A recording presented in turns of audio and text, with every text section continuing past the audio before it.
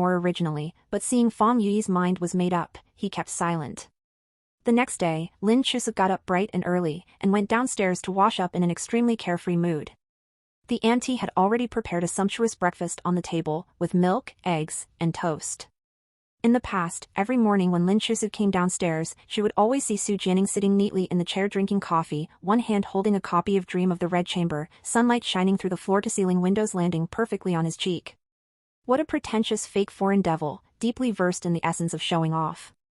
But now, the table was empty and bare, no one to bicker with. Lin Chusu ate breakfast alone, feeling rather lonely. Her previously cheerful mood seemed to have vanished into thin air, always feeling like something was missing. It couldn't be that. She missed Su Jianing a little bit, right? Lin Chusu immediately denied this preposterous idea.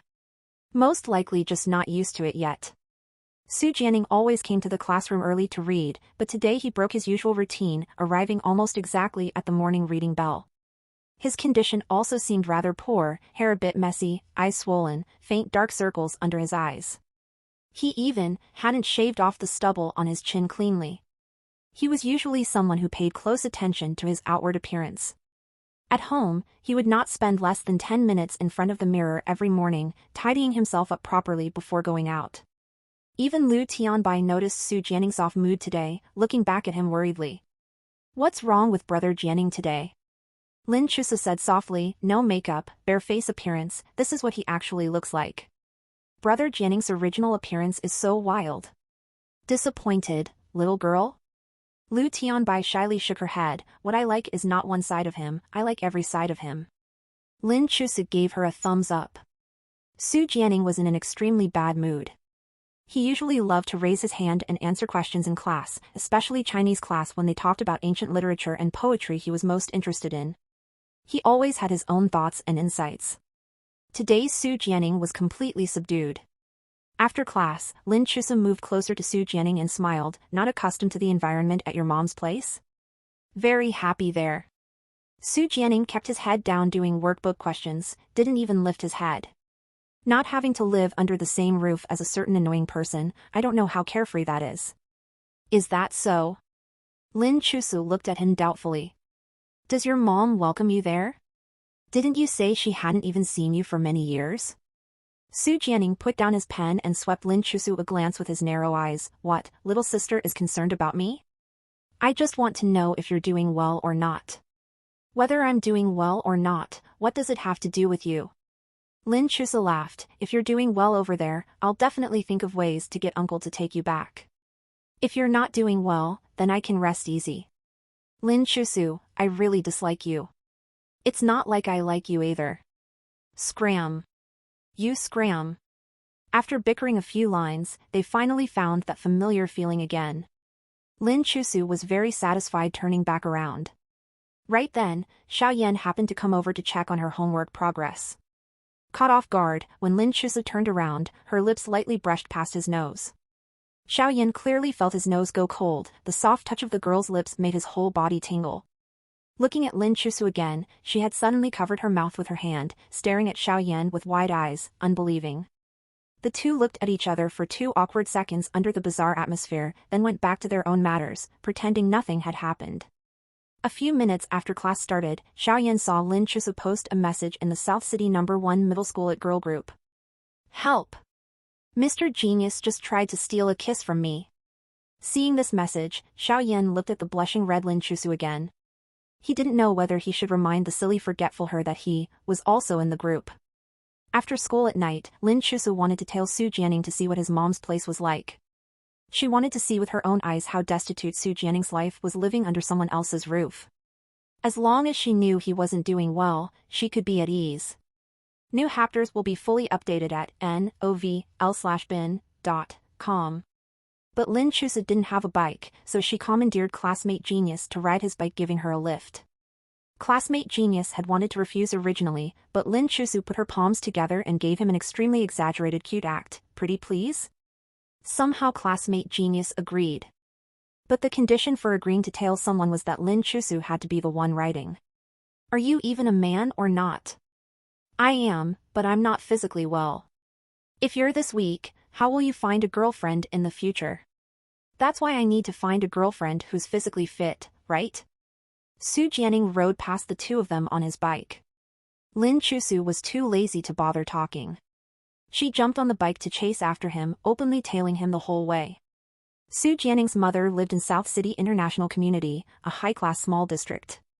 All large-sized, single-story homes, belonging to the high-quality reformed housing South City had built these last few years. The conditions weren't bad at all, not one bit worse than Lin Chusu's villa. Su Jianing had just walked to the entrance, about to swipe his card to go in, when a few 7- or 8-year-old kids rushed over to block Su Jianing's path. The kid in front wore an Ultraman outfit and held a water gun, repeatedly spraying water at Su Jianing. Beat you to death. Beat you to death. Caught off guard, Su Jianing raised his hands to block, but the top half of his school uniform got soaked. His hair also got wet. The key was, the water in this kid's water gun was muddy water. He got Su Jianing completely covered in mud.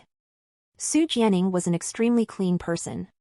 Getting his clothes suddenly dirty like this, he yelled angrily, "Zhu Ziki, what are you doing? Get out of here! I won't let you in my house. Let me through. Get out, get out!" This boy named Zhu Ziki was apparently Su Jianing's younger brother. He glared fiercely at Su Jianing. "Mom said she only loves me. I don't want you coming to take Mom's love. She's my mom, not yours. Get out of my house. Whether I get out or not isn't up to you. I won't let you in." Zhu Ziki spread his arms wide, blocking the entrance of the residential area. "This isn't your home. Get back wherever you came from. Otherwise I won't be polite with you." Su Jianing wasn't one to take things lying down. He sneered coldly, "What can a little brat like you do to not be polite with me? Are you going to hit me or something?" Zhu Ziki and the other kids exchanged looks, then all took out slingshots from their bags, aiming at Su Jianing. "Hit him. Beat him to death." The elastic bands on the slingshots were extremely powerful. Su Jianing wasn't able to dodge in time and a rock hit his forehead, hurting badly. Lin Chusu really couldn't stand watching anymore. She hurriedly threw down the bike, rushed over and grabbed Zhu Ziki's slingshot, throwing it into the sculptured fountain by the entrance.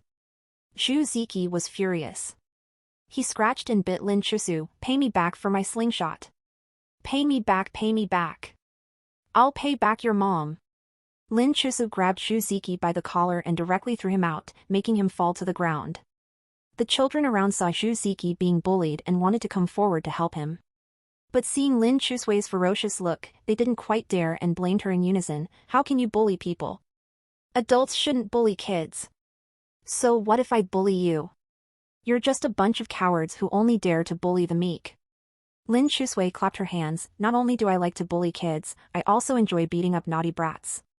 Come on if you don't agree." The children were frightened by Lin Chusui's ferocity and scattered in a panic. Zhu Ziki was spoiled at home and naturally had never suffered such grievance before. He wailed loudly as he charged at Lin Chusui again. Lin Chusui kicked him away, controlling her strength so he wasn't injured, but it was enough to make him suffer. The child sat on the ground bawling loudly.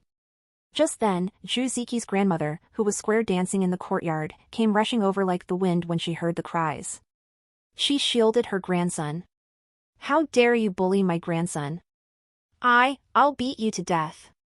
Saying so, the old woman who had lost her senses, took off her shoe and charged at Lin Chusui. Lin Chusui snatched away her shoe and threw it into the fountain. "I'm not someone who plays by reason. Since I can fight a child, I can also fight an old person. Don't provoke me." The old woman sat down on the ground and started wailing loudly. "This is terrible. Bullying people. Assault. That's right, I bullied and hit you. So what? Cry louder, let's see who loses face. What kind of person are you? On what basis did you hit our precious Abeo?" Lin Chusui pulled Su Jianing behind her. "Take a good look, he's our brother. Your spoiled brat sprayed dirty water on our brother and shot him with a slingshot until his forehead swelled up. Our brother has high IQ. If he gets beaten into an idiot, I'll twist your brat's head off." Su Jianing's mouth twitched. "I won't become an idiot. Shut up." Xiaoyan leaned against the fountain with folded arms, watching from the sidelines. The corners of his mouth couldn't help but turn up slightly. The young girl's uniform collar was askew, and her delicate features seemed all the more aggressive because of her arrogance. For some reason, Xiao Yan felt his heartbeat quicken. He had been bullied by a group of kids like this when he was in the orphanage. After finally enduring until he was adopted by a family, he was bullied again by the seemingly gentle and kind dad and mom. Later he was bullied by people in society. He understood that helpless feeling of anger suppressed in one's heart all too well. Not having the ability to protect oneself, let alone protect others. In the past few years, Xiao Yan had thought he would like gentle, charming women like his sister. But at this moment, he finally realized, damn gentle and charming. The unreasonable and wild Lin Chusui was his ideal woman. Lin Xiaoza? The old lady sat on the ground throwing a tantrum for a while, then took Lin Chusui and Su Jianing straight to the community police office. Su Jianing's mother also rushed over when she heard the news. They bullied my grandson. The old lady's sharp tongue flew everywhere with saliva. They beat my grandson into an unrecognizable condition. Officer, you must uphold justice for us. Lin Chusui glanced at the naughty child Zhu Ziki hiding behind the old lady and explained, it wasn't me who hit him. This little beast didn't have a decent shape to begin with. The old lady thought she was also an undefeated street fighter and trash talker in the vegetable market. She didn't expect to meet Lin Chusui, who really made her dizzy with anger every minute. She could only use her old trick again, sitting on the ground crying and shouting, this is lawless. Young people nowadays are simply outrageous, bullying the elderly and children. Who is bullying whom? Your family's little beast attacked my brother first. Mother Jiang Ruxian sternly questioned Su Jianing, what exactly happened here? Did you bully your brother again? The word again inevitably revealed disappointment in Su Jianing's eyes, I have never bullied him. But Jiang Ruxian didn't listen to the explanation, Su Jianing, your father said to let you live in my house, and I didn't object. Although our house is small, we still squeezed out a room for you. We have treated you well enough. Why must you make things difficult for your brother?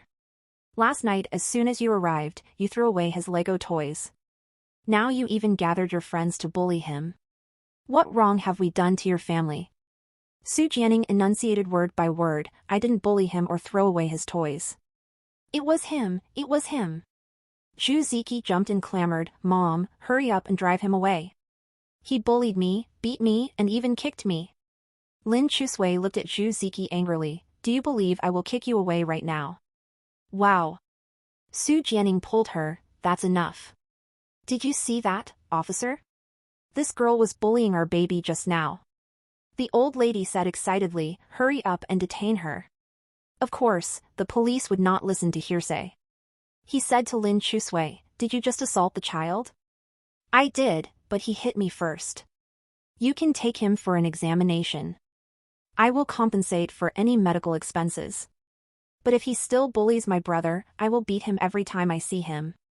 Zhu Ziki seemed to be scared and quickly hid behind Jiang Ruxian. Jiang Ruxian looked at Lin Chusui, are you his sister? I am the young one in your ex-husband's current family. I came today to take my brother back. He just returned from abroad and was probably frightened by such shameless old things and naughty little beasts. He is a little shocked. You don't need to compensate his mental damage. I will take him away now. Jiang Ruxian was also angered by Lin Chusui's words, her face flushed red, where did this sharp-tongued little girl come from? Didn't your parents teach you basic courtesy and love for the young and the old? Lin Chusui, courtesy and love for the young and the old have prerequisites. The prerequisite is that the old are worthy of respect and the young are worthy of love. Who has no courtesy in your family's education? You. I can only hand you over to the police now. Jiang Ruxian turned to the police and said, please detain them. Police officer Xiaochen saw the unharmed Zhu Ziki and the old lady and said, we still have to get the facts straight first. We police can't arrest people indiscriminately. Isn't the situation clear enough? These ill-mannered people bullied our old and young. Your family's kid hit first. Do you have evidence? Our baby is the most well-behaved. He usually doesn't even have the heart to hurt small insects. How could he possibly lay a hand on you? At this moment, Xiao Yan, who had been silent all along, silently took out his mobile phone and played the video he had just taken. I like watching excitement. When I see fights, I like to record them to watch slowly later. The police immediately took the phone and watched it. This video was taken very comprehensively, from Zhu Ziki leading a group of children to block the community entrance, shooting Su Jianing with water guns, to later using slingshots to hit people. Everything was shot. Only the scene of Lin Chusui pushing the children was skillfully moved away from the shooting passers-by. When the child pounced over to bite and scratch, the video was recorded again. As a result, the video was basically a depiction of the children's wildness and the old lady's unreasonable troublemaking by sitting on the ground. After watching the video, even Lin Chusui had to see Xiaoyan in a new light. The schoolmaster really impartially documented black and white. The police watched the video, turned around and admonished Ms. Jiang Rushen. He said that even children should not be allowed to bully others like this, and the elderly should not sit on the ground crying and making trouble randomly, affecting public order. When they left the community police office, the old lady glared fiercely at Su Jianing. "Pack up and get out of our house. Don't live with us anymore. You're just a freeloader." Although Jiang Rushen felt the words were harsh, she did not hold it against her mother-in-law. She said helplessly to Su Jianing, "Jianing, why don't you just move back to your dad's house? Our house is small to begin with.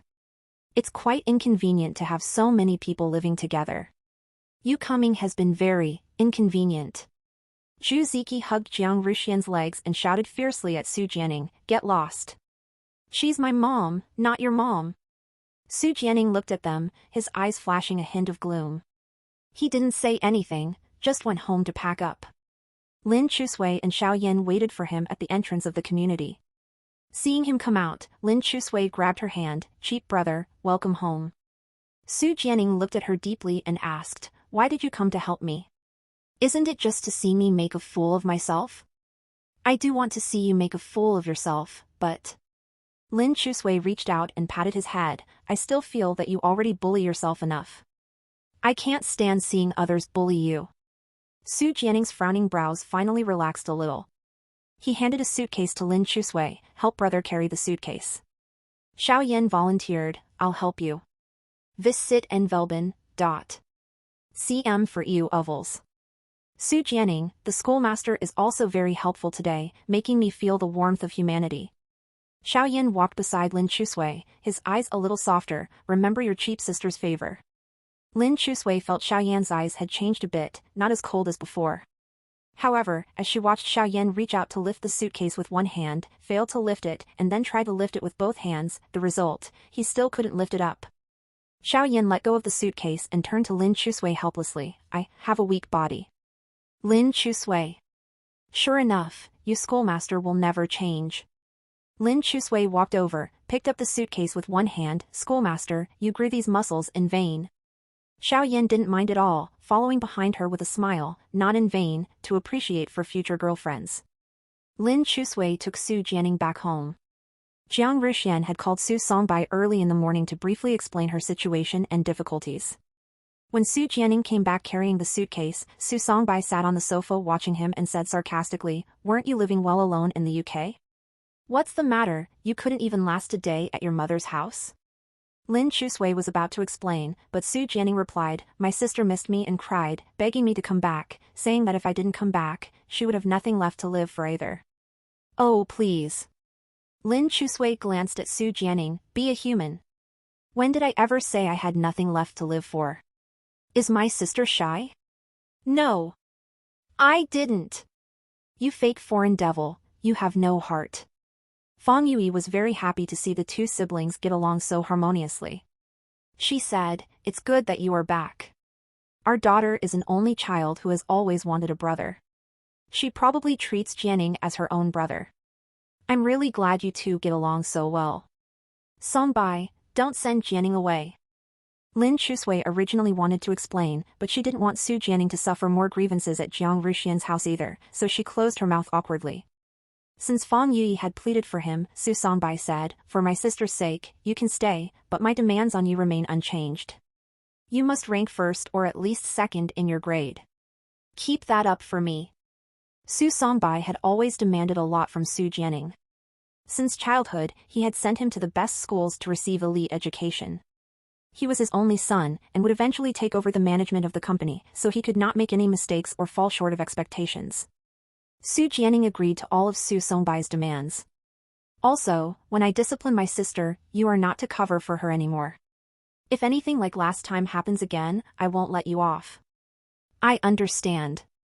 That night, Lin Chusui went to the kitchen and opened the fridge to find a late-night snack. Wearing a milk-white loungewear, Su Jianing leaned against the doorframe holding a glass of milk and said nonchalantly, "Thanks for today."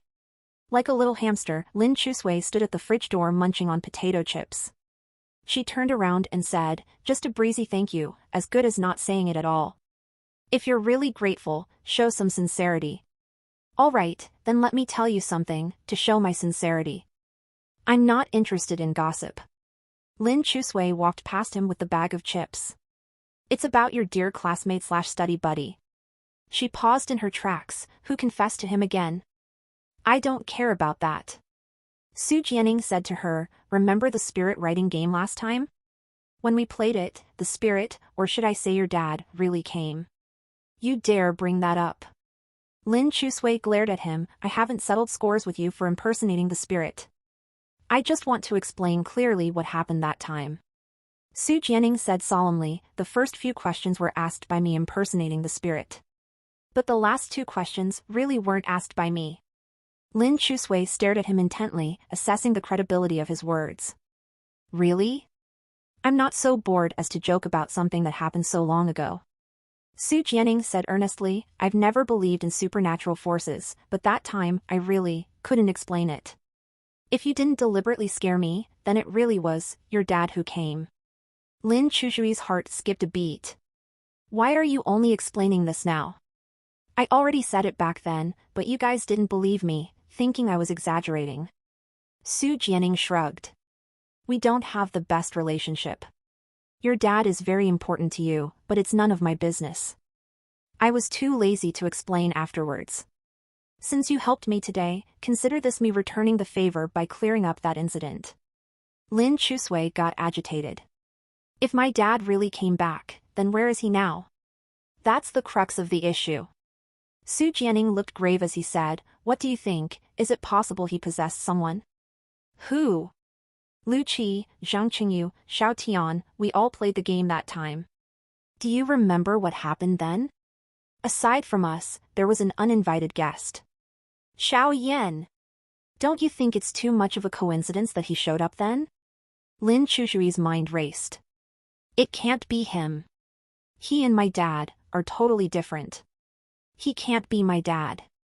"Then I don't know either. I just feel it was too much of a coincidence that he appeared," Su Jianing said. "Also, he inexplicably became your desk mate and gives you free tutoring despite being extremely money-minded. These things are hard to explain too." Lin Chusui, "Because I'm his goddess." "Do you actually believe that yourself?" Xiao Yan sneered coldly. "Xiao Yan is the top scholar in Eton every year, who I, a model student on full scholarship, struggle endlessly to surpass. And you, a weak student even among the weak students, you want to be his goddess? Do you think you're Athena?" Lin Chujui's fists clenched. Su Jianing couldn't stop thinking about what Xiao Qian had said. During the days she had spent with Xiao Yan recently, she did feel like there was something odd about him. At the same time, she never felt that the guy who all the girls in school looked up to but couldn't get close to would really see her, a nobody, as a goddess. If what Xiao Qian said was true, then Dad. Lin Chusui couldn't sit still. She wanted to get to the bottom of this. At 9 p.m., she changed into a comfy tracksuit for easy movement, tied her hair in a ponytail, and sneaked out of her room, ready to head out. Xiao Qian was reciting ancient poems on the balcony. Seeing her sneak downstairs, he called out to her, "Where are you going?" "Your stepfather told me to supervise your studying. The homework today is too difficult. I'm going to find Xiao Yan to explain the problems to me." Xiao Qian grabbed her school bag and dragged her into the study room. "I'll explain them to you." No, don't bother. I'm going to the shop to buy some late-night snacks anyway, I'm hungry." Xiao Qian thought for a moment and asked, "Didn't you say earlier that he and his sister live together and run a hot pot shop?" "Yeah, they seem to take turns running it. Business is pretty good, there's always a long line whenever I go." "Let's go then," Xiao Qian said as he changed into shoes at the door and squatted down. "I'll go with you." "Hey, why do you want to come with me?" "I'm hungry and want a late-night snack." Xiao Qian drove Lin Chusui to the night market street. Xiao Yan didn't seem to be at the shop today, only Xiao Qian's busy figure could be seen. With Xiao Yan not around, business didn't seem as good either. Sis, where's Xiao Yan? Seeing Lin Chusui, Xiao Qian smiled. He was here until midnight yesterday, so I let him go back and rest today. Oh, I came to ask him about homework. I'll go find him at home then? Go ahead, he's probably studying at this time too. Xiao Qian's gaze fell on Xiao Qian, as if glued there and unable to move away. Lin Chusui tugged at him. Let's go, cheap brother, go find the study god to ask about homework. Xiao Qian said, I don't need to consult him. I came out for late-night snacks, go yourself.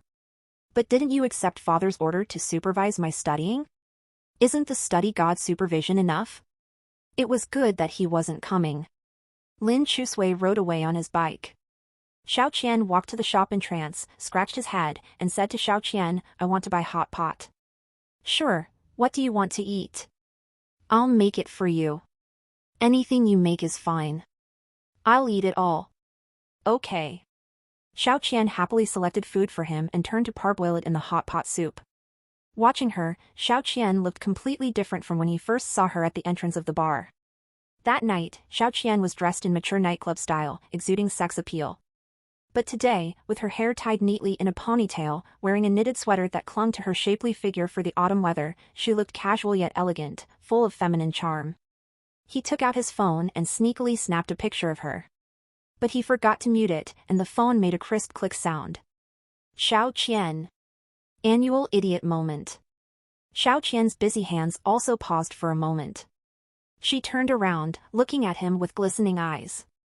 Xiao Qian was instantly so embarrassed his whole face turned red.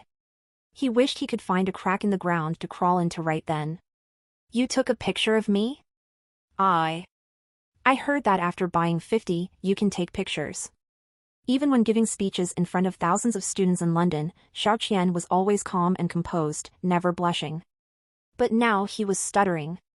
The one who can take pictures after buying 50 is my brother Xiao Yan. Xiao Qian explained, I don't have that service here. Oh, sorry. Seeing him in the milky white home clothes, dressed obediently, clearly a child with good family upbringing, not the sort to casually harass girls. His blushing look was rather cute. She laughed and said, and you haven't bought enough anyway. Or I could add it up to 50 for you, so you can take a proper nice picture. Xiao Qian nodded forcefully, then add it to 50. Can you finish eating all that? I can, finish it.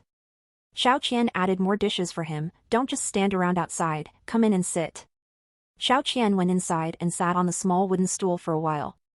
Seeing Xiao Qian busy, he wanted to go over to help her. Xiao Qian didn't stand on ceremony at all, treating him completely like a younger brother to order around, help me wash the bowls on the table. Xiao Qian nodded and brought the bowls to the sink to rinse. Have you washed dishes before? Seeing his posture, Xiao Qian could tell he wasn't used to such work. You need detergent to wash dishes, or else the oil won't come off. Oh, okay. Xiao Qian squeezed some detergent and smeared it haphazardly before rinsing under running water. Don't you help your parents with housework at home? At our home, my dad said I should just focus on studying and not waste time on such things. He said as long as I make something of myself in the future, there will be people to do these chores for me. Or I could even hire people if needed. Xiao Qian gave a faint laugh, being a boy really is blessed huh. She could sense the deeper meaning behind his smile, and Xiao Qian felt a little uncomfortable inside.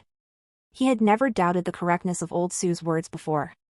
Of course his time was precious, and should be spent on more meaningful things, studying, gaining knowledge. Not wasting time on trivial daily matters. He had always been a proud and arrogant person, but at this moment, he felt truly foolish. Utterly foolish. As if to prove a point to himself, Xiao Qian picked up another bowl, applied detergent, and rinsed forcefully under the tap, scrubbing until his skin turned white. Seeing this, Xiao Qian quickly snatched the bowl from his hands. Child, didn't I tell you to put it down? What restaurant makes their customers work? I want to do it. Xiao Qian gritted his teeth and said earnestly, I can't do it well now, but I can learn. If I don't do well the first time, I will definitely get better after the second and third time. Xiao Qian looked at the youth before her. Behind his seemingly gentle gaze, hid an obstinate spirit. It was like he was trying to prove a point to himself. Quite interesting. Find PT Tez on n/vln.cm. She didn't try to stop him anymore and passed him the ready hot pot. Thank you, little Qian. Xiao Qian placed the bowl down and sat on the small stool. Can I call you little Qian? No. How impolite, you should call me sister like Xiao Yan and little Chu Sui. Then I'll call you Qian Qian. Xiao Qian threw the rag on the chopping board. Little Chu Sui said you're from overseas. Don't they teach how to address older sister there? I don't want to call you sister. Afraid I'd take advantage of you? She chuckled. Do you even know how old I am? I know, you said you're 30. Silly boy. Xiao Qian laughed. I'm turning 25 soon. Still a good few years older than you. Only 6 years. Round it off, we're peers. How much younger is little Chu Sui than you? 1 year and 3 months. She's a bit younger yet calls you brother, no? Lin Chu Sui prefers to call me, fake foreign devil. That nickname is quite unique. Xiao Qian's eyes curved into crescents as she smiled at him. Spicy? Xiao Qian's cheeks were flushed red, but he still shook his head. No, not spicy. Xiao Qian turned and took a can of Coke from the fridge, passing it to him. No need to force yourself. Who's laughing at you? Xiao Qian quickly popped the can open and chugged nearly half the can. The Coke trickled down his chiseled jaw, his throat moving as he swallowed. Watching him, Xiao Qian's gaze grew increasingly affectionate. She really was treating him like another younger brother like Xiao Yan. Child, why did you come looking for sister? Xiao Qian put down the Coke, wiped his mouth with a tissue, suppressed a burp, calmed himself and said, I wanted to see you. Why did you want to see me? I don't know. Lin Chu Sui said to come find Xiao Yan, and I thought, maybe I could see you too, so I came along. Xiao Qian's crescent eyes were fixed on him, and he didn't know where to rest his gaze. Boy, could it be, you like sister? Xiao Qian had never been shy. On the contrary, having grown up abroad, he was very open about such matters. If he liked someone, he would openly admit it. He wasn't afraid to profess his feelings. Su Jianing put down his chopsticks, his eyes stared at her sincerely and earnestly. Sister, do you have a boyfriend? Yes, I do. Su Jianing coughed hard a few times. The next sentence, can I be your boyfriend, was abruptly swallowed back by him. His face turned red all over. Xiao Qian saw through his thoughts, but she didn't take it to heart. She knew too well about these young boys. She was quite attractive. Over the years, she was never short of pursuers, including boys from night school, older and younger, poor and rich, too numerous to count. And most of these pursuers were just a passing interest, coming on a whim and leaving on a whim. As an orphan raised in an orphanage, she was extremely insecure and planning for her future all the time. She needed to find a safe and stable home for herself. Kid, do you know me? Give me a chance to get to know all of you. Xiao Qian smiled faintly, fully revealing her charm. A woman's allure was never about age, but her most unique temperament. I'm sorry, I can't give you a chance because you are still too young. Su Jianing was different from her other pursuers. If it was someone else, Xiao Qian, who lacked security since childhood, might still leave some room for maneuver. But Su Jianing was like Xiao Yan, a dear younger brother. She rejected him outright without mercy. You are so handsome and have such a clean-cut temperament. You must be quite popular with girls. If you want to date, go out with girls your age.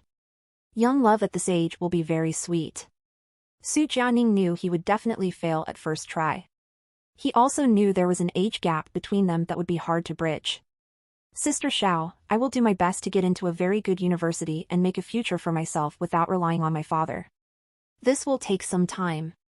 You don't need to wait for me. He scratched his fingernails and lowered his eyes, sincerely saying, I don't know what it means to like someone, and I've never liked anyone before, but whenever I think of you. Stop. Xiao Qian stopped the sincere and ardent confession of the young man. Did I allow you to confess to me? Su Jianing looked at her fiercely, seeming determined not to look back until hitting the wall. You can choose not to listen, but I want to say it. Xiao Qian knew that boys this age, driven by the raging hormones in their bodies, were inevitably uncontrolled at times. She reached out and pinched Su Jianing's jaw, lifted it up gently, and leaned in close to him. Su Jianing smelled her unique feminine scent, light and fruity, lingering.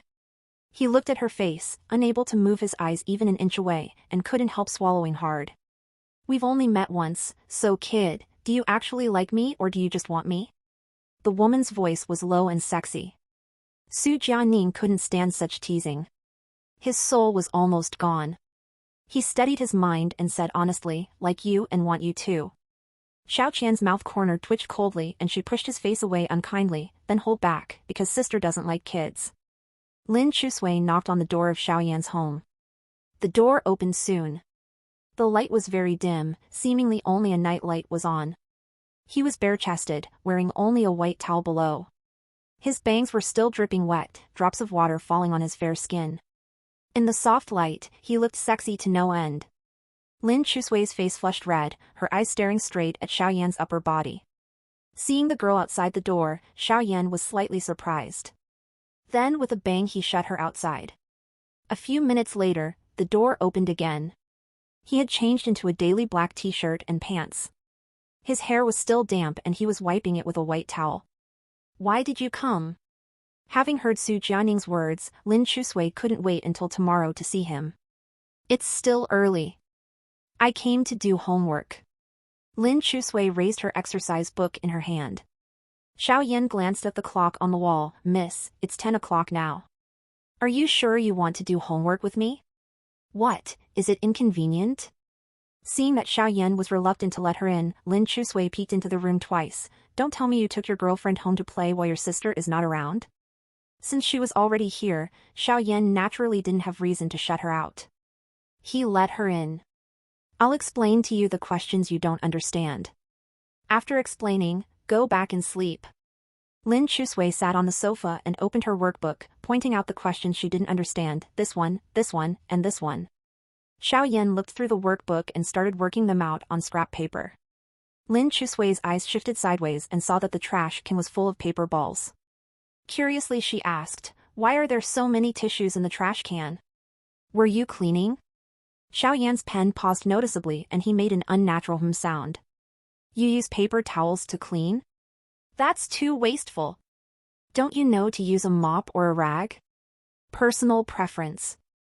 It's full. I'll take it out with me when I leave later. No need. Xiao Yan impatiently tugged at her braid. Concentrate on listening to me explain. Go ahead, please. Xiao Yan patiently explained the steps and reasoning behind the questions to her twice. Even an idiot could understand it.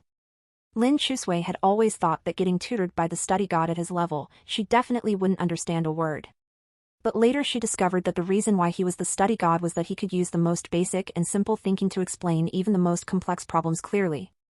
At least when Su Jianing explained questions to her, he would go on about complicated theories, talking in circles that she couldn't understand a word. So Xiao Yan's tutoring fees were sky high, even higher than some teachers' tutoring rates, yet so many students were still willing to get tutored by him. Lin Chusui dawdled for 40 minutes before finally finishing all the questions. Xiao Yan looked at the time and directly ordered her to leave. It's late. Lin Chusui took out a bag of pistachios from her pocket and put it on the coffee table, saying to Xiao Yan, thank you, please have these. Xiao Yan looked at the girl's tender cherry lips, strongly suppressing the continuously expanding feeling, and said, no, leave now.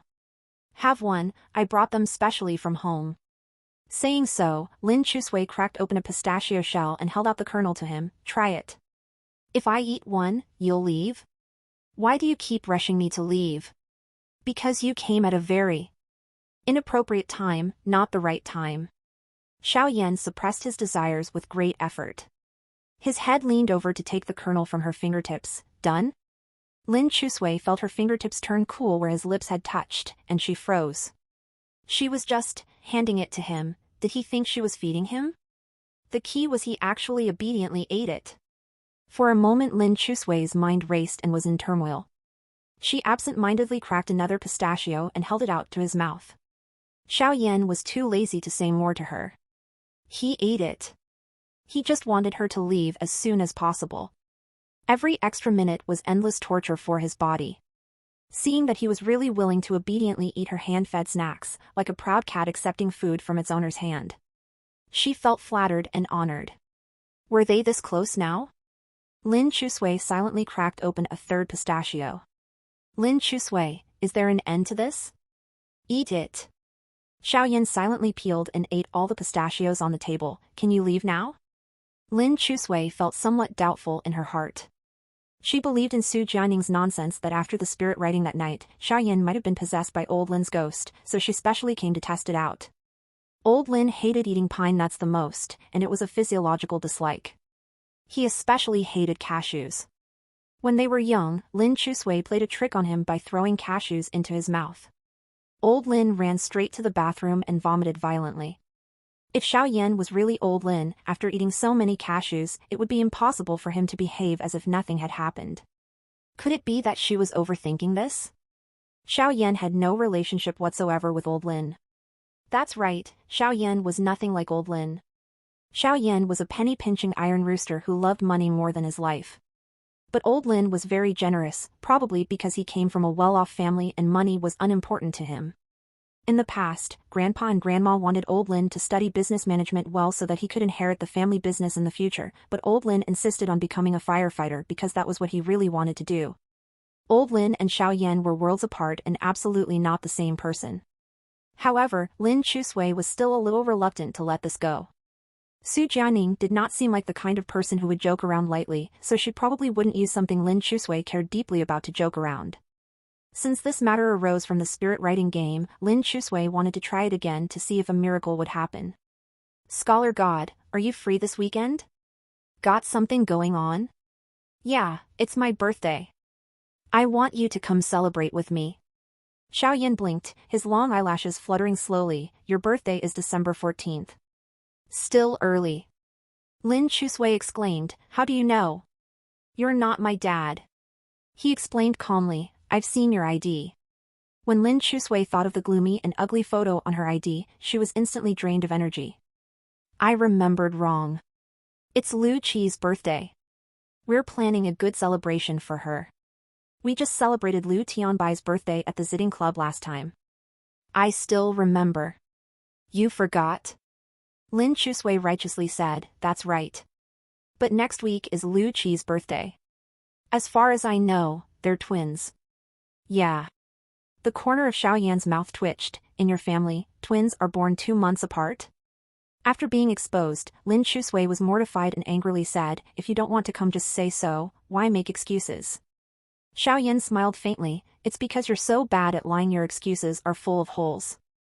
I just can't lie well, so what? You want to lie yourself but get angry when exposed. Could your temper be any worse? Lin Chusui looked at him angrily, like an angry little frog, her cheeks flushed red. Unexpectedly, Xiaoyan couldn't help but reach out and poke her puffy little cheeks.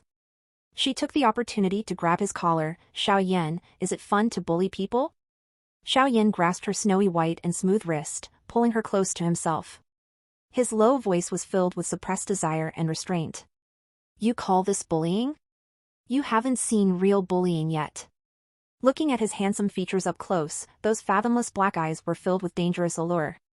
The little girl had acted tough for over 10 years. Suddenly she felt a little cowardly, like a little bunny, blinking her long lashes at him. She suddenly felt wronged, her eyes turning a little red. Only in front of this boy would she truly feel embarrassed, flustered, and sad. Lin Chusui broke free of his hand, took her school bag, and walked away, muttering angrily, then forget it if you don't want to go. Seeing her dejected back, Xiaoyan called out lightly, didn't say I wasn't going. Just one condition. Lin Chusui stopped and looked back at him, what? You have to participate in the school-wide essay contest next month. Essay contest? Lin Chusui was puzzled. Why do I have to participate? Is there prize money? No prize money, but if you win, there's honor. Didn't you say honor without prize money is worthless? Xiaoyan stood up. The light illuminated his handsome features even more dazzlingly, black hair, black eyes, fair skin, red lips peerless. For me, honor is unimportant because it's easily obtained.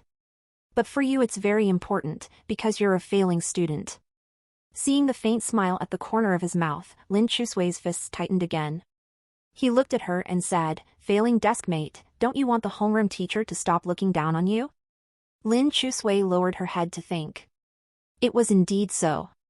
Whenever Mr. Qin mentioned her, it was with contempt, as if she would be mired in failure her whole life.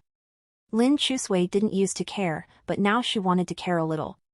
Fine, I promise I'll participate, and you have to come this weekend too. Deal. On her way home, Lin Chusui asked Lu Tianbai for a notice about participating in the essay contest. The theme was to write about someone very important to you. After writing, submit it to the Chinese class representative before next month.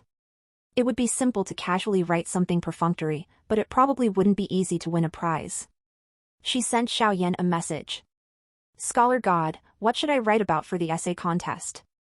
Xiaoyan picked up a tissue box and went into his room to continue what he had interrupted earlier. He casually replied.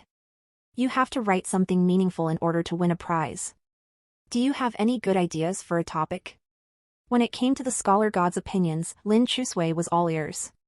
Xiaoyan, for example, my helpful deskmate, beacon in life my deskmate, or foolish me, fortunate to have met my Scholar God deskmate. Lin Chusui started a new small chat group, Beauties of Number 1 Middle School South City. She added Su Jianing, Lu Qi, Zhang Qingyu and Lu Tianbai into the group. I'm gathering everyone here to discuss what to do about the school genius.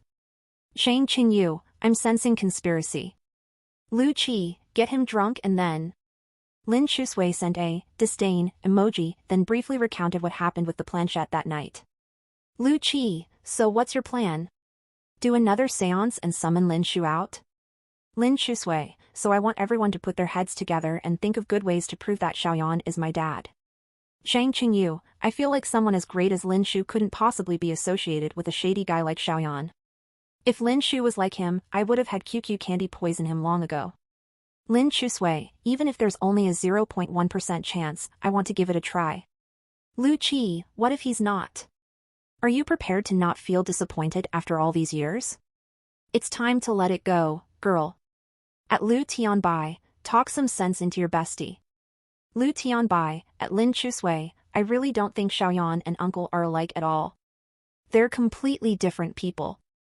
Lin Chusui, actually this was all at Su Jianing's idea. Bestie, feel free to debate him on this. Lu Tianbai, oh, well, I guess I can kind of see some similarities between the school genius and Uncle Lin. They both treat little Chu so nicely and are so supportive. Likes. Lu Qi. How did I end up with such a fickle friend? Zhang Qingyu, another seance probably won't accomplish much, but I follow a paranormal researcher who specializes in weird supernatural stuff. We can take the school genius to them and see if something's up.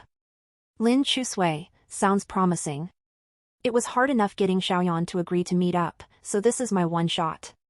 Zhang Qingyu, they have a physical location in South City. Business has been good supposedly, but you'd have to book in advance. It's worth a try. Lin Chusui, I'm down, bro octopus is reliable. Lu Qi, the school genius is busy with work every weekend. How did you convince him to sacrifice his precious money-making time for your experiments?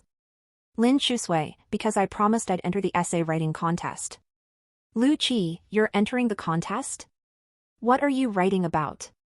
Lin Chusui, haven't decided yet. I have a preliminary title in mind, not sure if it can win anything though. Lu Qi, you want to win? Lin Chusui, the school genius gets first place in everything, but I can't occasionally win an essay contest? Lu Qi, ambitious. Lin Chusui, I did some research. For this essay contest, there's an audience favorite award in addition to the expert judging. I've decided to go for it. Expert judging was out of the question. Lin Chusui's name had been blacklisted by all the teachers. They'd probably skip over her essay as soon as they saw her name. Lu Tianbai, awesome, awesome. For the audience favorite award, we can go vote for you on the school admin system. Lin Chusui, considering the school genius's popularity and fame, I plan to ride his coattails. My essay title will be My Genius Deskmate's Everyday Life. What do you guys think? Lu Qi, with the school genius's popularity, you'll definitely get lots of votes. Lin Chusui, right? Zhang Qingyu, I suggest changing the title. It lacks punch. Lin Chusui, what do you suggest, bro octopus? Zhang Qingyu, shocking. The school genius's unknown secrets, you won't believe what he's been hiding. Lin Chusui, bro octopus, you're a genius. Lu Qi, I like it. That night, Lin Chusui was inspired and stayed up late finishing her essay. She submitted it to the language representative first thing in the morning. It just so happened that Su Jianing was also submitting his essay. Big Bro is entering the essay contest too? Su Jianing looked at her expressionlessly and mocked, if even the failing student is entering, why can't I? Lin Chusui craned her neck to see his essay title. Shocking! The Unknown Secrets of Dream of the Red Chamber. You won't believe what Zhao Baoyu and Lin Daiyu were up to. The corners of Lin Chusui's mouth twitched. You actually took Bro Octopus seriously. Su Jianing said solemnly, I feel this fits well with the theme of my analytical essay. Zhang Qingyu may not have the best grades, but he has creativity. What creativity? You can find tons of titles like this in your dad's middle-aged friend circle. Is that so? As your elder, I advise you to reconsider the title. You'll never win anything with this. Su Jianing didn't think there was anything wrong with his essay. He submitted it to the language rep. The language rep was a gentle, quiet girl who also worshipped Su Jianing. She felt he had an indescribable literary aura. She took his essay reverently, full of admiration. Shocking! The Unknown Secrets of Dream of the Red Chamber. You won't believe what Zhao Baoyu and Lin Daiyu were up to. The language rep looked at Su Jianing in disbelief, a bit disillusioned. Lin Chusui smiled and said, now you know what kind of style girls like? Discover EU chapters at novelby.co. Su Jianing didn't care. He said coldly, failing students have no right to compete with me.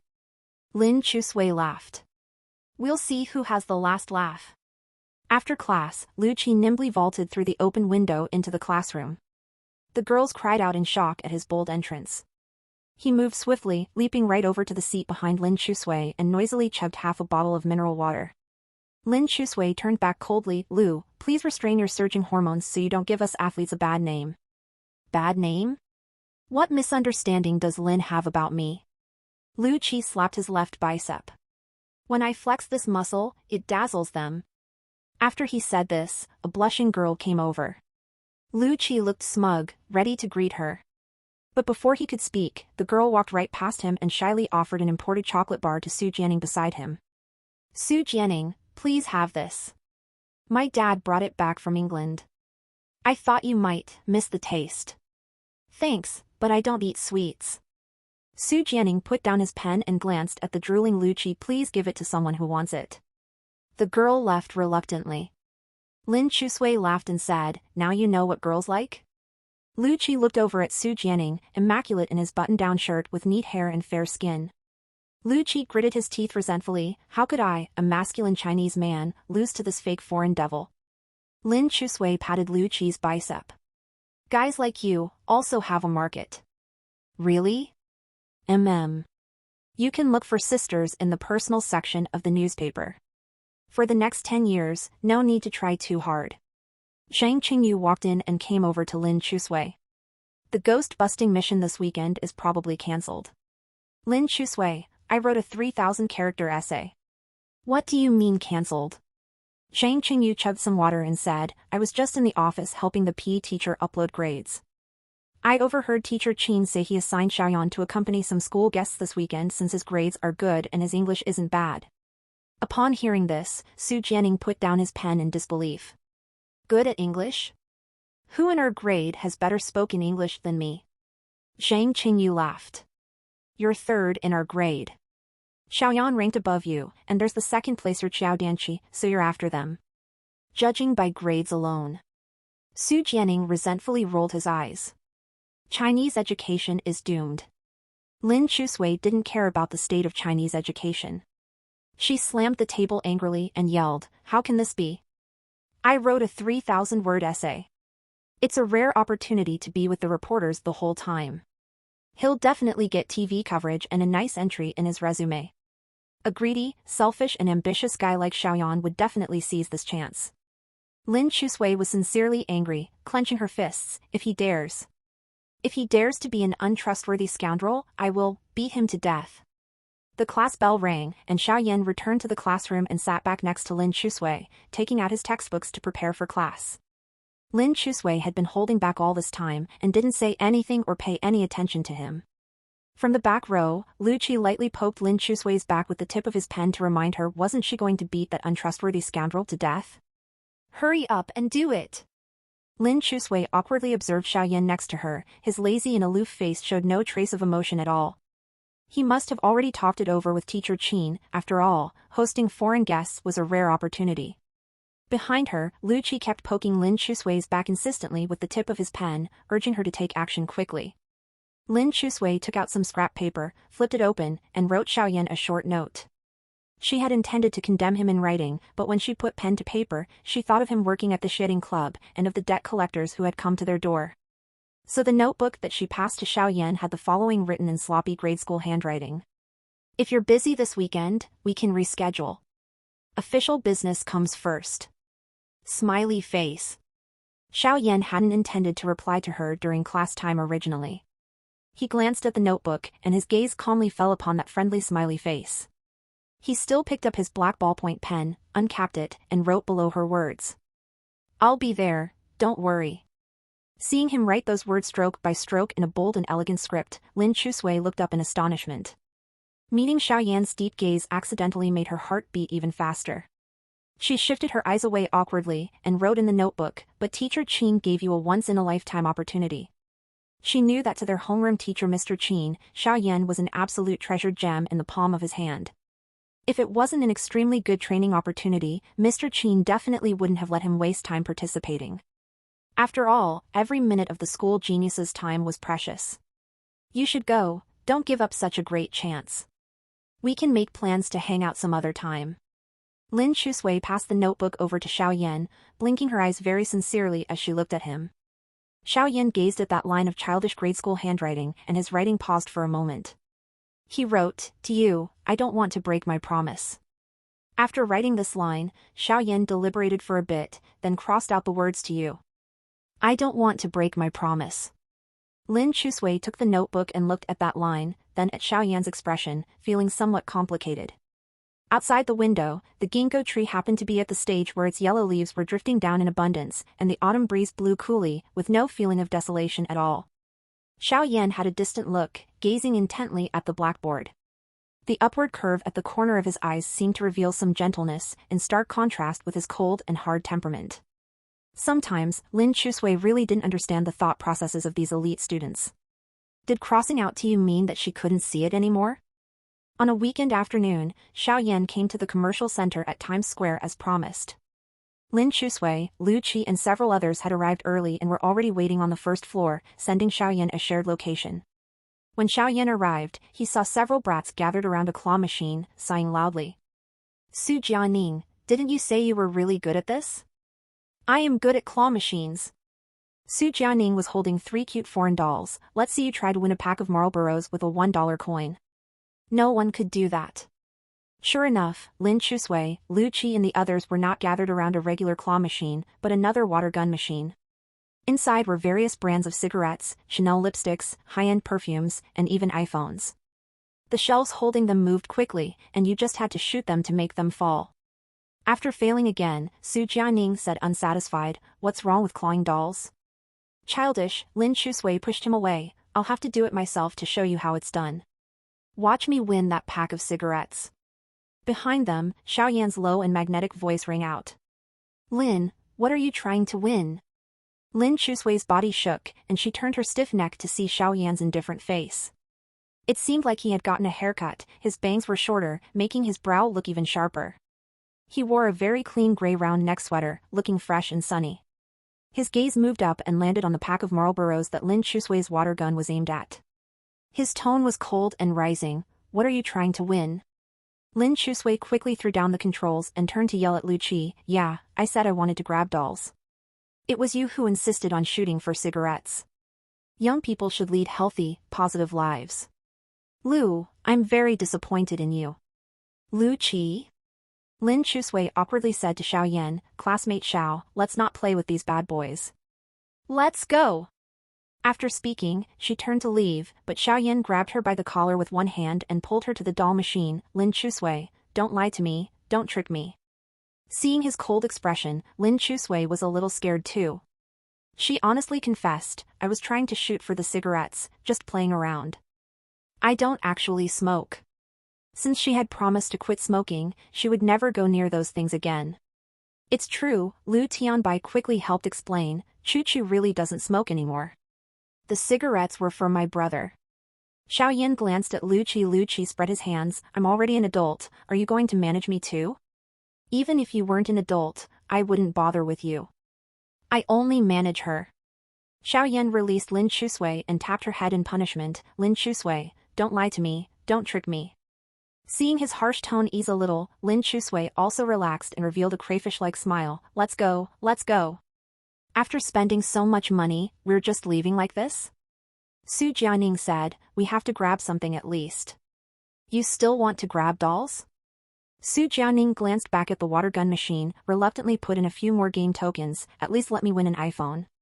You have a typical gambler's mentality, Lin Chusui criticized him. The more you lose, the more obsessed you become. Watch out or you'll lose the pants off your ass. Su Jianing didn't believe her.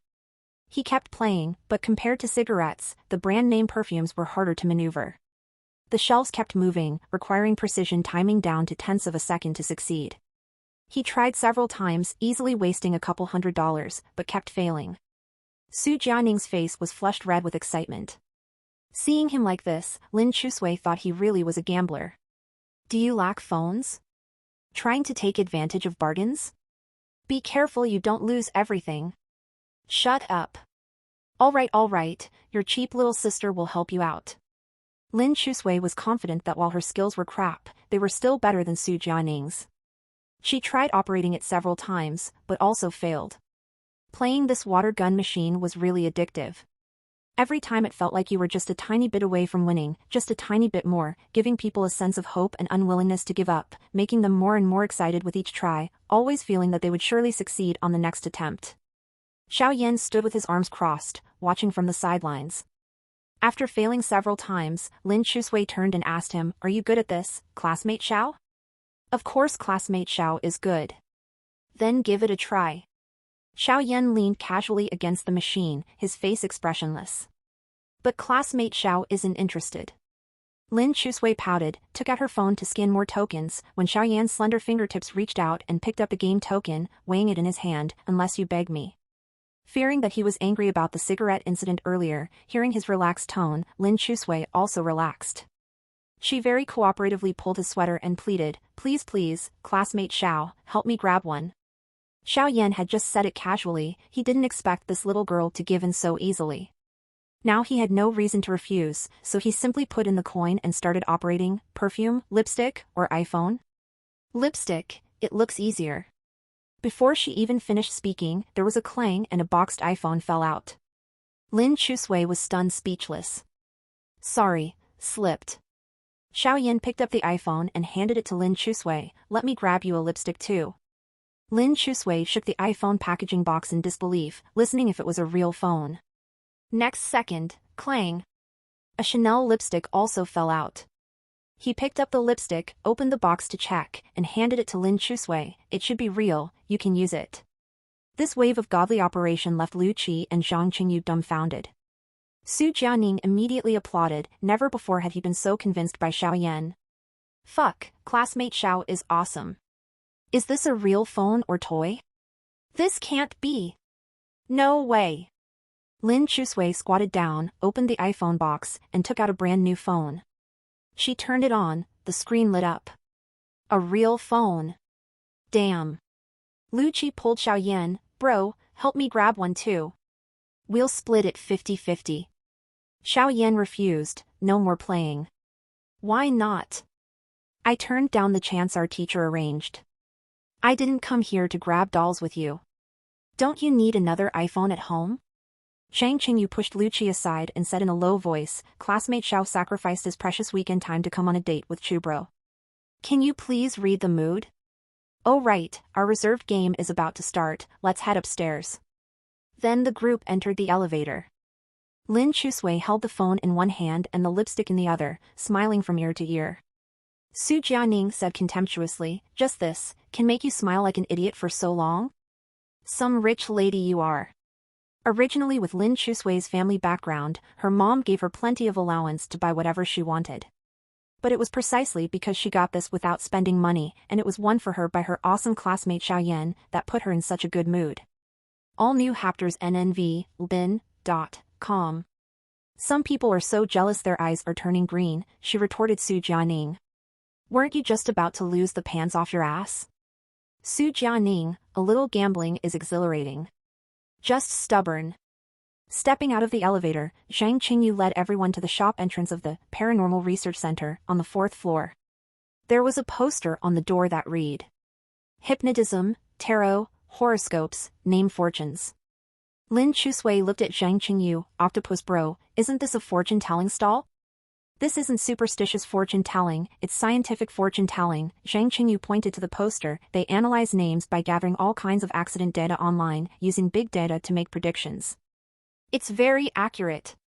Lin Chusui, big data fortune-telling, it's still fortune-telling. No matter how you look at it, it retains the feudal and superstitious essence. Lu Qi said, wasn't it you who first suggested playing the spirit pen game, Chubro? Lin Chusui looked back at Su Jianing, cheap brother, what do you think? As a Cancer, I think horoscopes make sense. Lu Tianbai, Jianing bro, you're a Cancer. Best housekeeper like boyfriend. Su Jianing smiled, that's right. I'm a Pisces, so we're quite compa. Before she could finish speaking, Lu Qi lazily draped his arm over her shoulder and interrupted, completely incompatible, thanks. Lin Chusui asked Xiao Yan, academic god, what's your zodiac sign? Don't know. When's your birthday then? Xiao Yan hesitated for a moment without responding right away. Zhang Qingyu secretly stomped on Lin Chusui's foot and she then realized Xiao Yan was an orphan. He probably doesn't know what year he was born. Zodiac signs are just superstitious anyway, she laughed it off. I never believed in that stuff. Xiao Yan lowered his head in thought for a bit before answering, when I was little, I heard the director say I was left at the orphanage door in the cold winter of the Lunar New Year. I must have been 2 to 3 months old then, so I was probably born in November. November, Scorpio, Lu Tianbai whispered in Lin Chusui's ear. The most cunning and manipulative boyfriend among the 12 zodiac signs. Definitely one to avoid. Superstitious nonsense, Lin Chusui waved her hand dismissively. I never believed in that stuff. They chatted as they shoved and pushed their way into the Paranormal Phenomena Research Center. The lighting inside was very dim. The corridors were lined with eerie, creepy paintings and cabinets filled with astrology cards, crystal balls and other fortune-telling props that created a spooky atmosphere. The receptionist at the front desk scanned their ticket barcode and said, please have a seat on the sofa for a bit. The previous customer hasn't finished yet. Feel free to play some board games while you wait. They sat down on the sofa. Lin Chusui noticed Xiao Yan followed closely behind her and sat down next to her. The soft, sunken sofa nearly had their legs touching. She felt a strange sensation arise and secretly eyed Xiao Yan, but he seemed completely oblivious, eyeing the crystal ball on the table with interest. In the dim lighting, his pitch-black eyes shone instead, making his features appear even more refined and gentle. All of Lin Chusui's senses focused on their touching thighs. His warmth, his scent, were so distinct in such close proximity. Her heart quickened and she took out her phone, mindlessly scrolling through Weibo and web pages. Distracted. Task progress, 35%, 36%, 37%. Xiao Yan saw the progress bar rising rapidly again in the bottom right corner. He lowered his eyes and glanced at Lin Chusui. The little girl was randomly scrolling through Weibo, the screen lighting up her fair cheeks. Her long eyelashes fluttered like sieves, obscuring her expression. Zhang Qingyu and Lu Qi had picked up the fortune-telling props and started playing with them. Zhang Qingyu, how do you play this? Lu Qi, moron, you need to flip a coin. Zhang Qingyu, why does everything cost money? Boring. Lu Qi pushed him away, taking out a coin. Why are you so stingy over $1? Zhang Qingyu, I just think it's not worth it. None of your business. The receptionist called out, the previous fortune-telling session has ended. Please come with me.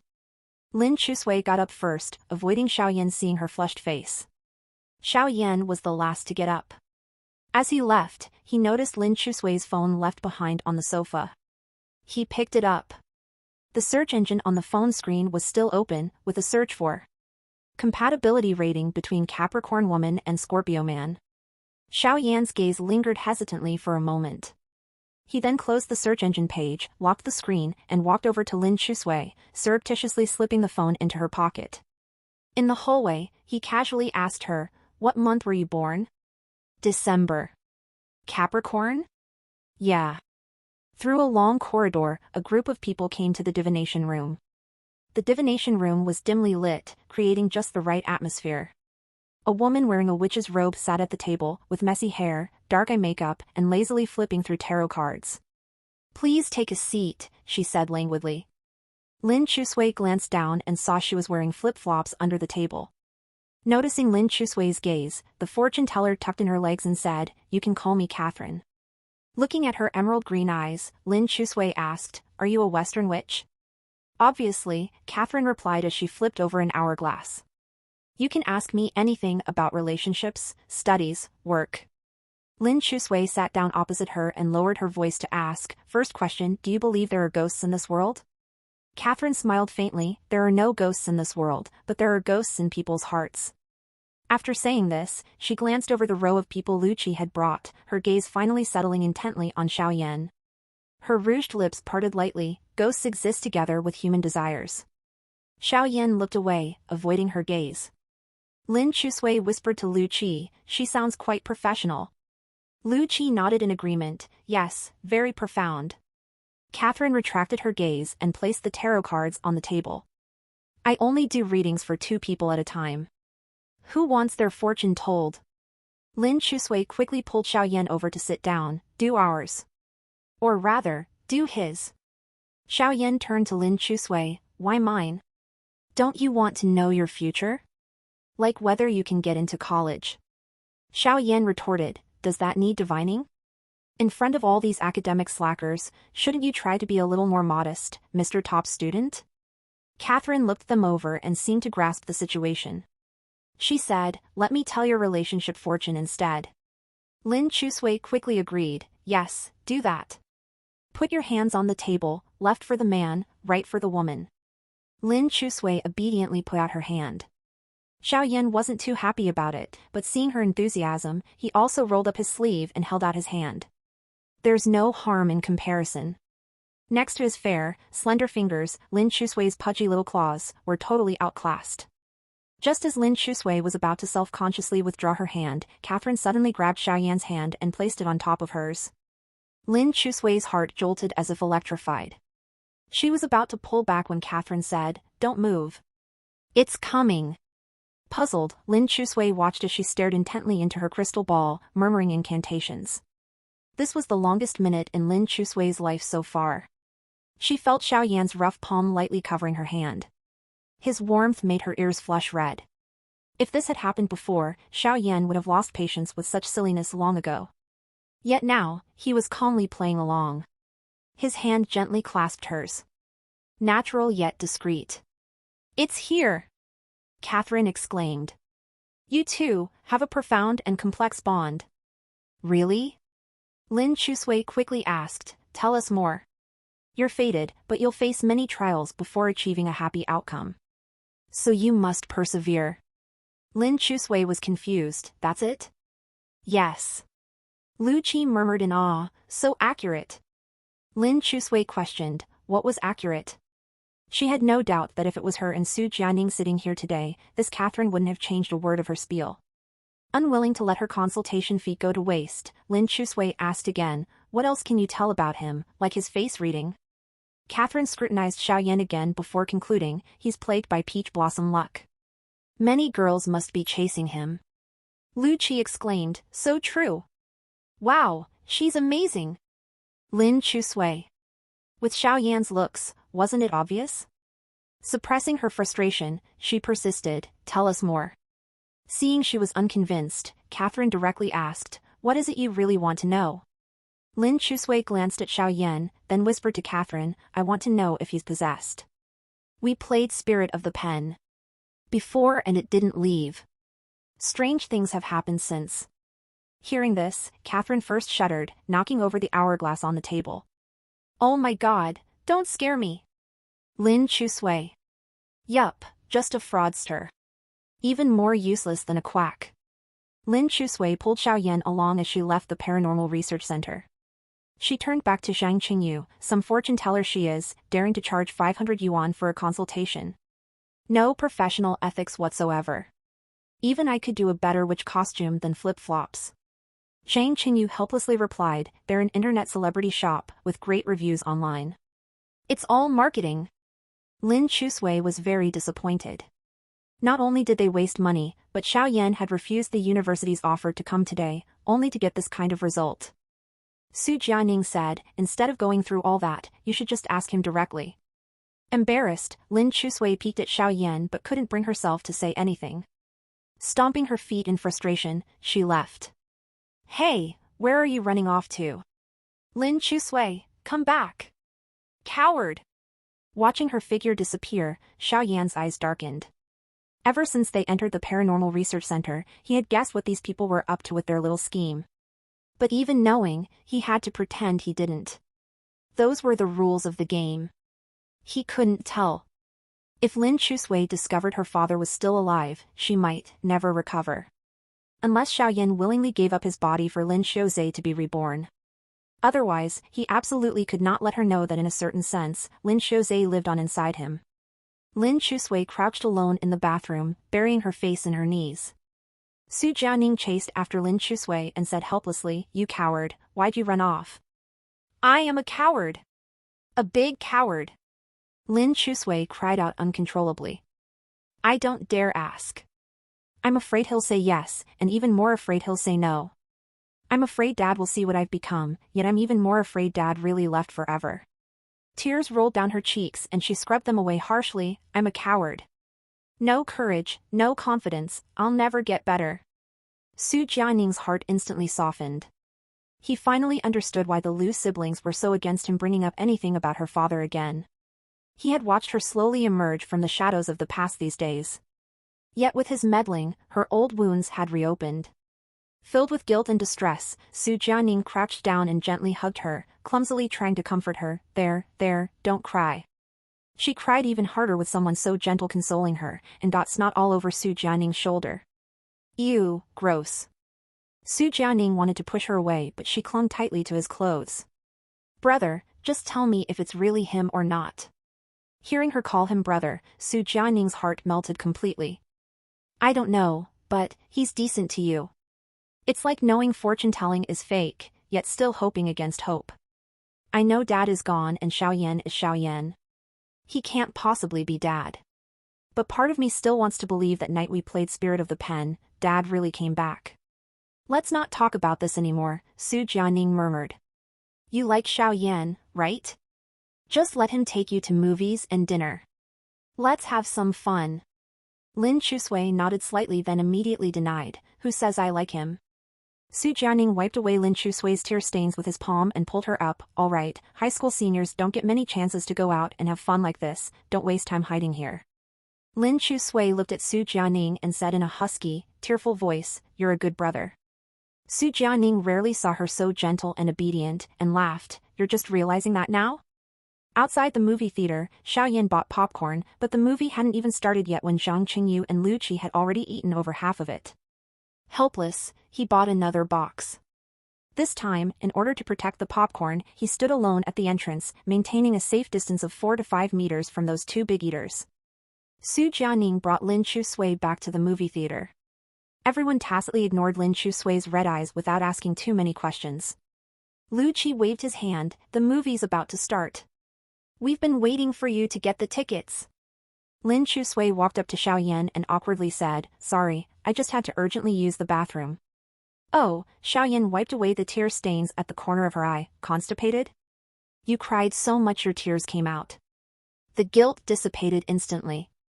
Lin Chusui pushed him, you're the constipated one. Your whole family is constipated. Su Jianing immediately corrected her, just curse him alone, don't bring his family into it. Find the new ST ovals on n/velben.com. Everyone entered the movie theater and sat in the last row. Xiao Yan and Lin Chusui sat on the very edge. Xiao Yan passed her the popcorn he had been hiding for so long. Lin Chusui was slightly surprised, for me to eat? Xiao Yan said. I saw you hiding and covering it just now. I thought you were going to take it home as a midnight snack, afraid I would snatch it away. I bought it just for you, Xiaoyan said helplessly. You and your friends are reincarnated hungry ghosts. No matter how much I buy, you all eat it up. This one is quite expensive. Movie theater popcorn is quite expensive. Lin Chusui knew every cent Xiaoyan had was hard-earned. In this regard, although Lin Chusui was well off, she was spending her mother's money. Compared to him, she fell far short. Let's not bring them along in the future, she said softly. That way you won't have to buy them popcorn. The corners of Xiaoyan's mouth quirked up slightly as he murmured, okay. Lin Chusui ate a crispy popcorn and then passed one to Xiaoyan. You have some too. Xiaoyan naturally took the popcorn from her fingers with his lips. His warm lips lightly grazed her fingertips, sending another tingle down Lin Chusui's spine. She turned her head to look at Xiaoyan. His side profile was elegant, his features sharp and distinct, his eyes reflecting the movie screen lights. Earlier, he had also eaten pistachios from her hand like this. Lin Chusui had always felt only very intimate, very close relationships would eat food from each other's hands. Did he see their relationship as the intimate kind? To test this, she passed him another popcorn. Sure enough, he lowered his head to take it again. This time, Lin Chusui pulled back. Don't you have hands? Xiaoyan finally tore his gaze from the movie screen to look at her in confusion. I'm giving it to you, not feeding you. Xiaoyan reacted after a moment. Oh. A few minutes later, he picked up a popcorn and held it out to her. It's not for you. ? I'm feeding you. Progress, 40%. The movie was a romance film. The few couples in the almost empty theater also left midway due to the boring plot. Throughout the movie, the male and female leads were making out, then broke up. After a heart-wrenching and agonizing separation, the female lead contracted a terminal illness. Lin Chusui looked back and asked, Brother Octopus, why did you choose this movie? Zhang Qingyu innocently said, the poster wrote it was a youth idol and tear-jerking masterpiece. I thought since we have two girls, a romance would be quite suitable. One of the girls, Lu Tianbai, was already asleep on her brother's shoulder. Snoring lightly, she was sleeping soundly. Lu Qi said, my sister can barely be considered a girl. As for the one in front. Do you really think she can appreciate a romance film? Zhang Qingyu saw Lin Chusui's utterly confused expression and said, my bad. The male and female leads on screen started intimately kissing again. Lin Chusui glanced sideways at Xiaoyan. He was watching very attentively and seriously, no less focused than when he was studying. Xiaoyan, is this nice to watch? It's nice. Nice? Xiaoyan seriously asked back, you don't think it's nice? It's not that, but what's nice about it? Their love, it's very touching. It's obviously so contrived.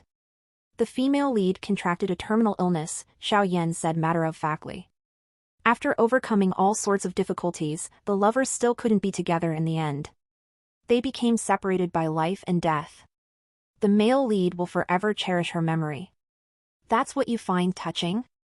Xiaoyan said, how can you be so cold-hearted? Lin Chusui shut up completely. Previously she thought there was just a 500-point gap between her and Xiaoyan. Now she saw there was an insurmountable chasm between their mindsets. She snuck another peek at him. He watched attentively without any expression, his pitch-black profound eyes seemed somewhat forlorn. A Xiaoyan who could genuinely appreciate contrived romance films was a bit cute. Lin Chusui took out the last piece of popcorn and decided to give it to Xiaoyan to eat. Xiaoyan had learned to be smart. He asked, is this giving me, or feeding me? Feeding, feeding, feeding. Only then did he casually take the popcorn with his mouth. Xiaoyan, last time you said you like girls with nice figures. Was that for real or just joking? Why ask about this? Just, casually asking. If there was a girl who met your criteria that came to date you, would you agree? I wouldn't. Oh. Receiving his unhesitating response, Lin Chusui didn't know whether to feel happy and relieved, or disappointed. Why not? It's true I'm not in good health, Xiaoyan replied in a flat tone. I'm also very poor. Dating costs money, which I don't have. I also don't yet have the ability to make any promises to someone I like. Lin Chusui carefully considered his words. Very realistic, also very truthful. This was Xiao Yan's personality. He took every step steadily. Because his life was already hanging by a thread with an abyss under his feet. He couldn't make a single misstep. Lin Chusui thought about what Su Jianing just said, that she liked Xiao Yan. Did she really like Xiao Yan? It seemed, she did like him a bit. Lin Chusui asked somewhat indignantly, since you have no interest in dating, why do you watch romance films so seriously? Because they keep kissing. You like watching kisses? I'm 18 years old. Scorpio. Question mark. Lin Chusui truly didn't understand what Xiao Yan meant. But she was a good girl who asked when she didn't understand. She immediately searched Scorpio's traits, and from the descriptions like possessive, jealous, and vengeful, she found a key word. Strong sexual desire. For the rest of the movie, Lin Chusui's mind wandered. Whenever there was a kissing scene, she would involuntarily glance at the youth beside her. He had no expression, his pitch-black eyes stared intently at the screen, unknown what he was thinking. Lin Chusui's inner thoughts were exceptionally rich, as she got herself all flushed and hot. Exiting the theater, Lu Qi and the others were all chattering about the plot. This movie was too crappy. What was with the female lead suddenly getting a terminal illness at the end? Just watched it for nothing. Lu Tianbai, who had slept groggily, said, the plot was so exciting, why didn't you wake me up? Little sister, what kind of misunderstanding do you have about exciting? It was contrived. Lu Qi said agitatedly, just you wait, in a couple years he'll definitely forget about her. Lin Chusui said, no, the male lead will forever cherish her memory. That's true love. Pfft, that just shows you don't understand men, and you don't understand love. In any case, I won't, Lin Chusui said. The person I like, I'll remember for a lifetime. Lu Qi laughed. What about Qi Nai then? These past 2 years, haven't you forgotten all about him? Hearing the words Qi Nai, Lin Chusui's expression noticeably froze for a moment. She lifted her leg to kick Lu Qi. Lu Qi quickly dodged. Not letting me talk about him, huh? Xiao Yan, who had been silent at the back the whole time, suddenly asked, who's Qi Nai? Seeing Xiao Yan was interested, Lu Qi immediately explained to him, Qi Nai is Chusui's ex. They started dating in high school but broke up after. Lin Chusui immediately justified, I was so young then, didn't understand anything. Just felt he had a unique personality. Can we not bring up this old history? Lu Qi scratched his head. It was because Xiao Yan was curious that I explained it to him. Xiao Yan was truly interested and asked again, what was his personality like? Lu Qi said, Qi Nai's grades were near last in the grade. He really knew how to play, could be considered one of those hotshot school kings. Xiao Yan looked at Lin Chusui. So you used to like those with bad grades? It wasn't because of his bad grades, Lin Chusui explained. Back then I only felt he was handsome. How handsome? About, on par with you. Any photos? Seeing he was dead set on pursuing this, Lin Chusui said, we deleted each other long ago, where would there be any photos left? Didn't expect you to be such a gossip, Xiao Yan. At this time, Zhang Qingyu took out his phone. I haven't deleted him yet. Qi Nai posts selfies on QQ Space every day. Xiao Yan, do you want to see? Xiao Yan reached to take the phone. Zhang Qingyu immediately made conditions. Sharing all the homework in the class group for a week. Xiao Yan said, deal. Lu Qi exclaimed, fuck. He agreed without any hesitation. Zhang Qingyu passed the phone over. Xiao Yan scrolled and flipped through it. This ex-boyfriend indeed posted a selfie every day, and basically all muscular topless gym mirror selfies. Very narcissistic and oily. Although his selfie style was oily, Qi Nai's features were very rugged and handsome. He could certainly be considered good-looking and enduringly attractive. Xiao Yan passed the phone back without further commentary on his looks. Su Jianing took the phone and laughed after glancing at it. Can't believe your ex was like this. Lin Chusui staunchly defended her aesthetics. He's quite good-looking. Su Jianing mocked, his looks are passable, but his temperament is lacking. One look and you can tell he's uncultured. The uncultured are prone to being vulgar. Lin Chusui indignantly said, just because you're cultured, carrying that dream of the red chamber everywhere, doesn't mean you've become Jia Baoyu. Of course I can't become Jia Baoyu, Su Jianing mocked. My little sister isn't Lin Daiyu after all. In any case, your aesthetics aren't that great. Su Jianing asked Xiao Yan, what do you think of her taste? Xiao Yan glanced at the mission progress in the bottom right corner and said, occasionally off, but generally quite good. See. Lin Chusui tiptoed and patted Su Jianing's head, self-satisfied. Xiao Yan says my aesthetics are good. He also said you were occasionally off. Su Jianing went straight for the key point. Your ex's looks were acceptable. But his temperament truly wasn't that great. To cure ugliness, one must read more books. Even handsome people can't neglect their studies. For positive examples, please refer to Xiao Yan before you. Lin Chusui just made a disdainful noise, but didn't refute him. Xiao Yan was obviously an irrefutable example. Xiao Yan looked at Su Jianing, you're very clever. Huh? Next time I'll let you get first place. Su Jianing? Dinner was at a restaurant Su Jianing chose, on the 4th floor of Times Square Mall, a very upscale Japanese-French fusion restaurant. No seafood allergies, right? Then let's go to this restaurant, said Su Jianing. This restaurant has a nice environment and affordable prices, most importantly the dishes are delicious. Lu Qi looked at the artificial scenery of a white smoke-emitting small bridge over flowing water in front of the Japanese restaurant. He asked in bewilderment, this can be a buffet? The kind where you can eat whatever you want? It's a buffet, Su Jianing replied. That's why I recommend this restaurant to you guys. After entering the door, you have to pay first at the front desk before dining. When Lin Chusui saw that the buffet was 480 yuan per person, this was indeed a high-end buffet. Of course, this level of high-end was relative to the buffets under 100 yuan that she used to go to with Lu Qi and his sports team buddies. Lu Qi said, then Chu Gu, we have to eat until we throw up. Lin Chusui replied, you can stuff yourself silly, don't drag me into it. Lu Qi said, that's too much. Every time we went to a buffet before, didn't we always eat until we threw up? Now that the god of learning is here, you're rebelling.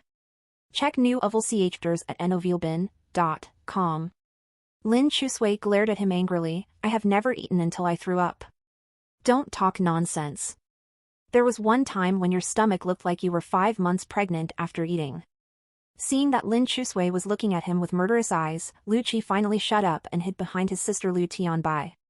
Su Jianing was about to scan the code to pay when Xiao Yan opened his mouth, let's split the bill. No need, Su Jianing scanned the code and paid, casually saying, we never SP. Before he could finish speaking, there was a ding-dong sound. In his phone, a transfer from Lin Chusui had arrived. Su Jianing looked at Lin Chusui, what are you doing? Every time we go out, don't we split the bill?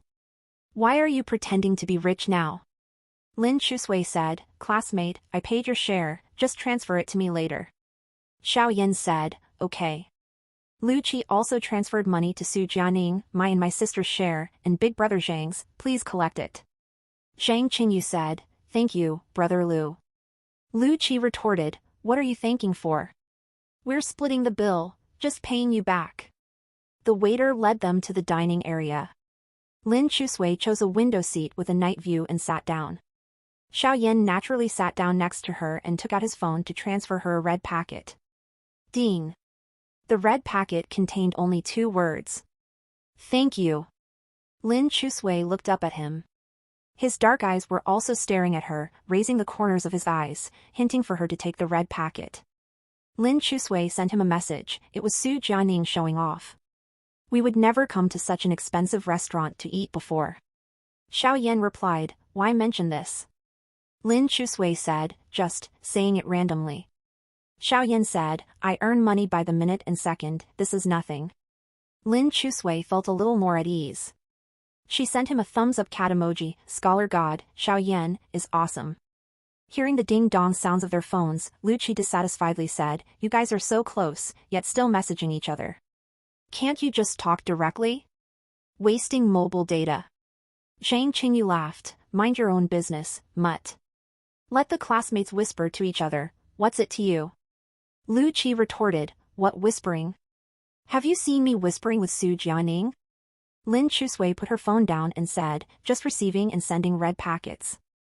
The waiter came to take their order. Lu Qi pointed to all the dishes on the menu and asked, all of these are self-service buffet items with unlimited quantities, right? Waiter, that's right. Lu Qi looked at the menu, iron plate grilled matsutake beef tenderloin, small pot burnt iron plate green onion cod. Lin Chusui added, and sashimi autumn knife fish, North Pole scallop sushi, French pan-fried anglerfish. The waiter's mouth twitched as he politely said, I suggest you order some first, then order more after finishing those. We've barely started, we can. Seeing the waiter's expression, Lin Chusui glanced at Xiaoyan and changed her words, we have more than enough. I don't eat much. Lu Qi exclaimed, Chu Gu, stop pretending to be a lady. 480 yuan per person, you absolutely have to eat until you throw up. Might as well order everything on the menu and try it all. Waiter, if you don't finish, you'll have to pay penalty fees based on the weighed leftovers. Lu Qi scoffed, you really underestimate us. With Chu Ji's appetite alone, she's equal to 10 people. Lu Qi! Lin Chusui had completely lost her mind. Clenching her fists, she glared at him and threatened in a low voice, I'm going to kill you. Perhaps truly sensing Lin Chusui's murderous intent in her eyes, Lu Qi wisely shut up. Soon, dish after dish was served, filling up the table. Zhang Qingyu and Lu Qi demonstrated the fierce potential of sports team boys, wolfing down huge portions in minutes. Su Jianing didn't eat much, though his eyes rolled plenty as he said, I'm never eating with you sporty types again. How embarrassing. Lu Qi chugged his drink and said, food, color, and S**x appeal, yet you eat so daintily. I bet you're just as prim in bed. Don't worry, I'm definitely more civilized than you there. Zhang Qingyu covered Lu Tianbai's ears. There's an underage girl here, what kind of vulgarity are you spewing? Seeing Xiaoyan steadily eating, not too fast, not too slow, not overly refined, nor sloppy, just very focused on eating, Lin Chusui unconsciously started imagining if he was just as attentive in other matters. Noticing the girl's odd gaze, Xiaoyan glanced at her, just looking at me already full? Aw no. Lin Chusui hurriedly buried her head to eat beef. After a few pieces, she quietly asked Xiaoyan again, can you eat these comfortably? Want some rice? Xiaoyan put down his chopsticks. I'm not as unsophisticated as you think. Oh, sorry. She shut up and continued eating, not daring to babble anymore. Xiaoyan knew that ever since the bill splitting earlier, Lin Chusui had been carefully trying to protect his self-esteem, just that the little girl was too clumsy, being a bit too obvious about it. He wasn't angry, on the contrary feeling rather touched. It was rare for someone to be so considerate of him like this. Lin Chusui, he called her name softly. Help me get some foie gras. Okay. Lin Chusui immediately stood up and brought over the plate of foie gras from in front of Lu Qi, placing it in front of Xiaoyan. Su Jianing said their foie gras is quite authentic. You're missing a kidney, so eat this to replenish. Xiaoyan rubbed the corner of his eye. I didn't lose a kidney, it was my liver. This is the last time I'll explain it. What's the difference? Is there a difference between your brain and this lump of foie gras? Lin Chusui laughed. She picked some beef for Xiaoyan again, no difference at all. As long as my desk mate is happy, eat more. She was actually quite fond of bantering with Xiaoyan like this, unconsciously edging closer to him. She gave him all the beef from her own bowl, eat more, get your health better. I know you want to find a girlfriend with a good physique, but your own strength can't fall too far behind, right? Xiaoyan said, you make sense. Lack of harmony in life can lead to many conflicts. Lin Chusui nodded, yes. Lu Qi covered Lu Tianbai's ears again. When did you two get close enough to talk about S**x? Lin Chusui asked, where was anything S**xul mentioned? Talking about disharmony in life, how vulgar, corrupting my sister. Lin Chusui explained, he's so frail, of course he'll make his future girlfriend do all the work. How can life be harmonious like that? Lu Qi said, you really think when he said he wants to find a girlfriend with a good physique to be on top, he meant someone strong who can do housework? Xiaoyan stated plainly, that is exactly my meaning. You're the vulgar one. Lin Chusui affirmed, see. Lu Qi conceded, yes, it's me. Su Jianing gently clinked glasses with Lu Qi. You can never wake two people pretending to be asleep, especially when they are deskmates for life who have pledged eternal devotion. Xiao Yan went to the bathroom halfway through the meal and stood at the sink, tidying his collar. There was no one around, so he called out softly. Uncle. After a moment, Lin Xue's lazy voice sounded, this is the first time you've taken the initiative to find me. Uncle has been quiet for so long, I keep forgetting you're still here. You young people always complain when your elders chatter in your ears. Lin Xue said lightly, my daughter also dislikes when I nag her, so I don't talk much to avoid making you feel like I'm monitoring your life. I would never think that. He had no elders or parents, and had never experienced being nagged by parents. You young people have your own way of speaking and behaving. Although sometimes I also feel like your jokes go too far, times change after all. Lin Xue of course knew Xiao Yan's unease, which was why he took the initiative to awaken him. Just pretend I don't exist, I don't want to affect your life. As long as you don't bully my daughter or hurt her, I won't interfere. She likes me and is good to me. Xiao Yan paused, then said heavily, I can't bear to. Can't bear to hurt her, not one bit. Lin Xue had already heard the voice in Xiao Yan's heart. Although there was a heavy, gloomy side to this boy that stemmed from being deceived and hurt in childhood, when dealing with people he cared about, he was still relatively straightforward and honest. He didn't regret saving him, and was even glad he had rushed into the fire in time. If he had really died in the fire, his soul's journey to the underworld would have been so gloomy and lonely. Just then, a man came out from one of the stalls. Xiao Yan immediately stopped his mental conversation with Lin Xue and washed his hands to leave. The man stood at the sink, seemingly finding the bathroom environment very pleasant, with an elegant ambience and delicate sandalwood decor on the counter, so he took out his phone and started taking selfies. The bright bathroom lights shone on his face. He put on his hoodie and slightly lifted his chin to better capture his face in the light. His gaze was unfocused and his expression aloof, the classic pose for male selfies. Xiao Yan looked up and saw the man's features through the mirror. His face had sharp lines, highly set eyebrows, rugged features, looking very masculine. Xiao Yan also happened to have an extremely good memory. He immediately recognized that this was Lin Xue's ex-boyfriend, Qin Nai. As Qin Nai was taking photos, he noticed the boy looking at him in the mirror. It was always a little awkward to have someone watching during a selfie shoot. He put away his phone in annoyance and snapped, what the F*** you looking at?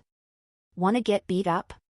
He opened his mouth and vulgarity and irritability came out immediately. It was clear he was a veteran school bully and hooligan. At that impulsive age, with hormones raging and no outlet, it was easy for the slightest slip to spark violence. But Xiao Yan was not that kind of mindless savage. He calmly drew his gaze back and continued washing his hands. Qin Nai looked him up and down, then spat derisively as he left the bathroom, broke loser. Xiao Yan turned off the faucet, shook the water off his hands, and saw a black wallet on the ground. It must have slipped out when Qin Nai was taking out his phone just now. Xiao Yan didn't believe in astrological signs, but he had casually glanced through the search results with Lin Xue earlier and found little correlation. But holding grudges and being vengeful were definitely strong traits of his. He picked up the wallet and opened it. Qin Nai's ID, various bank cards, campus card, and cash were all inside. There was also a photo in the wallet. The girl in the photo had an innocent, tender smile. She was very young then, with straight bangs and long hair, looking well-behaved in a light blue and white summer school uniform, grinning goofily at the camera. It was probably Lin Xue's middle school look. Seeing the photo, the coldness left Xiao Yan's eyes, replaced by much gentler emotions. He carefully took out the photo and put it in his pocket. As for the wallet itself, he casually tossed it into the toilet bowl. Xiao Yan returned to his seat. By now the lights outside were coming on, casting the city's beautifully dazzling nightscape through the glass windows. The girl gazed dreamily at the view, eyes shimmering with the reflections, long lashes fluttering. Compared to her girlish look in middle school, the Lin Xue before him had fully bloomed into maidenhood, losing all traces of youth and gaining an alluring charm. Feeling Xiao Yan sit back down, Lin Xue turned absently, unexpectedly bringing their lips almost together. It was an extremely thrilling moment, watching his approaching lips stop just a hair's breadth away. Lin Xue felt her soul nearly jump out of her body. Xiao Yan quickly halted his body's forward tilt, and they made fleeting eye contact for a few seconds before tacitly drawing apart. Xiao Yan continued eating while Lin Xue pretended to be engrossed in her phone. Lu Qingzhe stared at Xiaoyan's hand for a while, then asked, "Bro, why are your hands so long and slender, almost like a woman's?" Xiaoyan looked at his own hand, then retorted, "Are women's hands better looking than mine?" Lu Qingzhe's mouth twitched. As expected, the genius had the same cocky air as when he first introduced himself as top of the grade. Truly unforgettable beginnings. At the same time he said, "Are women's hands better looking than mine?" Lin Chusui promptly hid her pudgy claws under the table. Right on cue, Lu Qingzhe added, "Most women's hands really can't compare to yours, but our Chugu is different. Chu Ji's hands are sturdier than a man's, right?" Lin Chusui glared at him. "Weren't you going to eat until you puked? How come you haven't puked yet?" "Hey, I was complimenting you." Seeing Xiaoyan look over, Lin Chusui resigned herself and sheepishly brought out her hands, holding them up to him. "You've seen them before, my hands aren't pretty at all, I take after my dad, all chubby."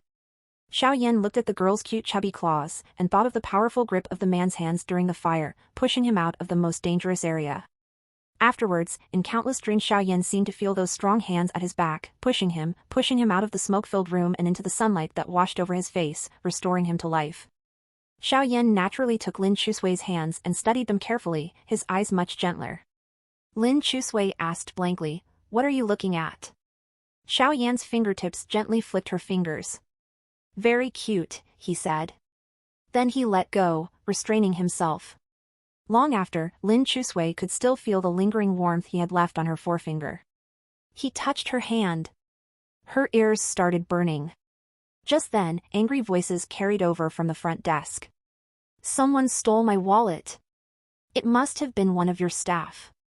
I want you to check the surveillance footage right now."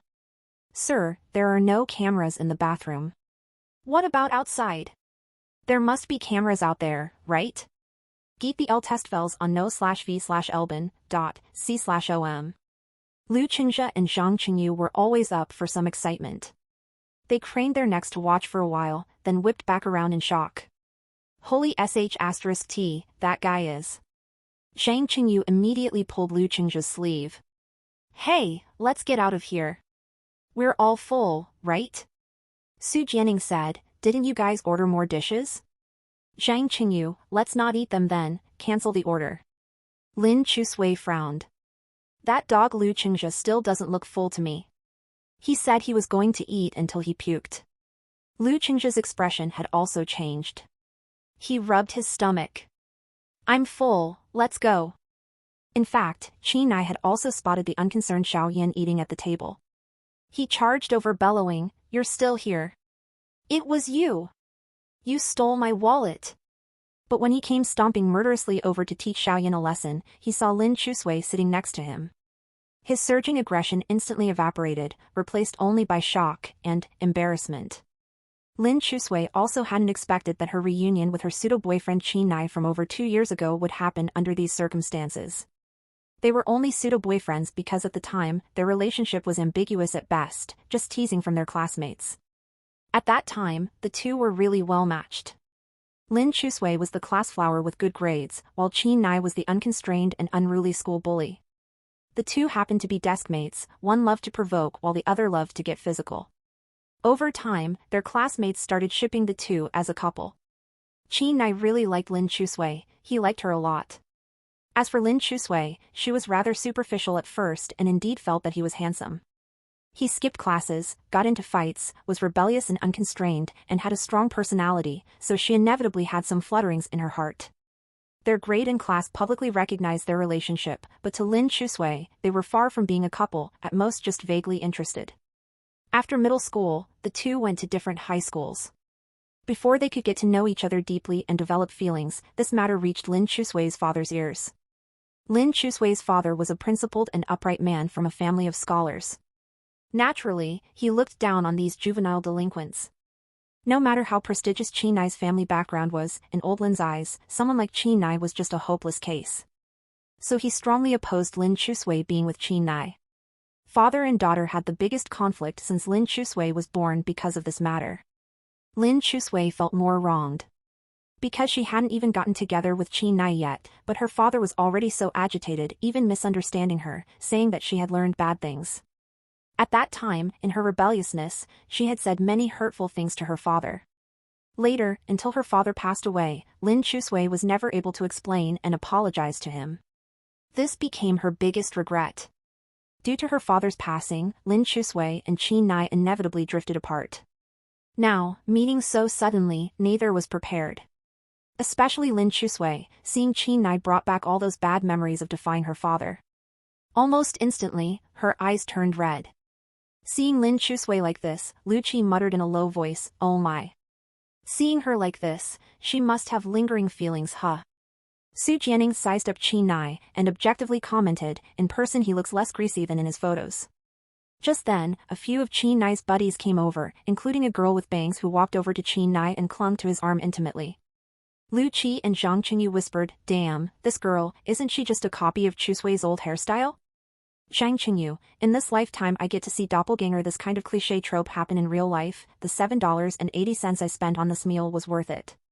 Seeing Qin Nai staring straight at Lin Chusui, the girl with bangs sized her up and asked, "Naiji, did you find the little thief who stole your wallet?" Only then did Qin Nai remember the matter at hand. Very rudely, he questioned Xiao Yan, "Did you steal my wallet?" "Xiao Yan, I didn't steal it. After I left the restroom, my wallet was gone." "You were the only one in the restroom then." Hearing such serious accusations, Lin Chusui couldn't care less about her father at this moment. She reflexively pulled Xiao Yan behind her to shield him and said, "Don't falsely accuse people, accusations need evidence." After so many years, at their reunion, Lin Chusui actually helped someone else argue against him. Qin Nai had some trouble accepting this for a moment. "He's my friend, he couldn't have stolen your wallet." Lin Chusui said very firmly, "You must have made a mistake." "Chusui, you know him well?" "Very well." Qin Nai looked at Xiao Yan, seeing how Lin Chusui defended him, he said, "Since you vouch for him, I believe you, but there were very important things in the wallet. You don't mind if I ask him, right?" Xiao Yan knew that the very important thing he spoke of was not money or cards, but that photo. The address Chusui also sounded very unpleasant, provoking a hint of possessiveness in him. Just as the tense atmosphere was about to dissipate, Xiao Yan suddenly said, "I saw your wallet." Qin Nai quickly asked, "Where is it?" "I thought it was trash, so I threw it in the toilet."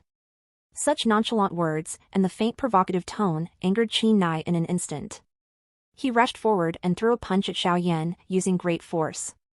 Not even Lin Chusui could stop him. In a flash, a bruise appeared at the corner of Xiao Yan's mouth, his lip was cut and blood seeped out. Seeing Xiao Yan get hurt, Lin Chusui kicked Qin Nai, "Bastard." Of course Qin Nai would never have imagined that at their reunion after so many years, his first love would kick him for another man. Moreover, it was a merciless kick that left his abdomen aching. He would never lay a hand on Lin Chusui. He could only retreat 2 steps, bending over slightly to relieve the pain.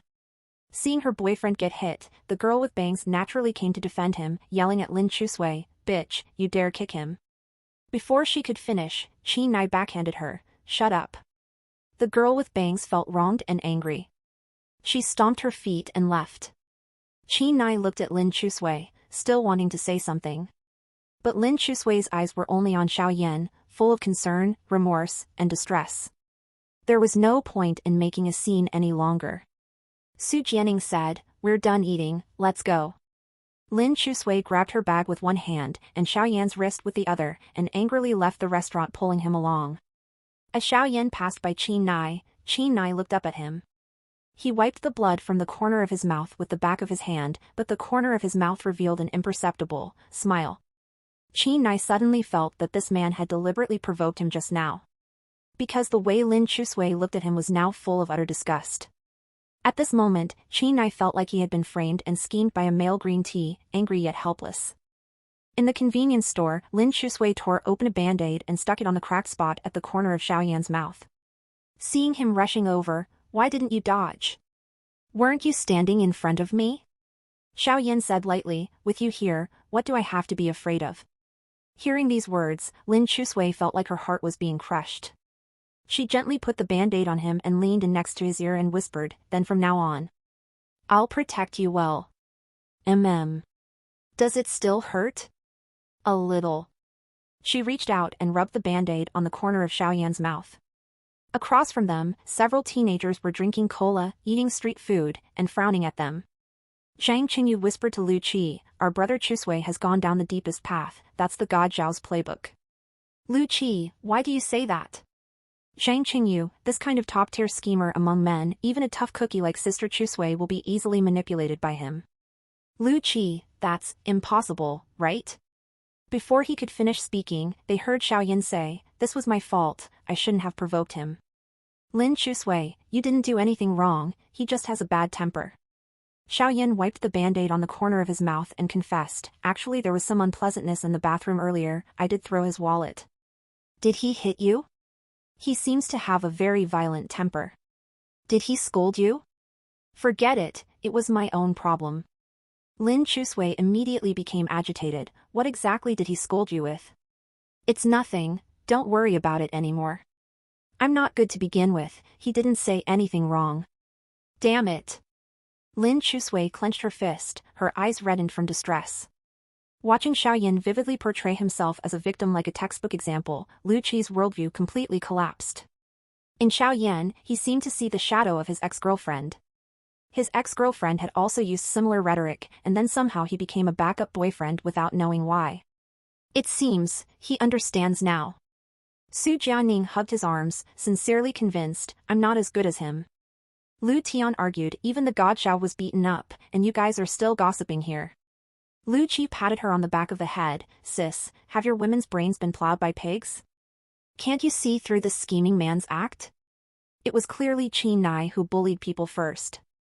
With Zhao's level, he could have slapped Qi Nai all over the street if he wanted. That night, Su Jianing drove Lin Chusui home. The night wind was cool. Lin Chusui was in a good mood, humming songs all the way. Since getting to know her, he rarely saw the little girl so relaxed and happy. "Was that greasy muscle man really your ex-boyfriend?" he asked Lin Chusui. Lin Chusui explained plainly, "Not quite an ex-boyfriend. We didn't get together before my dad broke up our budding relationship." "I think your dad did the right thing." Su Jianing recalled the scene at the time, he slapped that girl so skillfully, clearly he's prone to violence. Lin Chusui fell silent. This shameful past was a scar on her heart. If not for her rebelliousness against old Lin on this matter, perhaps old Lin would have been with her at Ocean Park that day instead of leaving for work. Then he would not have passed away. Sensing the girl's silence, Su Jianing's forehead leaned heavily on her back, breathing heavily, seemingly crying again. "Even if your dad is gone, there are still others. They may not replace him, but won't leave you alone." She asked nasally, "Are you talking about yourself?" In the bright moonlight tonight, Su Jianing uncharacteristically showed some gentleness, "I'm your brother." Lin Chusui nodded lightly and softly called out, "Brother." Before she finished speaking, Su Jianing suddenly slammed on the brakes, and her head banged heavily into his back. "What are you doing?" Su Jianing looked towards the garden and stared for a few seconds at Xiao Qian taking a stroll with a man. He immediately got off the bike and handed it to Lin Chusui. Something suddenly came up, "Go home first yourself." After Lin Chusui got off the bike, holding onto the handlebars, she watched Su Jianing's hurriedly retreating figure. "What a fake brother, go die foreign devil." Xiao Qian was walking with a man on the green-shaded path in the garden. They seemed to be arguing about something. The man was obviously much older than her, about 30 years old. His outfit was also a bit mature, although in Su Jianing's taste, the man's fashion sense was terrible. Tucking in his shirt into his pants to show off his branded belt was quite lame. Seeing that she was with a friend, Su Jianing didn't want to intrude. He was about to leave when he suddenly heard the man yell impatiently at her. "What else can I do? My family is very traditional. My parents are too. If they knew about your current situation, no parents, and raising a high school brother, your education level is also, this way, they would never agree to us being together." Xiao Qian's emotions were still relatively calm, "So just keep dragging it out, never introducing me to your parents?" "It's not never meeting them, just wait a little longer. They definitely can't accept it now anyway. My dad has a heart condition. You've been saying wait since the beginning of last year until now. Tang Junchu, you pursued me originally. Now you look down on my family background?" "I'm not looking down on you."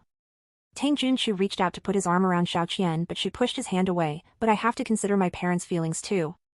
The girls they've introduced to me, their conditions are all. As if saying too much, he quickly stopped himself. You're going on blind dates? No, none.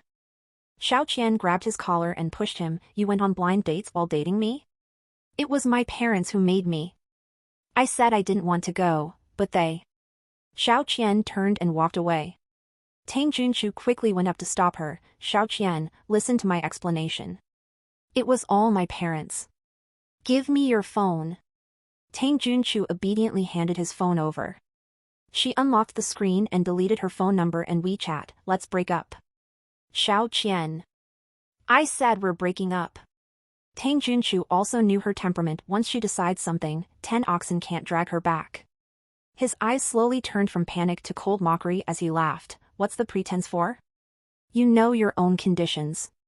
With your lack of education, no proper job, dragging along a freeloader, how many men would dare bring a woman like you home, let alone marry you? The girls my mom introduces are civil servants. Before he finished speaking, Xiao Qian picked up a rock and threw it at him. He quickly dodged to the side, cursing a couple times before leaving. Xiao Qian took deep breaths to calm her angry emotions. The autumn wind blew by and fallen leaves drifted. After the anger came endless loss and sadness. Reality really wears down the heart. She felt she was still quite young, 25 years old. How did she end up in such dire straits already? After passing the threshold of 25, it would only get harder from now on. Walking in turmoil, she arrived at the bar street she frequented, entering a bar and sitting at the counter to order a drink. If not for being slightly better looking, with her conditions, perhaps even scum like Tang Junqiu wouldn't glance her way. Was her request too high? She just wanted a stable relationship, a home, a reliable husband. Was that wrong? Life is so difficult. Unknowingly, she had a few more drinks. Su Jianing followed her to the bar. The lighting inside was dim but the atmosphere was tranquil. A singer was performing quiet folk songs. Su Jianing sat alone in the corner for a while, then walked up to the stage and gave the resident singer a 100 yuan tip. Can I borrow your guitar and sing a song? The resident singer gladly agreed and handed over her guitar. He strummed the strings and lightly played the tune of Casablanca. As soon as the guitar sounded, patrons turned their eyes toward him. His guitar skills far exceeded those of the previous singer. Fell in love with you watching Casablanca. Backrow woofed the driven in show in the flickering light. Popcorn and cokes beneath festers. Accompanied by the mellow and beautiful melody of Casablanca, he seemed to be chanting a distant and romantic folk song. The bar quieted down in an instant, and everyone's eyes were fixed on Su Jianing. His voice was slightly hoarse, deep and touching, especially suitable for the gentle and soothing tune of the song. It really sounded nice. Under the dim light, his handsome face and elegant temperament were so charming. Many people took out their phones and started recording videos to post online. This boy was truly amazing. Xiao Qian lazily leaned on the bar, her drunken eyes gleaming with laughter as she watched him. After Su Jianing finished singing Casablanca, he politely returned the guitar and came to Xiao Qian. Xiao Qian clapped her hands lazily. Beautiful. I'm glad you like it. I can sing it for you often. He wanted to sit next to her, but Xiao Qian immediately used her wallet to block the seat beside her. Kid, you've been following me persistently since the park. What do you want? I want to sing for you. Xiao Qian's heart stirred slightly. She raised her eyes to look at him. His profile was truly handsome, with a touch of masculine maturity, but his eyes were still clear, showing the innocence only found in youths who had not yet experienced life's trials and tribulations. Compared to the men she'd met through matchmaking who only cared about appearances and status, Su Jianing's wholesome innocence was undeniably attractive. Call me sister, and I'll allow you to sit with me for a while. This time, Su Jianing called out without hesitation, sister. Xiao Qian moved the bag from the next seat, and Su Jianing sat down beside her. He ordered a drink for himself. When the bartender handed him the glass, Xiao Qian grabbed his wrist and asked, Are you legal? I really am 19, sister. Only then did she let go. Su Jianing took a sip, and the alcohol made him frown slightly. Check out LTSTVL on novl/bin.cm. Xiao Qian's brows rose as she leaned against his arm. Kid, what do you like about me? You're beautiful, Su Jianing said frankly. I liked you at first sight. Just that? Not only that. I've seen women more beautiful than you, but you're the one who stays in my heart when they don't. And why is that? I don't know. Maybe Cupid's arrow just struck me. Every one of his expressions was frank and open, every word was pure and clean. If she were 5 years younger, no, maybe 3, perhaps she really would have fallen for this boy. But, not who she was now. What were you singing just now? Casablanca, by Bertie Higgins. I love that movie, I've seen it so many times. Su Jianing looked at her. Can I watch it with you again? Xiao Qian smiled. No. Su Jianing lowered his eyes, fiddling with the cocktail glass, then asked again, then how can I watch Casablanca with you? You really are. She didn't know what to do with this kid, reject him bluntly like she did those annoying pursuers? She probably couldn't do that. Perhaps it was because he reminded her of her brother, but Su Jianing was different from the others in her heart. Su Jianing raised his eyes, looking at her sincerely and devoutly, with the unrelenting spirit of youth. Sister, what can I do to watch Casablanca with you? Let's do this, Xiao Qian took his glass. Tell me one thing, that no matter how hard you try, you can't accomplish. Su Jianing thought for a moment, just about to speak, when Xiao Qian added, don't lie to me. I won't lie to you. Su Jianing said without hesitation, to surpass Xiaoyan and be the top student in our grade no matter how hard I try, I can't do it. Xiao Qian's lips curled into a smile. That is true. Our brother is very capable. Why did you ask that, sister? Aren't you curious how you can watch a movie with me? Xiao Qian stretched out her slender fingertips and tapped his broad forehead. If you can accomplish this thing that you said you can't, no matter how hard you try, then we'll watch the movie together. During break time, Lin Chusui glanced back at Su Jianing. Su Jianing had dark circles under his eyes as he furiously scribbled down ancient poems and verses, looking as if he was possessed. Last night at 1 a.m. when she went to get water, Su Jianing was still not asleep. At 3 a.m. when she went to the bathroom, there was still light coming from Su Jianing's room. At 5 a.m. the housekeeper said he had already gotten up and started reciting ancient poems. Could this guy have been driven mad by exam-oriented education? Recently, relations between the siblings had thawed, which made Fang Yui very happy.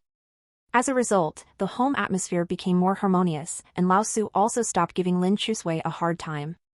Although Lin Chusui did not like Lao Su, she would not rebel just for the sake of rebellion and deliberately go against him. She wanted to try becoming a better person. Lin Chusui secretly sized up the youth beside her. His dark eyes were full of focus, his neck was slender, and his Adam's apple protruded, looking very sexy. He was drawing a cube. Lin Chusui leaned over to look, her gaze following the movements of his pen. Without using a ruler, he could still draw such straight lines. Could it be because of his long fingers? Lin Chusui, he suddenly spoke. Look at your own book, don't look at me. Oh! Lin Chusui took out her book of ancient poems and verses and started reciting them wholeheartedly. In my youth I was a bit wild, a pear tree pressing down a crabapple.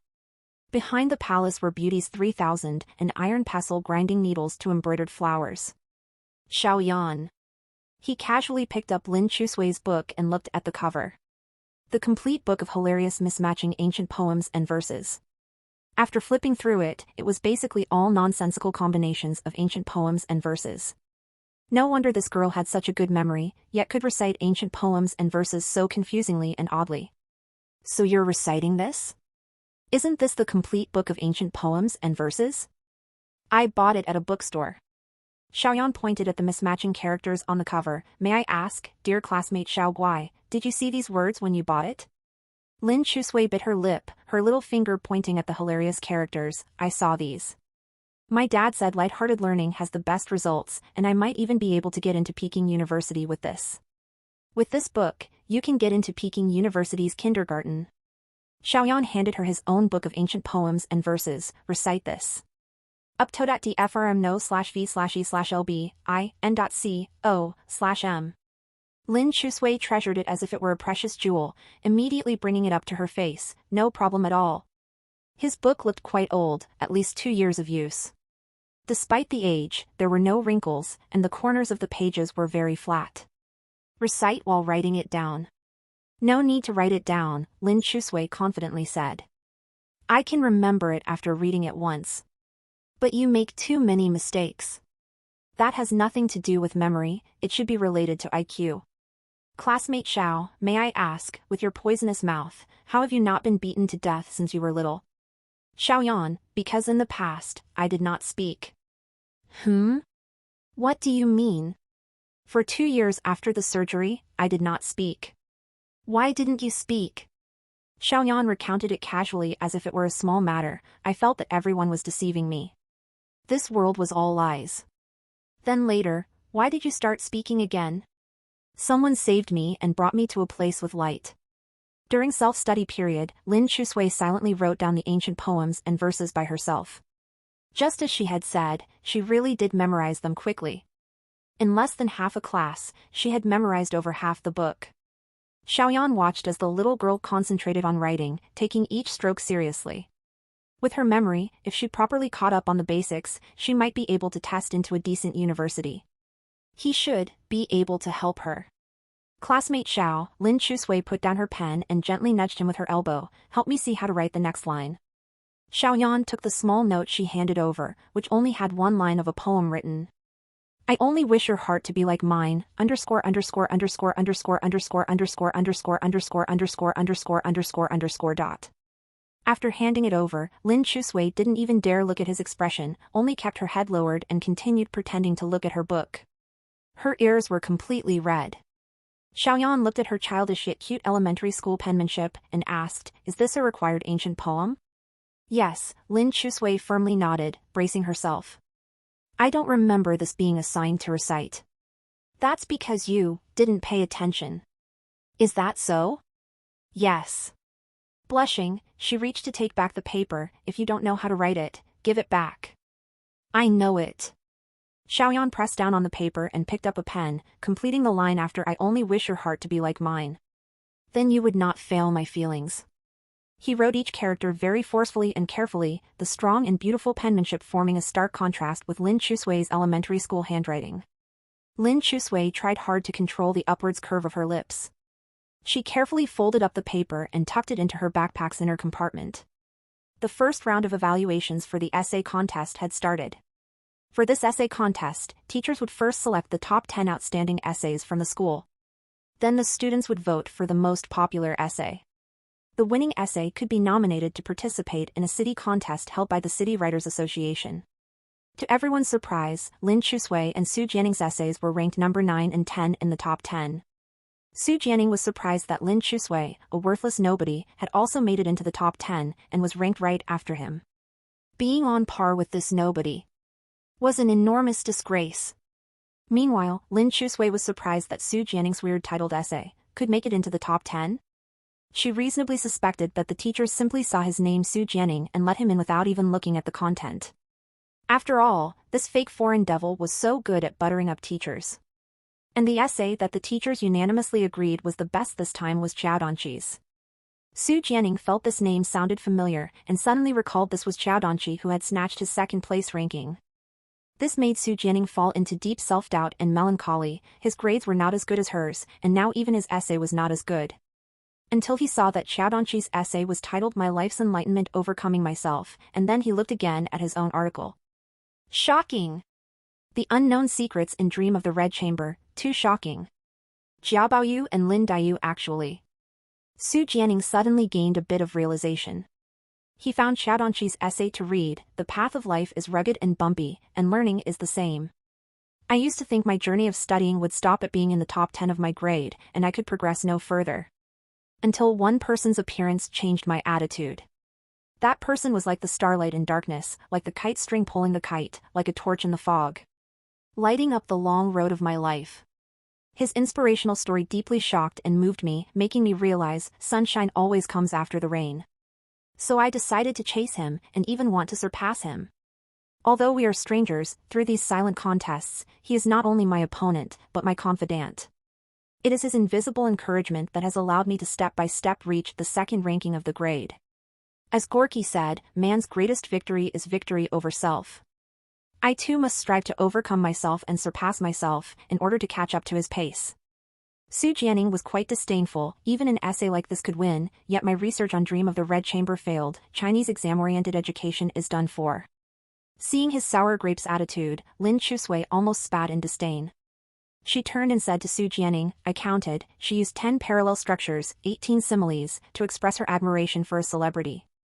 It's a very good model essay. If only you were a little more humble, your Chinese grades wouldn't be failing. Upon hearing this, Lu Qi put down his pen and looked up at Lin Chusui. Chugu, could you tell who she was expressing admiration for in the essay?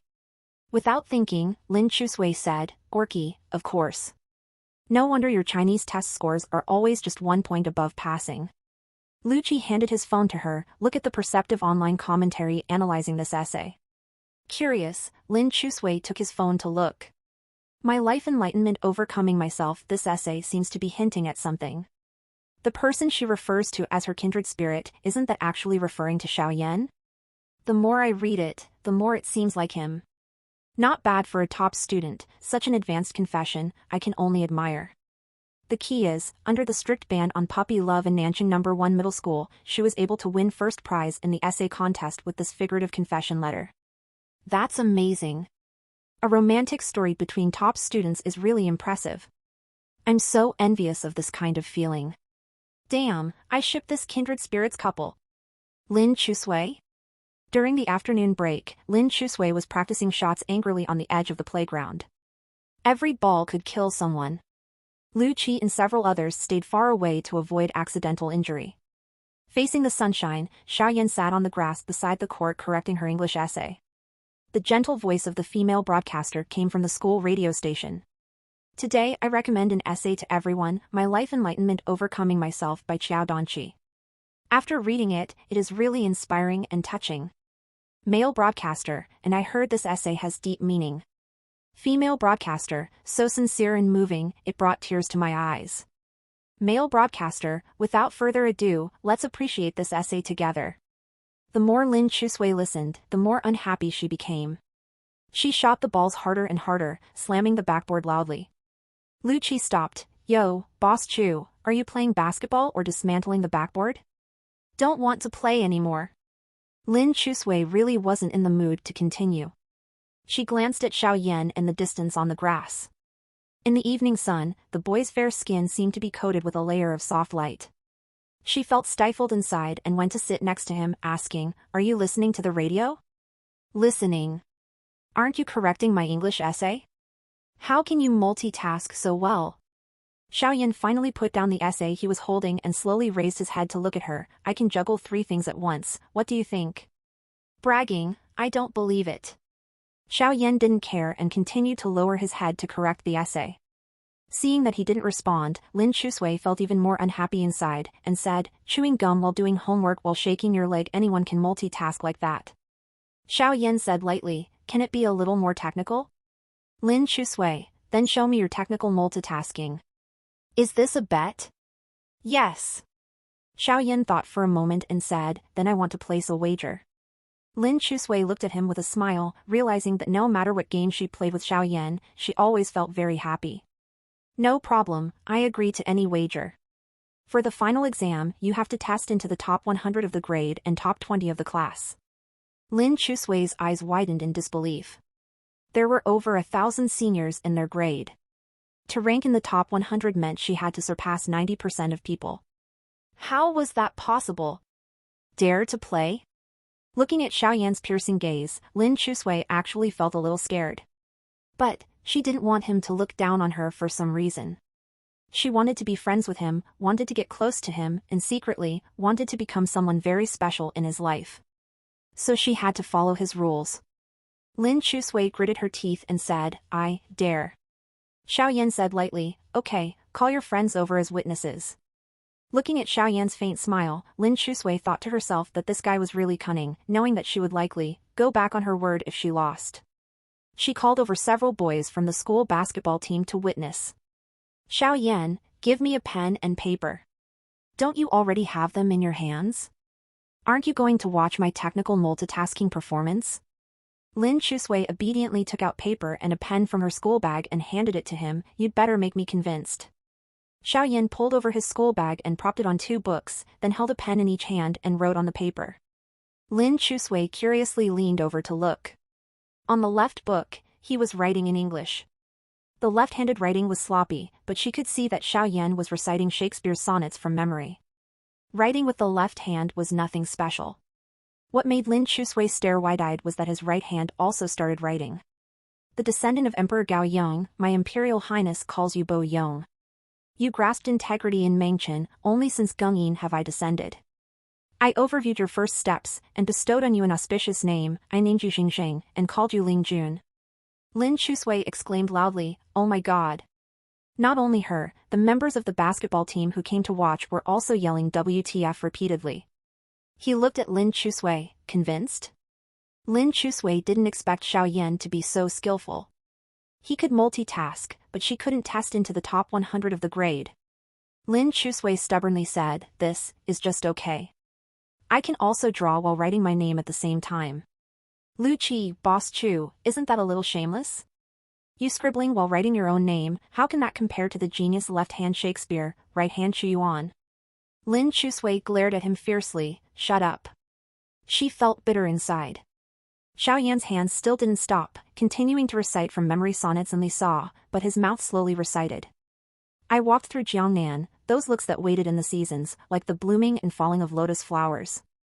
The east wind doesn't come, the willow fuzz in March doesn't fly, your heart is like a small, lonely city, just like the evening stone streets. Watching his thin lips open and close, reciting Jingchoyu's passerby, Lin Chusui was stunned speechless. She was about to faint. This was way more awesome than Wu Jing drawing circles with one hand and squares with the other. The boys around directly knelt on the grass to worship Xiao Yan. A true genius. Xiao Yan stopped his actions. The boys grabbed the 2 books at his hands, I want it, I want it. The genius shone his light on this, I still can't test into Peking University. Li Sa is mine. Fight for what, tear it apart. F***K. The idiots scrambled away, fighting over the books that the genius had enlightened. Xiao Yan seldom showed off like this, but he enjoyed watching Lin Chusui's shocked and distorted expression. It was a little delightful. Classmate, convinced yet? Lin Chusui's heart was pounding wildly. Thinking of the impossible top 100 task, she stubbornly said, it's just triple multitasking.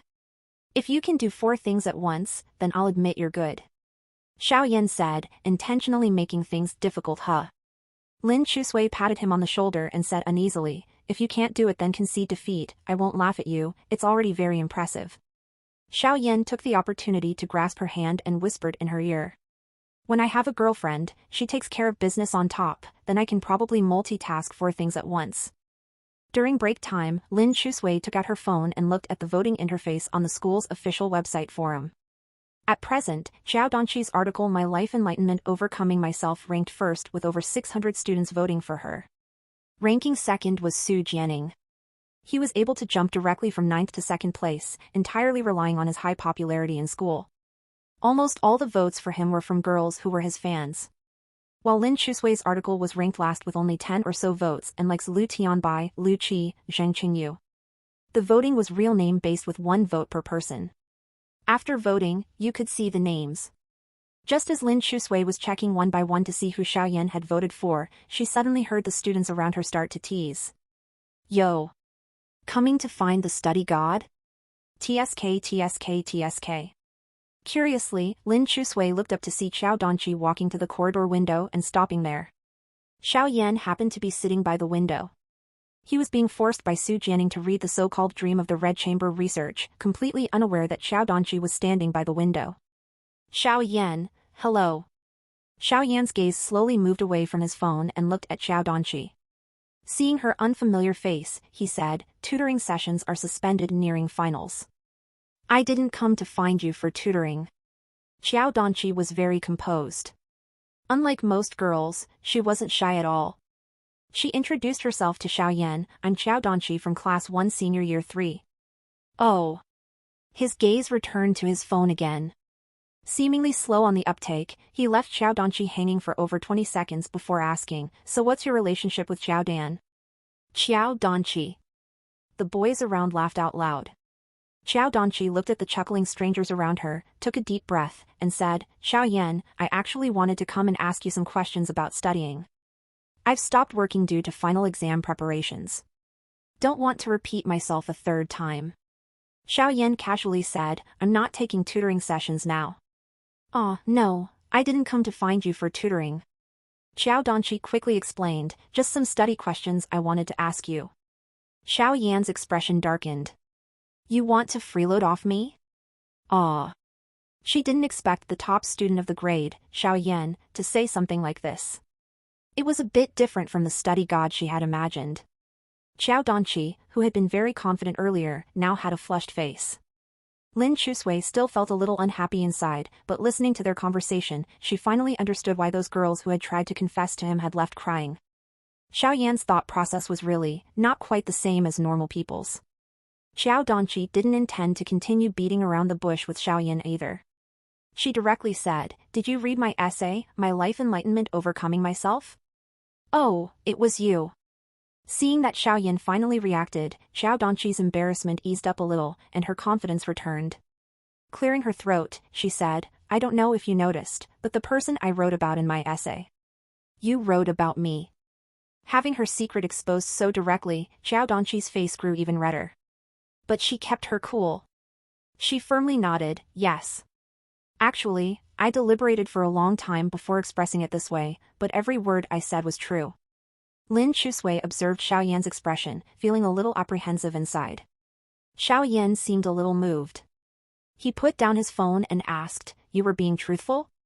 Xiao Donqi nodded repeatedly, Finally, Xiao Yan stood up and faced her directly. Seeing his grand gesture, Xiao Donqi's heart raced wildly, Xiao Yan. Xiao Yan looked at her and raised his chin arrogantly. His eyes were as cold as frost. Are you publicly declaring war on me? Xiao Donqi jumped in fright, Xiao Yan looked at her coldly, so your essay was an open declaration of war on me. You want to take away my position as grade's top student? Everyone fell down. Lin Chusui laughed so hard she almost slapped the table. She didn't want your top student position, she wanted you. Xiao Donqi was dumbfounded. Others have tried to challenge me in the past, but they ended up dying terribly. Xiao Yan glanced back at Su Jianing. Not only did they not get first place, they fell to third place. Su Jianing instantly felt like he had been shot in the knee. Flipping his desk angrily, he yelled, What's that got to do with me? Xiao Donqi was at a complete loss for words. With her essay, she thought she and Xiao Yan had established a soulmate-like relationship that was already well known throughout the school. But now with Xiao Yan's words, he had shattered their scandal. What soulmates? Their thought processes were separated by tens of thousands of miles. Xiao Donqi left with a red face, furious. Xiao Yan yawned lazily, seeming a little weary and listless. He sat back down and continued calmly reading articles. Feeling Lin Chusui's dark eyes fixed intently on him, he lazily raised his gaze. You want to challenge me too? Don't dare. Lin Chusui immediately fawned over him, massaging his arm. Even with 10 times the guts, I wouldn't dare challenge your supreme status, study god. Xiao Yan primly withdrew his arm, speak some more nice words. Looking at him, Lin Chusui couldn't help a brilliant smile emerging, study god, wishing you longevity and good fortune for thousands of years, unifying the martial world. Xiao Yan also smiled. Very impolitely, he reached out and pinched her creamy cheek, squeezing her into a hideous expression, get into the grade's top 100. Study god will help you unify the martial world. Okay. Lin Chusui also reached out to pinch Xiao Yan's cheek, but he dodged it. Don't touch me. You can touch me but I can't touch you? I'm still going to touch you. Behind them, Lu Qi looked at their back-and-forth face-touching and expressed that he was tired of life. Should I go bring the Civil Affairs Bureau over for you too? The online voting for the essay contest officially kicked off. Su Jianing's ranking skyrocketed, going straight to number 1. Meanwhile, the popularity of Xiao Donqi's essay plummeted due to Xiao Yan's merciless "You're declaring war on me," dropping down to second place. When students went to reread her essay, the earlier vague beautiful halo was gone. Instead, they felt she seemed a bit self-deluded. Lu Qi and the others were still only concerned about Lin Chusui's essay. U updates tnvel/by. Com. Chubro, your essay isn't good. He poked the front row Lin Chusui with his pen. It's been so long, but there are still only 4 of us who have liked it. You, Lu little sis, Zhang Qingyu? Who else? And me. Su Jianing didn't even lift his head while doing homework, calmly saying, a courtesy vote from your dear brother. Take it, no need to thank me. Lin Chusui turned around, resting her elbows on his desk. You'll vote for me? I thought you'd vote for yourself. I did vote for myself initially. But now it looks like I don't need to. Su Jianing arrogantly said, my classmates have good taste.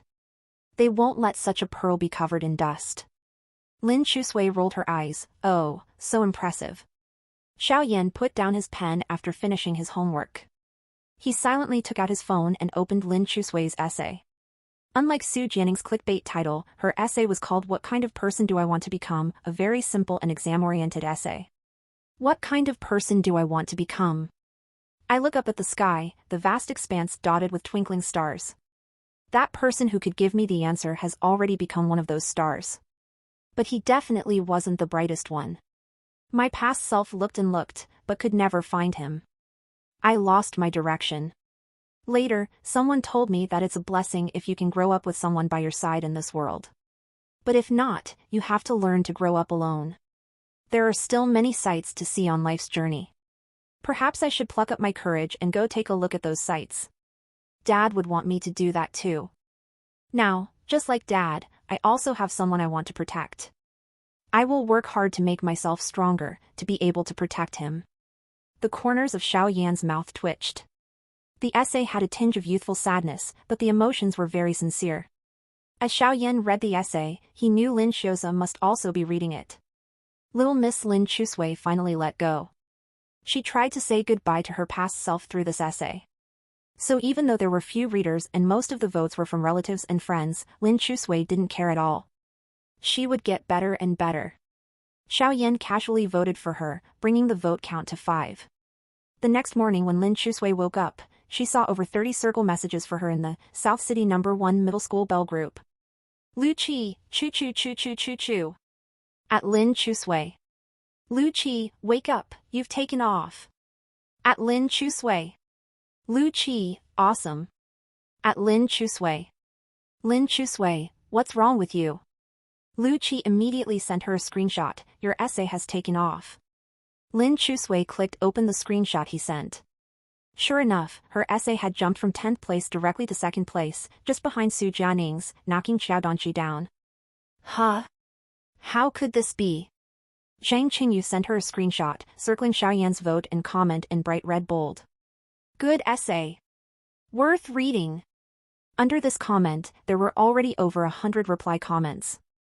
Haha, if you don't look at the name, this perfunctory comment makes it seem like the author bought Water Army supporters. Isn't the point that the aloof genius actually praised someone for once? This must be a friendly vote. She's the genius's personal disciple who doesn't have to pay tuition fees. I smell a whiff of ambiguous feelings. Wow, a teacher-student romance. I'm kinda interested in shipping this. Isn't it more fragrant than some pseudo-spiritual soulmate? Lu Tianbai, I refuse to make associations. Focus on the content. Focus on the content. Focus on the content. Are you secretly in love with the genius above? South City No. 1 Middle School Bell Group. Lu Tianbai, sis, could you not use my account to argue with the comments cac? Lin Chusui, it's so boring law, few of the people who voted for me actually read my essay. Lu Qi, don't look a gift horse in the mouth. If Xiao Genius hadn't voted, commented and reposted for you, could your essay have taken off? Lin Chusui, he reposted it too? Lu Qi, yeah, reposted it to Coco Space. Lin Chusui, he has a Coco Space too? Xiao Yan, what, you don't think a genius deserves to have a Coco Space? Lin Chusui, thank you genius for the vote, comment and repost support. Love you. Heart. After exiting the group, Lin Chusui immediately went to visit Xiao Yan's Coco Space. She had always felt someone like Xiao Yan would limit social activities to the physical world. She didn't expect him to not only have a space but for it to be wildly popular, with hundreds of visits every day. There wasn't much content in his space. The latest post was from a year and a half ago. The content was, bangs look good, or buzz cut. Confused. Under that year-old post, there were already thousands of comments, all screaming in unison, bangs. Bangs. Genius with bangs is smoking hot. Then he buzzed his hair short. He had reposted 3 blogs, all from 2 years ago. One was use scientific methods to help you fall asleep quickly, another was salute to the great firefighting heroes. The third one was him reposting Lin Chusui's essay. She felt somewhat honored to occupy a spot in such an indirectly monotonous Coco space. Thanks to the geniuses' vote/comment/repost support, Lin Chusui's essays slowly gained popularity. Her writing was actually quite mediocre.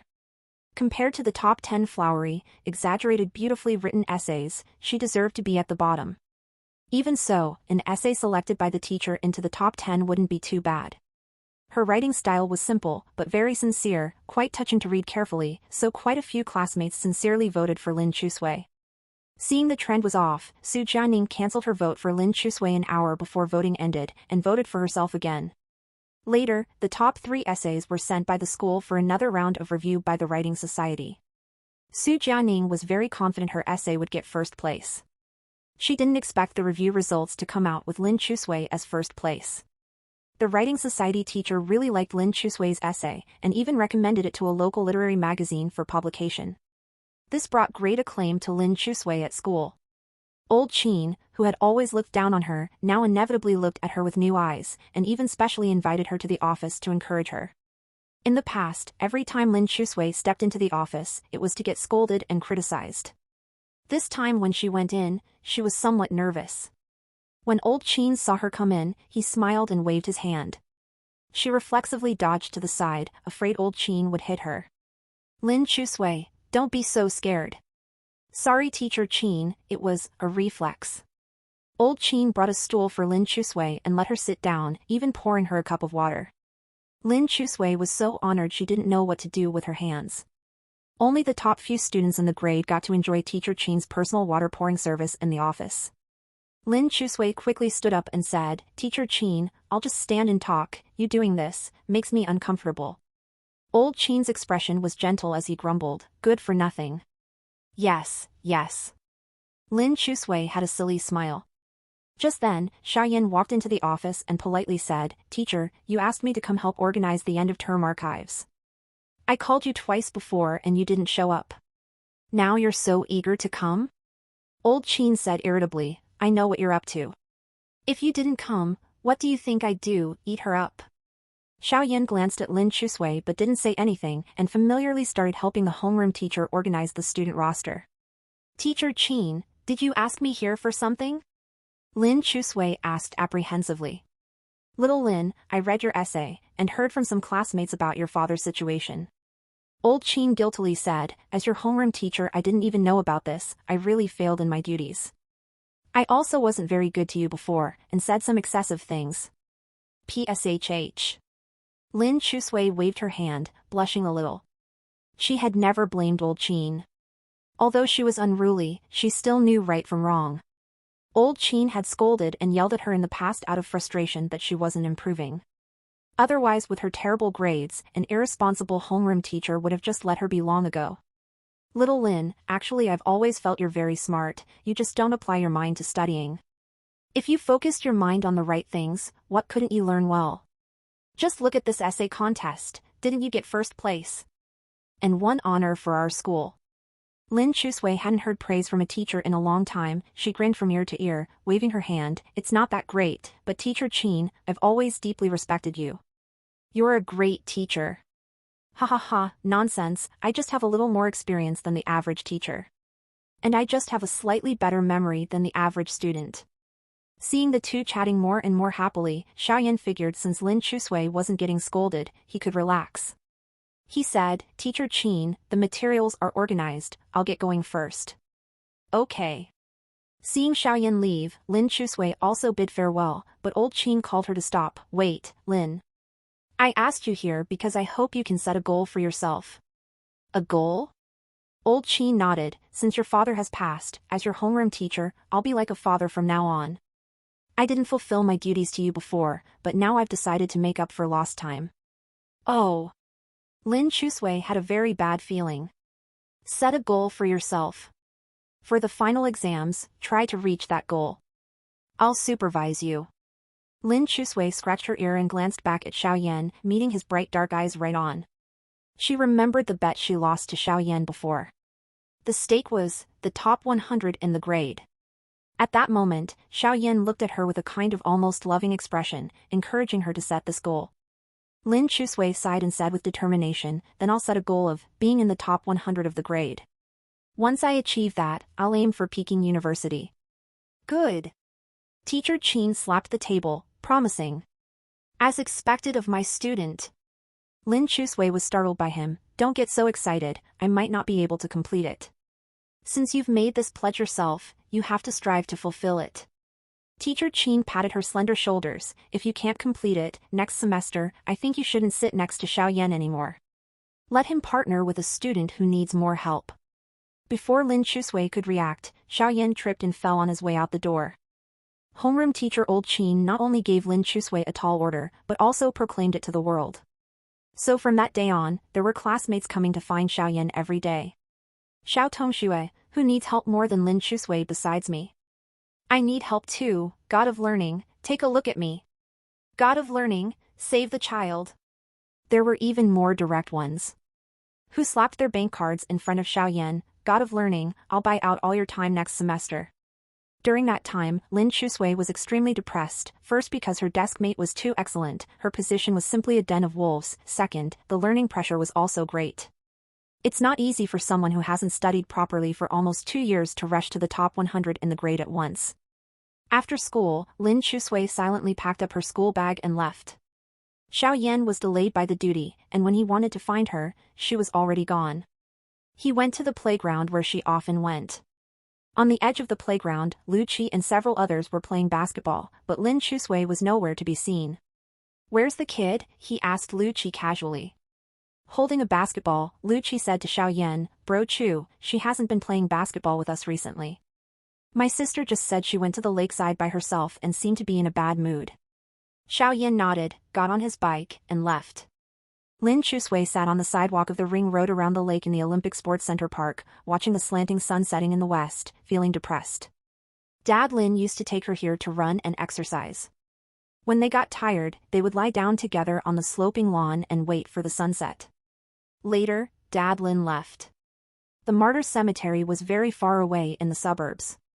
When Lin Chusui missed Dad Lin, she would come here alone, talking to the air as if Dad Lin was still sitting beside her. She told Dad Lin that she got first place for her composition. I feel it was a fluke, but my desk mate helped a lot too. Sometimes, his thinking is quite interesting. He can almost anger others to death, unsociable. But his moral character is really high. Anyway, everyone likes him, and I don't know why. A lot of things that many people want, I just don't want. Like every time there's a lottery draw, everyone goes, it has nothing to do with me. After saying that, she sighed deeply. How annoying. So little ambition. The clear voice rang in her ears. Lin Chusui was startled and turned her head to see Xiaoyan standing beside her somehow. The warm and soft glow of the setting sun fell on him, slender and straight, with very long legs. Even ordinary black pants could make him look gracefully slender. He sat down casually on the lawn next to Lin Chusui, in the place where Dad Lin used to sit. You eavesdropped on my conversation with Dad. I didn't eavesdrop. I listened openly and above board. Dad Lin was inside him, so of course he could listen, righteous and confident. Lin Chusui was embarrassed and anxious. She grabbed a handful of grass stems and threw them at him. The green grass with mud hit his face. His skin was too fair, so even a little dirt stood out clearly. But Xiaoyan was not angry either. He patted off the grass stems on his body. Did I offend you? You offended me. Lin Chusui said angrily, anyway, someone needs you more than me, so you must have wanted to change desk mates already. Her words were a little sour. As soon as Lin Chusui said it, she regretted it. But words once spoken could not be taken back. She could only lower her head in shame and annoyance, pulling out grass stems, ignoring him. Why don't you want what many people want? Xiaoyan asked her sideways, his tone very plain. Lin Chusui replied, I don't want to compete, I can't compete anyway. But I want to compete. Xiao Yan looked at the distant crimson clouds. If it's not mine, but I want it, I'll fight for it. If I can't get it, I'll rob it, by any means necessary, at all costs. Lin Chusui was a little surprised to hear him speak so openly. She looked at him and said, at all costs? His side profile was firm, his eyes calm and waveless. He picked up a small rock and threw it into the pond. I want to live well, live like a human, earn a lot of money, never be bullied or deceived again. You will definitely get your wish.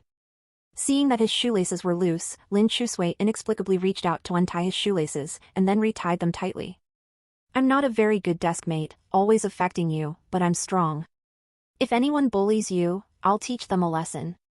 The breeze blew by, and her sideburns floated on her pink cheeks. Xiao Yan's hard and rough heart suddenly became extremely soft. Then are you willing to compete for me a little? What? Try hard to compete a little, maybe I'll. The moment he opened his mouth, Xiao Yan knew he was being impulsive. He thought for a moment, and smiled lightly. Forget it, nothing. Say it, what is it? Nothing. You, why are you like this? I'm just like this. The more she asked, the more evasive Xiao Yan became. He still didn't have the courage or determination to promise or agree to anything. Lin Chusui stared blankly at his smiling eyes as clear as the moon in the breeze. Her mind suddenly heated up. Then she leaned over inexplicably and lightly packed his face. Xiao Yan's words suddenly stopped. This light kiss was like a snowflake falling into his palm, vanishing instantly, but leaving a scorching mark in his heart. The progress bar for the task in the lower right corner jumped directly from 45% to 60%. Lin Chujui's face turned red. She reacted a bit excessively, jumped up abruptly, pushed back 2 steps, and screamed "Ah!" Then she covered her face and ran away. Xiao Yan. She took him by surprise, but why was it like he had taken advantage of her? He stood up and shouted, "Why are you running? Don't talk to me." In a minute, the marathon goddess ran away covering her head. South City No. 1 Middle School Bell Group. Lin Chusui, out of control, out of control, out of control. Lin Chusui, ah, ah, ah. Xiao Yan, sweat. Then, the system message reminded that Xiao Yan had been removed from the South City No. 1 Middle School Bell Group by Lin Chusui. Xiao Yan. He private messaged Lin Chusui, let's talk. Sorry, you are no longer the other party's friend. Please re-verify. In those days, Lin Chusui hid from him whenever she saw him. Her face turned red and her heart pounded, hands and feet stiff. She didn't know what was wrong with herself. When she had an affair with Qin Nai in junior high, she didn't have this reaction. She was so embarrassed that she didn't even dare say a word to him. Seeing his face made her brain sizzle. How embarrassing! How embarrassing! How embarrassing! She actually took advantage of Xiao Yan. However, no matter how Lin Chusui hid, the two were desk mates. They still had to sit together in class. Lin Chusui was determined not to talk to Xiao Yan. In the cold December wind, Lin Chusui was afraid of the cold. She tucked in her hands and shivered like a quail. She glanced at Xiao Yan. He wore very little, an outer jacket over a dark turtleneck sweater, looking very thin. He wore a loose scarf around his neck. Lin Chusui wore quilted autumn clothes inside and out, 3 layers inside and 3 layers outside, wrapping herself up tightly. But still cold. Xiao Yan sat by the window. He liked to open the window a little crack for ventilation. It wouldn't affect other students and could dispel the stale air in that area, refreshing. Lin Chusui took out a pen and silently wrote a line in her notebook and handed it over. Close the window, thank you. Xiao Yan ignored it and did not move. Seeing that he remained indifferent, Lin Chusui circled those words in thick red pen, added exclamation marks, and handed it in front of him. Close the window, thank you. Xiao Yan didn't even look at her, his expression was also very cold. He said, why should I close the window? Lin Chusui continued to write in the notebook. Because I'm cold. You're cold, what does that have to do with me? Xiao Yan glanced coldly at her, someone whose friend you deleted. Lin Chusui. He was still resentful about deleting friends. Taking advantage of me, but I'm the one who wronged you? Xiao Yan was indeed a little angry, turning things upside down. Lin Chusui grabbed a pen and painfully wrote in her notebook, "Please forget about that." Xiaoyan leaned in close, coldly asking, "We've already kissed, how can I forget?" As Lin Chusui looked at his handsome face up close, she wanted to grab the pen to write again, but he took the pen and threw it aside. Get the latest chapters on n/velbin.com. Little mute, do you plan on never speaking to me again for the rest of your life? Lin Chusui was extremely embarrassed, trying her best to avoid his pressing gaze. It was me, I'm sorry, if you feel taken advantage of, then I'll let you kiss me back to make it even. She spoke those words sincerely, every word coming from her heart. Her eyes were also exceptionally pitiful. Xiaoyan chuckled at her response. He loosened his grip on her collar. That sounds great, doesn't it? You kiss me, and then I get to kiss you back. What are you thinking? Having regained her freedom, Lin Chusui immediately buried her head in the desk, pretending to die a miserable death. The person's gone. After a while, she clearly felt the cold wind stop. She looked up and saw that Xiaoyan had closed the window. At the same time, he took off his scarf and wrapped it around her neck. The deep brown scarf carried his warmth, instantly wrapping her cool neck extremely cozily. About you stealing a kiss from me. Before he could finish speaking, Lin Chusui hurriedly went up to him and covered his mouth with her hand. Don't say it! Her soft, sticky hand covered his lips. He looked sincerely at the girl before him with his naturally upturned peach blossom eyes, not saying it means you'll never speak to me again? Lin Chusui slowly removed her hand from him. Somewhat dejected, she kept her head low while touching his dark scarf. It was me being impulsive and violating you. Even if you want to be angry, I have no complaints. Who was the one who got angry first? Xiaoyan said helplessly. The one who kicked me out of the group chat, deleted me as a friend, that was you. The one who stopped talking to me, that was also you. Because you would definitely have left the group and deleted me as a friend. I struck first. You have to compete with me for a win or loss? Lin Chusui looked at him like a small rabbit, guilty. Dad said girls definitely can't take the initiative, otherwise they'll be looked down on. But she was the one who shamefully fell for him first. She was also very discouraged. Afraid of being looked down on, so you directly cut off all ties. Xiaoyan's mouth curved up slightly. You're being very unreasonable. It wasn't because I was afraid of being looked down on that I deleted you, but rather. She spoke in a tiny mosquito-like voice, I was afraid of being rejected. It wasn't because I was afraid of being looked down upon that I deleted you, but because I was afraid of being rejected. And then? What happened next? At the school gate, Lu Tianbai clutched Lin Chusui's sleeve, her eyes full of gossip. What happened between you two next? Did you confess to each other? Lin Chusui closed her eyes and shook her head painfully, then I kicked him. Lu Tianbai was stunned, what did you just say you did?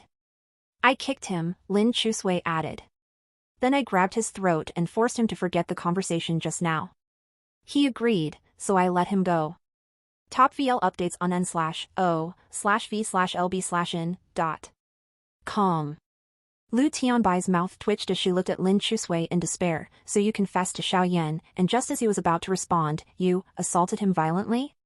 Lin Chusui buried her head in her hands, completely devastated. Stop talking about it. Lu Tianbai looked at her pitifully, my bestie is going to die alone and pitiful. Lin Chusui stood up, regaining her spirit, never mind, let's go eat some spicy hot pot noodles. Let's go, let's go. Lin Chusui and Lu Tianbai went to the street of food stalls behind the school and sat down at their usual small stand, each ordering an extra large bowl of hot pot noodles. Bestie, aren't you going to ask me why I like him? Lin Chusui was eager to pour her heart out and actively steered the topic. But Lu Tianbai was very uncooperative, is there a need to ask? Lin Chusui emphasized, isn't there? He's Xiaoyan. Lu Tianbai held up her fingers for emphasis, from Lu Qi's ex-girlfriend to Tang Yani, and then to Qiao Danqi. These girls knew there were mountains of daggers and seas of flames ahead, yet they still embarked courageously. With Xiaoyan's charm, even my crush Su Jianing can't compare.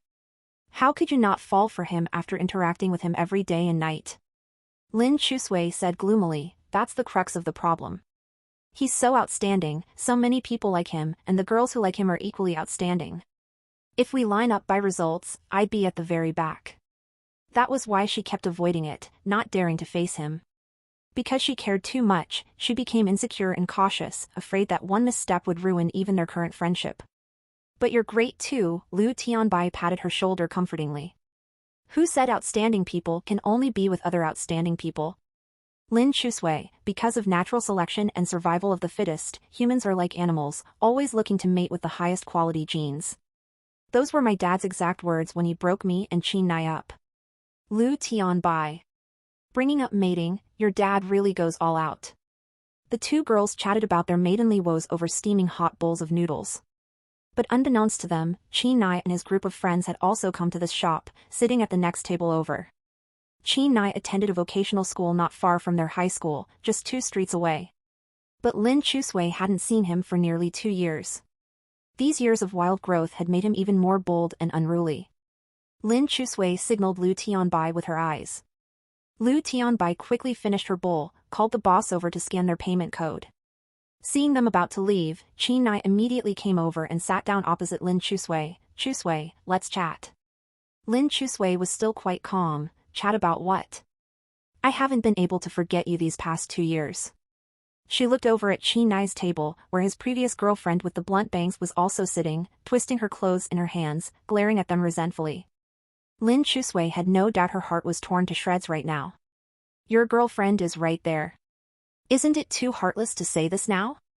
Qin Nai explained, she's not really my girlfriend, she's the one chasing me around. But you acquiesced since you bring her everywhere with you, no? Chusui, are you jealous? I'll be damned if I'm jealous of you. Seeing Lin Chusui's fist tighten under her sleeve, Liu Tianbai quickly pulled her up. We've got a lot of homework tonight, let's get going. Lin Chusui suppressed her urge to beat him to a pulp, saying, since you have a girlfriend now, cherish her properly. Don't be a scumbag. Qin Nai grabbed Lin Chusui's sleeve. Is it because of that guy from back then? Let go. That day he stole my wallet and took a. He hesitated. And he even threw my wallet into the toilet. Did you get your wallet back? I got it back. Qin Nai swallowed his disgust and said, it was covered in shit. Lin Chusui felt a bit like laughing. She shook off his hand, then there's nothing more to say.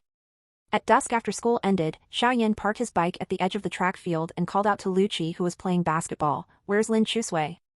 Lucci stopped running, holding the ball. Xiaoyan, why are you looking for Chusui every day? Xiaoyan was confused, am I? Lucci counted on his fingers, yesterday, today, day before, every time you pass by you ask. Maybe she's been a bit strange lately. You two are both weirdos. Lucci threw the ball back to the other boys, put on a jacket and walked over. My sister just texted me they were eating hot pot noodles at the food street. Let's go, together. Xiaoyan didn't refuse and went with Lucci to the street of food stalls behind the school. Walking through the smoky and lively stands, from a great distance, he immediately spotted Lin Chusui talking with Qin Nai. Hey! Seeing them too, Lucci teased, are they trying to rekindle old flames? Xiaoyan looked away, saying, then I'll head back first. Weren't you looking for Chusui about something? It's nothing now. After speaking, Xiaoyan turned his bike around to leave. Lucci watched as he got about 10 meters away, then halted in his tracks amidst the crowd. After a few seconds of silence, Xiaoyan turned back around, threw his bike to Lucci and said with a tinge of youthful frustration, help me watch this. Before Lucci could respond, he strode purposefully towards Lin Chusui and Qin Nai. Holy shit! Lucci had never seen Xiaoyan so fired up before, every hair on his body seemingly standing on end and ready for battle. He quickly pushed the bike and followed behind Xiaoyan. Xiaoyan marched right up to Lin Chusui's side and sat down. Seeing Xiaoyan, Lin Chusui was a little surprised. Qin Nai was even more furious at the sight of him. I'm talking to Chusui, piss off. I'm her guardian. Xiaoyan shamelessly declared. The one who should piss off is you. You, her dad? And guardian? Qin Nai scoffed. What a coincidence, I am indeed. Shameless prick. Does the scar not hurt any more now that the wound has healed? Qin Nai slammed the table and stood up, grabbing Xiaoyan's collar. Keep seeing you and I'll keep beating you up. Recalling Xiaoyan's inexplicable beating last time, hot blood rushed to Lin Chusui's head. She grabbed the iron stool beside her and slammed it down in front of Qi Nai, coldly shouting, "Try touching him again." Seeing the situation escalate, Lu Qi and a few boys from the sports team swarmed over, clamoring, "What's going on here? You dare wreak havoc on our turf?" Qi Nai's friends also came over, confrontationally yelling, "You looking for a fight? Our high school has an excellent ethos, we never fight." Lu Qi had already taken out his phone. "We'll just tell the teachers. Just you wait, Mr. Wang, our PE teacher, has a black belt in Taekwondo. He'll take care of you." Qi Nai didn't actually want to clash with Lin Chusui either. His eyes bloodshot, he pointed at Xiaoyan and asked Lin Chusui, "Who is he to you?" Following Xiaoyan's earlier words, Lin Chusui said, "Didn't you hear him? He's like my dad, my guardian." Satisfied? Qi Nai jabbed his finger at Xiaoyan, resentful and indignant. He's no father to you. Have you lost your mind?" Xiaoyan calmly replied, "I'm the kind of dad she would cry and call for." Qi Nai. Lin Chusui. Lu Qi whispered to Zhang Qingyu, as expected of Xiaoyan, still making erotic jokes in front of a love rival. "Zhang Qingyu, this is called defeating the enemy without fighting, killing their heart." Before things could escalate further, the school security at the back door were alerted by the tense standoff and came over. Although unhappy about it, Qi Nai could only leave sullenly. Just before leaving, he turned back to say to Lin Chusui, "Chusui, he's no good. One day, you'll see his true colors." The small restaurant was filling up with more and more students. Lu Qi and Zhang Qingyu ordered a big bowl of hot pot noodles and sat on the side slurping them down. Xiaoyan sat next to Lin Chusui, patiently waiting for her to finish eating. "Finals are coming up soon. Let's go to the study room later and I'll go over the review materials with you."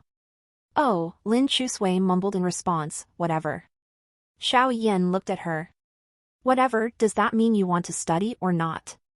"I won't make the top 100 in our grade," Lin Chusui said dejectedly. "Even if we ranked by genes, I'd be at the bottom." "Ranked by genes?"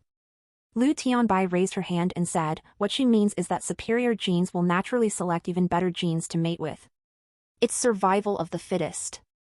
Lin Chusui. She didn't have time to cover the naive girl's mouth. Zhang Qingyu and Lu Qi simultaneously gave Lin Chusui a thumbs up. The other girls at school confessed to Xiaoyan through hints and metaphors, some even writing him little poems. But Lin Chusui came right out with an evolutionary biology argument, survival of the fittest, I don't have mating rights. That's our Lin Chusui. Xiaoyan was stunned for a few seconds.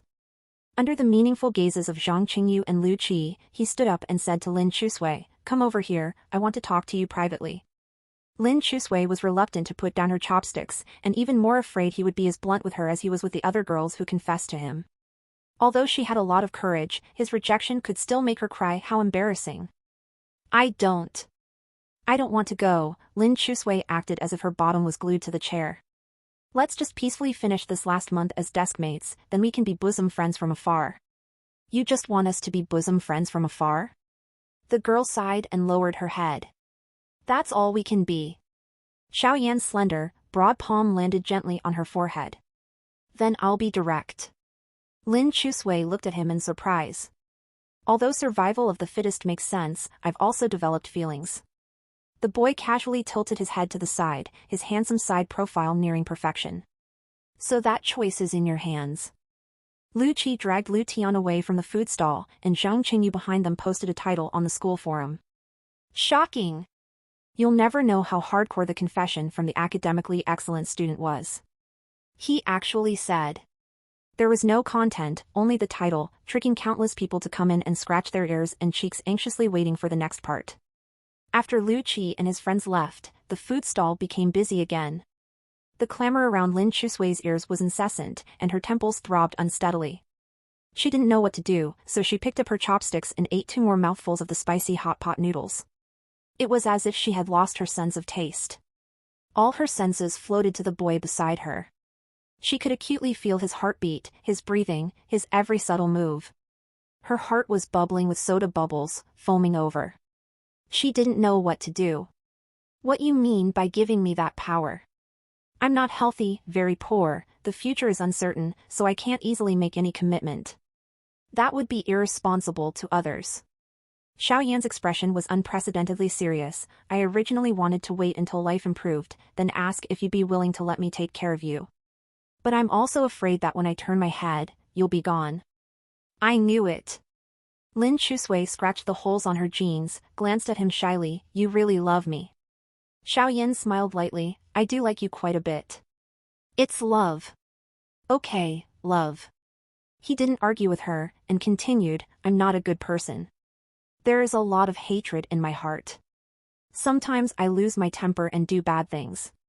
Just like what Qin Nai said, I got back at him for calling me a poor loser. Did you really steal his wallet? I didn't steal it. He dropped it and I threw it away on impulse. Xiao Yan admitted frankly, I have a dark side. I will stop at nothing to get what I want. Lin Chusui blinked, looking at Xiao Yan. This was the first time since she met him that she heard him open up about himself. Why are you telling me all this? I'm afraid you'll be disappointed. Listening to Xiao Yan's words and seeing him put himself in such a low position, Lin Chusui's inferiority disappeared in an instant. Her face slowly turned crimson. You care too much about what I think. Xiao Yan smiled helplessly. Yes, I care too much. I'm afraid you'll fall for someone else when I turn my head. It's possible. Lin Chusui said on purpose. After all, Qin Nai still has a torch for me. I know. The photo he took from Qin Nai's wallet was still hanging on his headboard. Seeing that he didn't argue, Lin Chusui blushed and reminded him, then you have to treat me well, I'm not easy for you to win over. It's a deal. Xiao Yan didn't know what the best love looked like, but he knew that if he let the girl fantasize like this, her self-confidence would collapse completely, and she would become the depressed fish girl of the past again. But true affection is probably seeing you as the best in the world in my eyes. Since Lin Chusui had taken the initiative, she started to nitpick after taking advantage. Looking around, my first confession happened to be at a food stall. How unromantic. I said I'd take you somewhere romantic, but you didn't want to go. Let's go now. Okay. Xiao Yan got up to pay the bill, then walked out of the food street pushing his bike, with Lin Chusui following closely behind. Lin Chusui took the initiative to sit on his bike. Give me a ride. Already starting to order me around? You have to treat me well to firmly capture my heart. Xiao Yan smiled faintly, got on the bike and easily pedaled. The cool breeze brought a touch of chill. Lin Chusui's heart, however, was restless. Looking at his straight, broad back, she couldn't help reaching out to touch the tan nape of his neck. Short cropped hair stubble, hard texture, a little prickly. Xiao Yan felt like an electric shock running up his spine. What are you touching? Nothing, just touching. Lin Chusui withdrew her hand shyly. Just that little electric tingle was enough to stiffen him halfway. A 17 or 18-year-old boy just coming of age simply couldn't withstand the girl's intentional or unintentional teasing and touching. He took a deep breath, swallowing his impatience. We need to set some boundaries. What? Before graduation, we'll interact like we used to. Are you giving me conditions? I guess so. Xiao Yan, have you heard this saying? The one who loves more doesn't get to set conditions. The girl's hand moved from his nape down to his Adam's apple, gently poking, don't refuse, or I'll make sure you get your heart broken. Xiao Yan. Soon, the bike stopped under a red wall in a suburban park. The wall was dilapidated from years of disrepair, with clusters of withered leaves on it. There were few people around, looking desolate. Lin Chusui looked around and asked with her hands behind her back, the romantic place you mentioned is here? Isn't this romantic?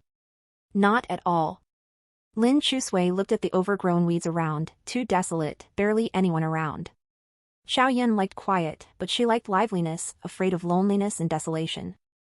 I accidentally saw it here last spring. There were lots of acacia flowers hanging down the vines, which paired nicely with the red wall.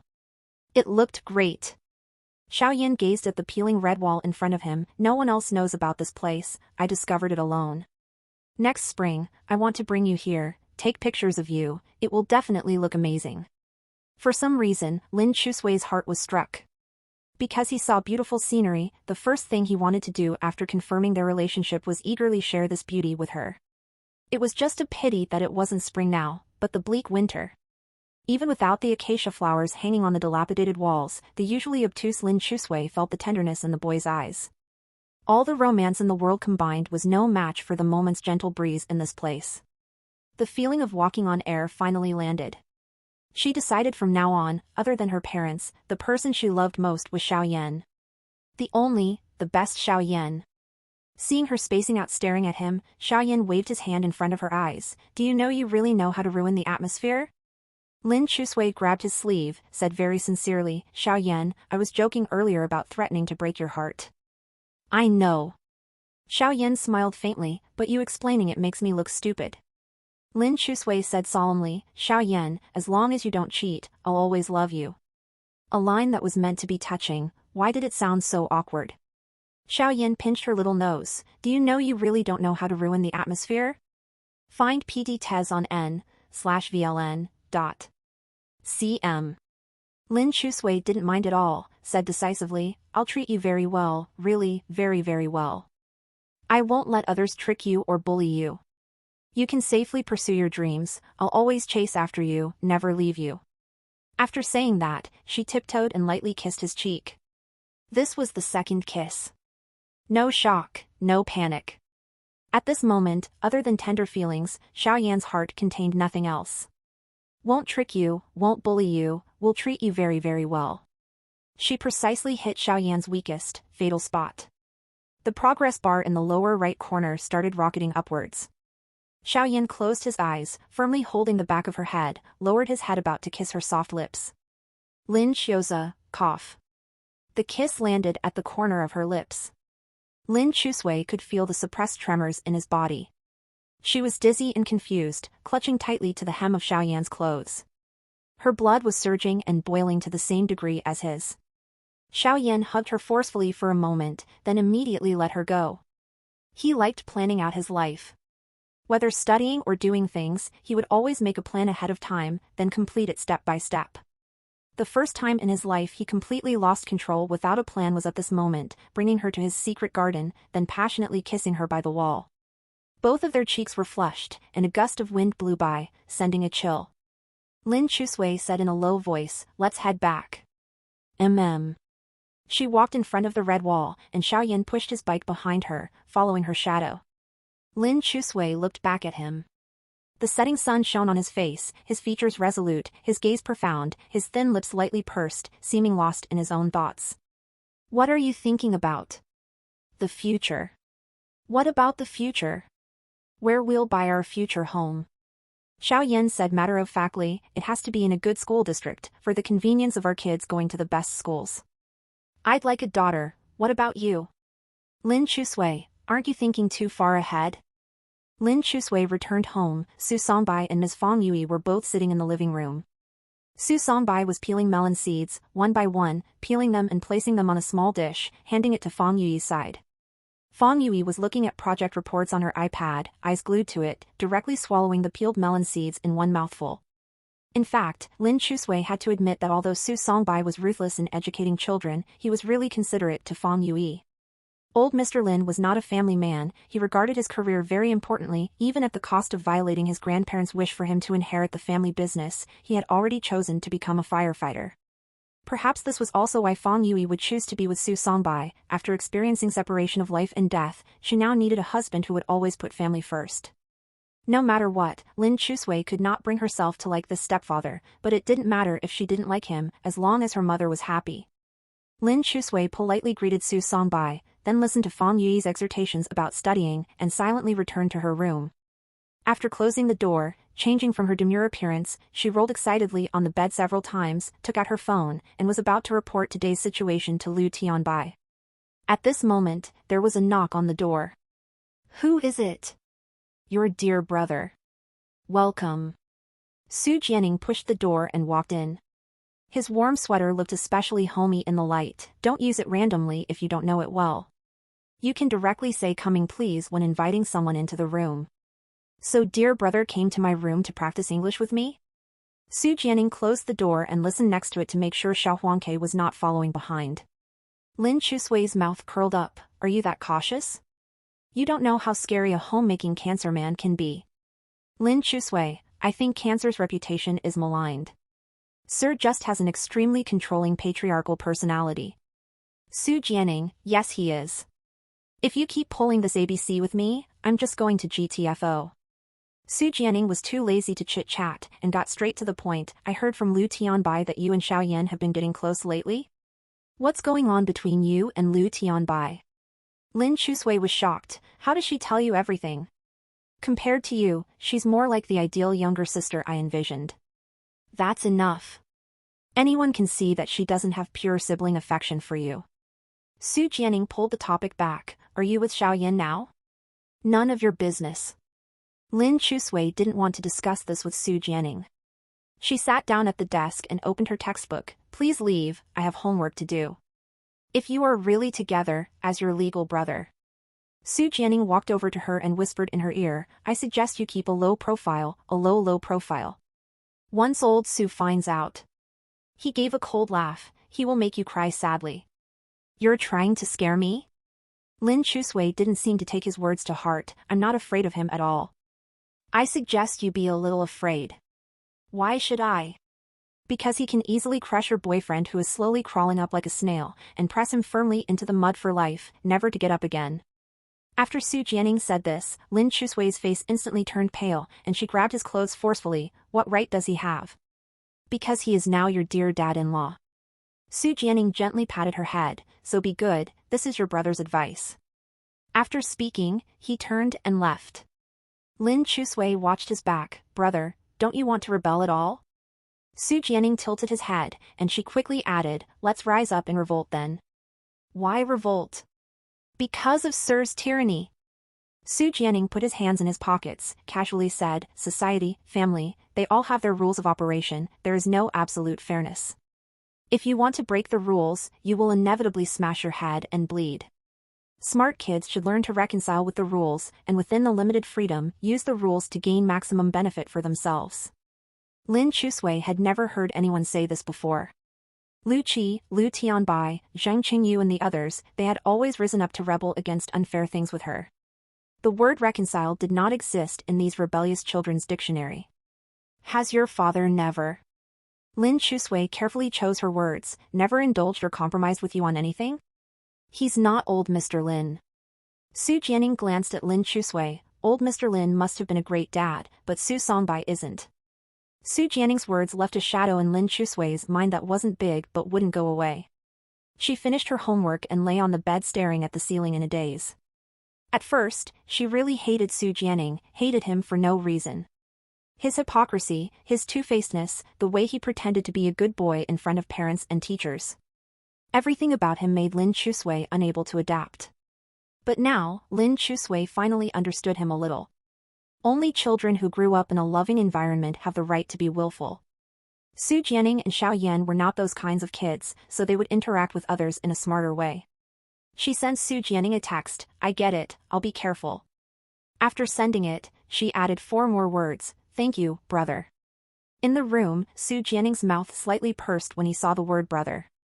After thanking Su Jianing, Lin Chusui wanted to text Xiaoyan, but when she looked for his name in her contacts, she remembered that she had deleted Xiaoyan. Lin Chusui copied his phone number and re-added Xiaoyan. Since Xiaoyan didn't delete her, adding him instantly worked. Boyfriend genius, if my mom gave you 500 million and forced you to break up with me, what would you do? Xiaoyan immediately replied without thinking, use part of it to study, use the rest to start a business, and if there's any left over, choose some risky investments. Does this boyfriend not have a heart? She righteously lambasted, is our relationship not worth a mere 5 million? After speaking, she was about to block Xiaoyan again, but saw that Xiaoyan had sent a voice message. Lin Chusui impatiently clicked to open it, and his low, magnetic voice came through. Use the money to start a business and bankrupt your family, then keep you imprisoned by my side. Is this answer standard enough? Lin Chusui. As expected of the study god script. At the end of the year, it entered the final exam preparation stage. Lin Chusui settled down and got up early and slept late every day, studying diligently. Her diligence was almost on par with Su Jianing, who had his head muddled by love. After working hard, when the final grades came out, she had only managed to get 205th in her grade after exerting all her effort. This was already the best grade Lin Chusui had ever gotten. Get the L-Testfels on no/v/elben.c/om. However, the matter of her and Xiaoyan switching places was set in stone. Teacher Qin had planned and schemed for it the entire semester. Grades were grades, puppy love was puppy love, they absolutely could not be confused. He was indeed an experienced senior teacher, with a wealth of experience in his past teaching career. He had seen too many top students ruined by puppy love, and even more terrible cases of underage pregnancy that had extremely harmful effects. He absolutely could not condone or indulge any signs of such tendencies, even the tiniest spark had to be completely extinguished. Many female classmates had signed up with Teacher Qin, hoping to become desk mates with Xiaoyan next semester to learn from him. There were few male students, only the half-baked Lu Qi. Teacher Qin felt a little complicated. Of course he knew what these female students were thinking. Xiaoyan was very popular, he was not unaware of this. How many of these girls really wanted to be desk mates with him to study? They were more interested in the musician than the music. After careful consideration, Teacher Qin decided to have Lu Qi and Lin Chusui switch seats, so that Lu Qi sat with Xiaoyan and Lin Chusui sat with Su Jianing. This was the most prudent arrangement. After class, Teacher Qin called Lin Chusui and Lu Qi to the office and told them about the seat change. Lin Chusui glared at Lu Qi all the way, "You got a good deal." Lu Qi shrugged, "Since you only got a 250, if I don't give you a good deal, those girls who are like hungry wolves will get it. It's up to you to choose." The two came to the office. The other teachers around saw Lin Chusui and couldn't help praising, "Lin has made great progress. Yeah, she actually didn't get any of the ancient poetry questions in Chinese wrong, rare." Before Lin Chusui could speak, Teacher Qin took the chance to boast about himself. "Although I'm the new homeroom teacher for the Senior 3 class, I have experience. When she first came, this girl was very naughty. But no matter how crooked a tree is, in my hands, I can correct it." Other teachers learn from Teacher Qin. Lin Chusui, "It's all thanks to Teacher Qin's painstaking love and earnest teachings. The student keeps it in mind and will never forget it. Teacher Qin is the best teacher in the world." Teacher Qin grinned from ear to ear and waved his hand, "Not that good, haha." Lin Chusui, "Teacher Qin, about the matter of my desk mate." Teacher Qin's eyes glared, his face changed suddenly, his tone firm, "This was the military order you made yourself. You and Lu Qi will switch seats later." Lin Chusui nodded repeatedly with a smile, "Yes, no problem. You can switch seats and give the study guide to someone more in need of help. It's totally fine. Sitting next to Su Jianing is okay too." "Wait a minute." Teacher Qin looked at her suspiciously, "Why are you so happy?" "Ah, am I happy? No way." With all his experience with people, how could Teacher Qin not see through Lin Chusui's little thoughts? "You're so happy to sit next to Su Jianing." Lin Chusui panicked immediately, No, Su Jianing is just my brother. There is nothing else between us, really nothing." Teacher Qin's heart thumped. He realized something was wrong. He had only paid attention to Xiaoyan and Lin Chusui, completely neglecting Su Jianing who was with her day and night. Sometimes students' puppy love is like guerrilla warfare, the enemy advances and we retreat, the enemy attacks and we defend. The younger generations nowadays are more and more complicated. No wonder Xiaoyan had pursued Lin Chusui for so long without success. Turns out, this was a love triangle. Teacher Qin's expression became serious. "Student Lin Chusui, do you know he is your brother by law?" Lin Chusui was so frightened her whole body shook. I don't have anything with him." I'm sorry Teacher Qin, I was wrong. Please don't tell my mom, or she'll beat me to death." Teacher Qin immediately realized the severity of the problem. "Student Lin Chusui, please control your emotions. Focus on studying. You are in your senior year of high school now. There can be no mistakes. Xiaoyan also advised me that." Teacher Qin thought for a long time and said to Lu Qi, "Let's put off the switching seats for now. We'll talk about it later." Lu Qi? He was dumbfounded by Lin Chusui's acting. Not giving her an Oscar is a loss for the international film industry. Su Jianing was called to Teacher Qin's office. In order not to hurt the self-esteem of the model student, Teacher Qin spoke in metaphors and hinted cryptically, leaving Su Jianing, who was already weak in Chinese, even more confused. Teacher Qin also recommended that he go read Thunderstorm. Naturally, Su Jianing had no mood to read any Thunderstorm. In this final exam, Xiaoyan was still top of the rankings, while he had barely managed to beat Xiao Danqi to secure the second spot. Accomplish things that seem impossible no matter how hard you try. Only by accomplishing it could he meet the person he wanted to see.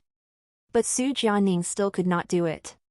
That night, Xiao Yan was busy working in the shop, chopping vegetables, simmering broth, tidying up the countertops. Lin Chu Sui stuck to him like a little stalker. Wherever he went, she followed. The already cramped little shop became even more crowded. Tall and slender, Xiao Yan had an apron tied around his waist. His handsome features softened the lofty, unapproachable impression his good looks often evoked, lending him an earthly, mundane air instead.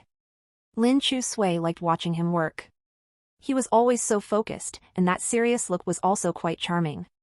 Xiao Yan said, "Miss Lin, if you're bored, why not recite some poems for me? We just finished finals and are on winter break."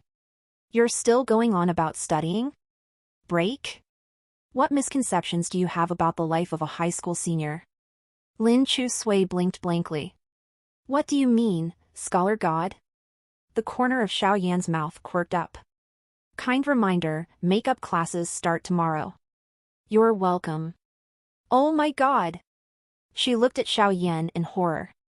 "How did you know?" Xiao Yan shot the question back. "How could you not know when we go to the same school?" Lin Chu Sui instantly deflated, listlessly taking out her phone and sending a message in the Nanqing No. 1 Middle School Bells group. "The news about makeup classes isn't something only I didn't know about, right?" Su Jianing immediately replied, "Yes, everyone else knew. Only you didn't, loser." No sooner had he sent the message than, "Lu Qi, oh my god. Shang Qingyu, oh my god. Lu Tianbai, BFF, don't scare me. Su Jianing. Why did he join this useless group? Shang Qingyu, I already bought high-speed rail tickets to go out and play tomorrow. Lu Qi, my sister and I are already on the high-speed rail." Despair. Lin Chu Sui's mood instantly brightened. As expected of the good friends her dad got her with a summer's worth of QQ candies, not one of them let her down when it mattered. Fine, she'd attend makeup classes. Although winter break was short, she could still see her world's most handsome boyfriend every day. That was also extremely delightful. Xiao Yan held a knife and was chopping vegetables. His fingertips aligned perfectly with the blade's edge as he sliced potatoes into fine, thin strands. Lin Chu Sui stared at his long, beautiful, delicate hands. Don't know who's so lucky to have a boyfriend with such nice, long fingers. Xiao Yan stopped his motions. "I strongly advise you again not to make inappropriate jokes." "How is complimenting your long fingers inappropriate?" Lin Chu Sui said disdainfully. "You're the one with a dirty mind." Xiao Yan didn't bother debating her. He simply continued prepping the ingredients. The young lady watched his back for a while before calling out, "Boyfriend, can I give you a pet name?" "What?" "Your sister calls you a yen." "Then I'll call you." Lin Chu Sui thought for a moment then said, "How about I call you Xiao Xiao? You can just keep calling me boyfriend." "Oh. You don't like it?" "It's extremely unpleasant." "Humph." Lin Chu Sui refused to give up. "Xiao Xiao. Xiao Xiao, Xiao Xiao, Xiao Xiao." Xiao Yan ignored her with his back turned. "Xiao Xiao, Xiao Xiao, Xiao Xiao." She switched to an almost coquettish tone. "Xiao Xiao, don't ignore me." Xiao Yan finally couldn't stand it anymore. He turned around and spread his arms. "Fine. Hug." Lin Chu Sui happily rushed into his embrace, squeezing his waist tightly. His body was hard yet warm, smelling lightly of laundry detergent and lemon. Clean and fresh. Xiao Yan held his arms open to avoid getting oil and grease on her as he indulgently allowed her to act spoiled, letting her hug him for a long, long time. Lin Chu Sui nuzzled his shirt. "A yen, you really, really like me, huh?" Xiao Yan lowered his head and lightly rubbed his nose against her forehead. He liked her a lot. So much that it was indescribable. So much that he wanted to give her his everything, every night in his dreams.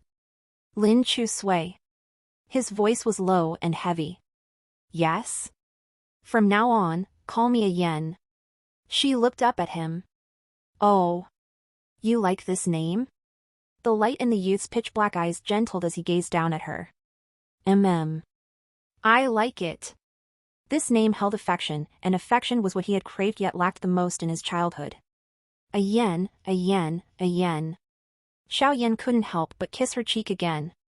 Right as the two were being lovey-dovey, Xiao Qian walked up to the shop with a backpack on, and upon seeing the scene, quickly covered her eyes.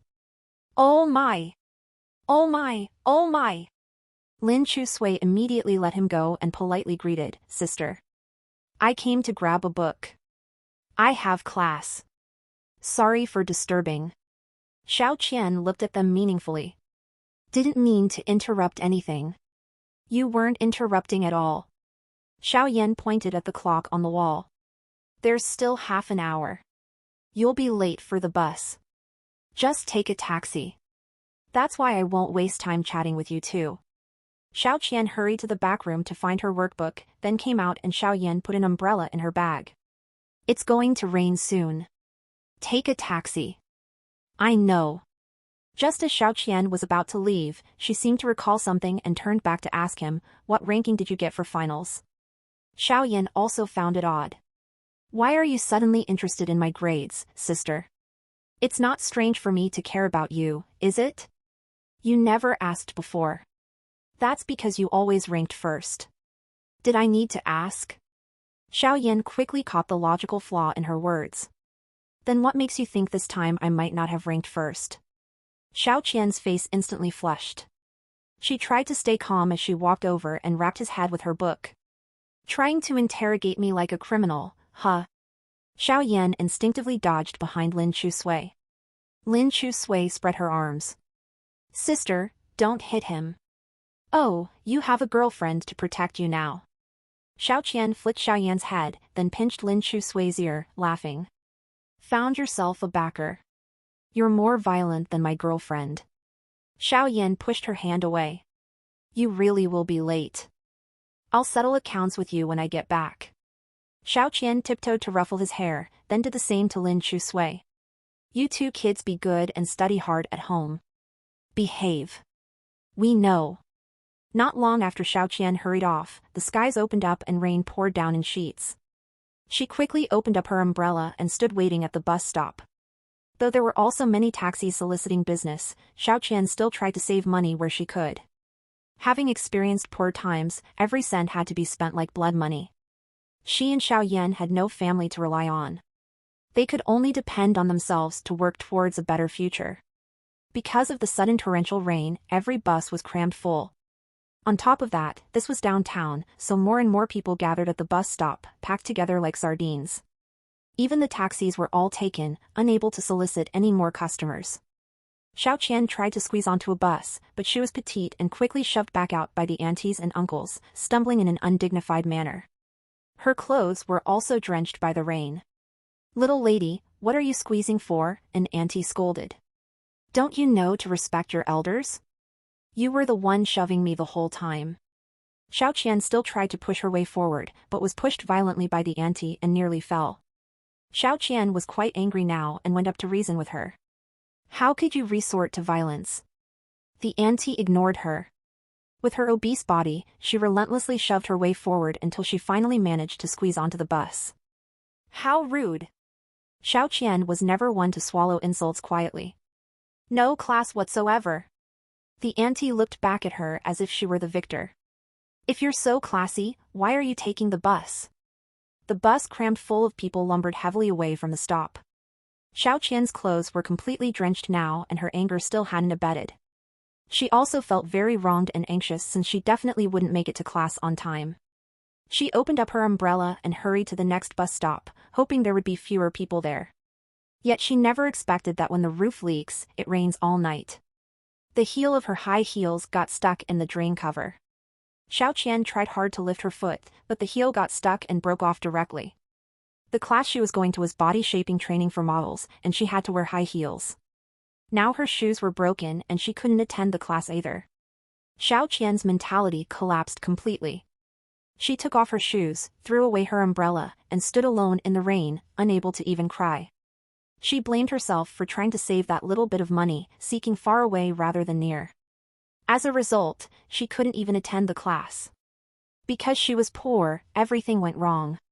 Vist and Velben.cm for new updates. Right ahead was the Central Financial District. Girls her age dressed up brightly and walked hurriedly. They were either white collars or executives. But she was nothing. This world was not meant for people like her. A sadness welled up in her heart. Xiao Qian's eyes grew hot.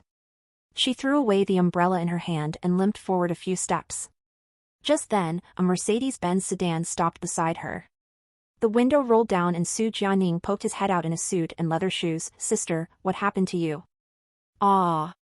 Seeing Su Jianing, Xiao Qian burst into tears for some reason. Fortunately, it was raining heavily, so the rain and tears blended indistinguishably. Su Jianing hurried out of the car. He didn't even bother with an umbrella, just grabbed her hand. "Sister, get in the car." Xiao Qian staggered back awkwardly, not daring to look directly at his dazzling luxury car. "Have you been drinking again?" "I didn't drink," Xiao Qian explained hurriedly. I have a class to attend." "I'll take you there," Su Jianing said. He pressed a key fob button and the rear door opened automatically. He put Xiao Qian inside, then got in himself. The car had excellent sound insulation, completely isolating the chaotic, dirty world outside. The pitter-patter of heavy rain became background noise. Xiao Qian didn't dare move a muscle, afraid of soiling the leather seats and high-end equipment she had never seen before. There were no clean towels in the car. Su Jianing simply took off his suit jacket and handed it to her. "Wipe your hair." Xiao Qian shook her head, declining his kindness. Su Jianing clambered from the front to the back seats, clumsy yet amusing, like a child. Fortunately, the interior space was extremely spacious. He sat down beside her and used his clothes to wipe her hair. "If you're going to class, why were you standing in the rain?" Xiao Qian noticed that the left heel of her high heels was broken off. "It's a body-shaping class for models, so I have to wear high heels," Xiao Qian explained again. "The broken heel means even if I go, it'll be pointless and I'll be laughed at." "How much does that class cost?" "Can't you just not go?" "It's not expensive. It's an adult education course offered by a vocational school, not the kind of high-end thing you're imagining." Xiao Qian didn't want to explain further. The more she explained, the more upset she felt. She silently gazed out at the pouring rain. "Then I'll take you home," Su Jianing said. "Do you have plans?"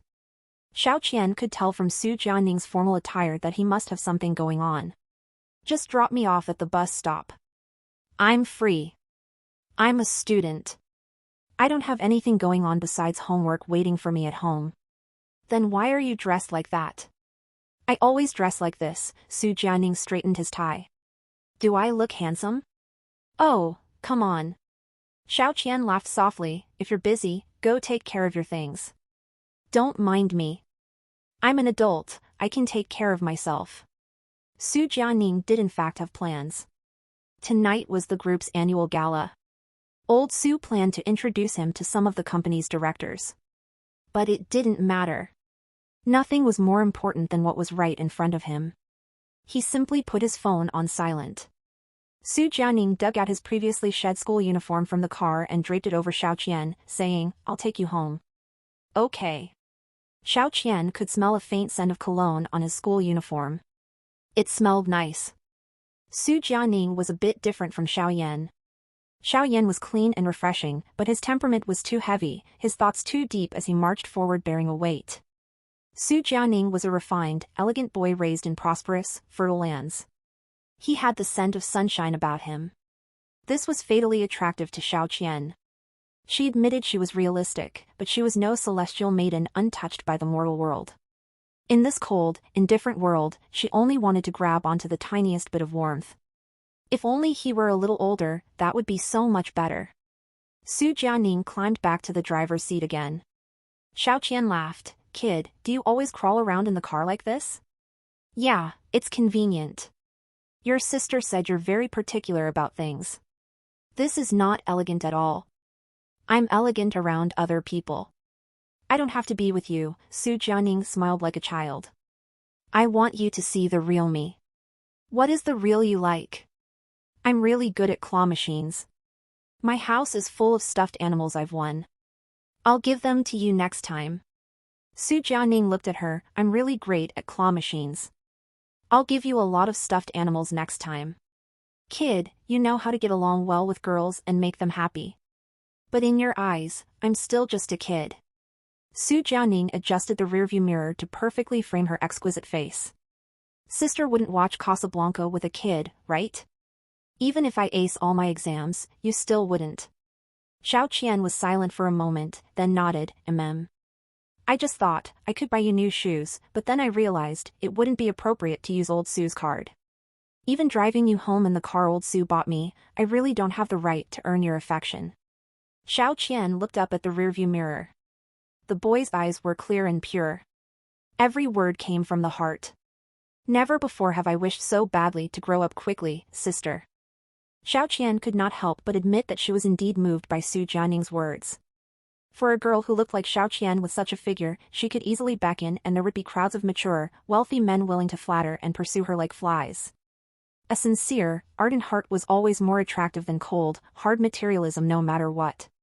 That was also why she could not ultimately let go and naively begin a relationship purely for materialistic reasons. Her brother came from the same background as her and his fate was even more winding, yet he still tried so hard. What right did she have not to strive? She wanted to rely on herself to live a better life. Shall I take you back? Su Jianing interrupted her thoughts. There's no rush to go back. I don't want my brother to worry. Okay. Su Jianing thought for a moment before starting the engine and driving to a desolate riverside. He then turned on the heater and surround sound stereo system. His music was all English songs from overseas. The melodies were gentle and soothing, perfect for a rainy day like this.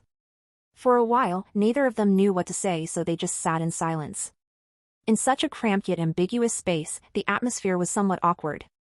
After thinking for a bit, Su Jianing climbed from the front seat to the back seat. Xiao Qian reacted immediately, shrinking into the corner warily and looking at him. Why did you climb back here again? To sit next to you and ease the awkwardness, Su Jianing said with a smile. I won't do anything to you, sister. I'm still just a kid. You're a kid. Just an 18 or 19-year-old kid full of hormones. You've climbed back here 3 times in less than half an hour. Su Jianing was completely unbothered as he sat down next to Xiao Qian, staring intently at her. Sister, let's chat. What do you want to chat about? Let's chat about your criteria for choosing a spouse and expectations for your future other half. I'll share mine too. Xiao Qian said, I don't date kids, thanks. Su Jianing laughed. A dimple emerged on his left cheek, clean and sweet. Then let's change topics.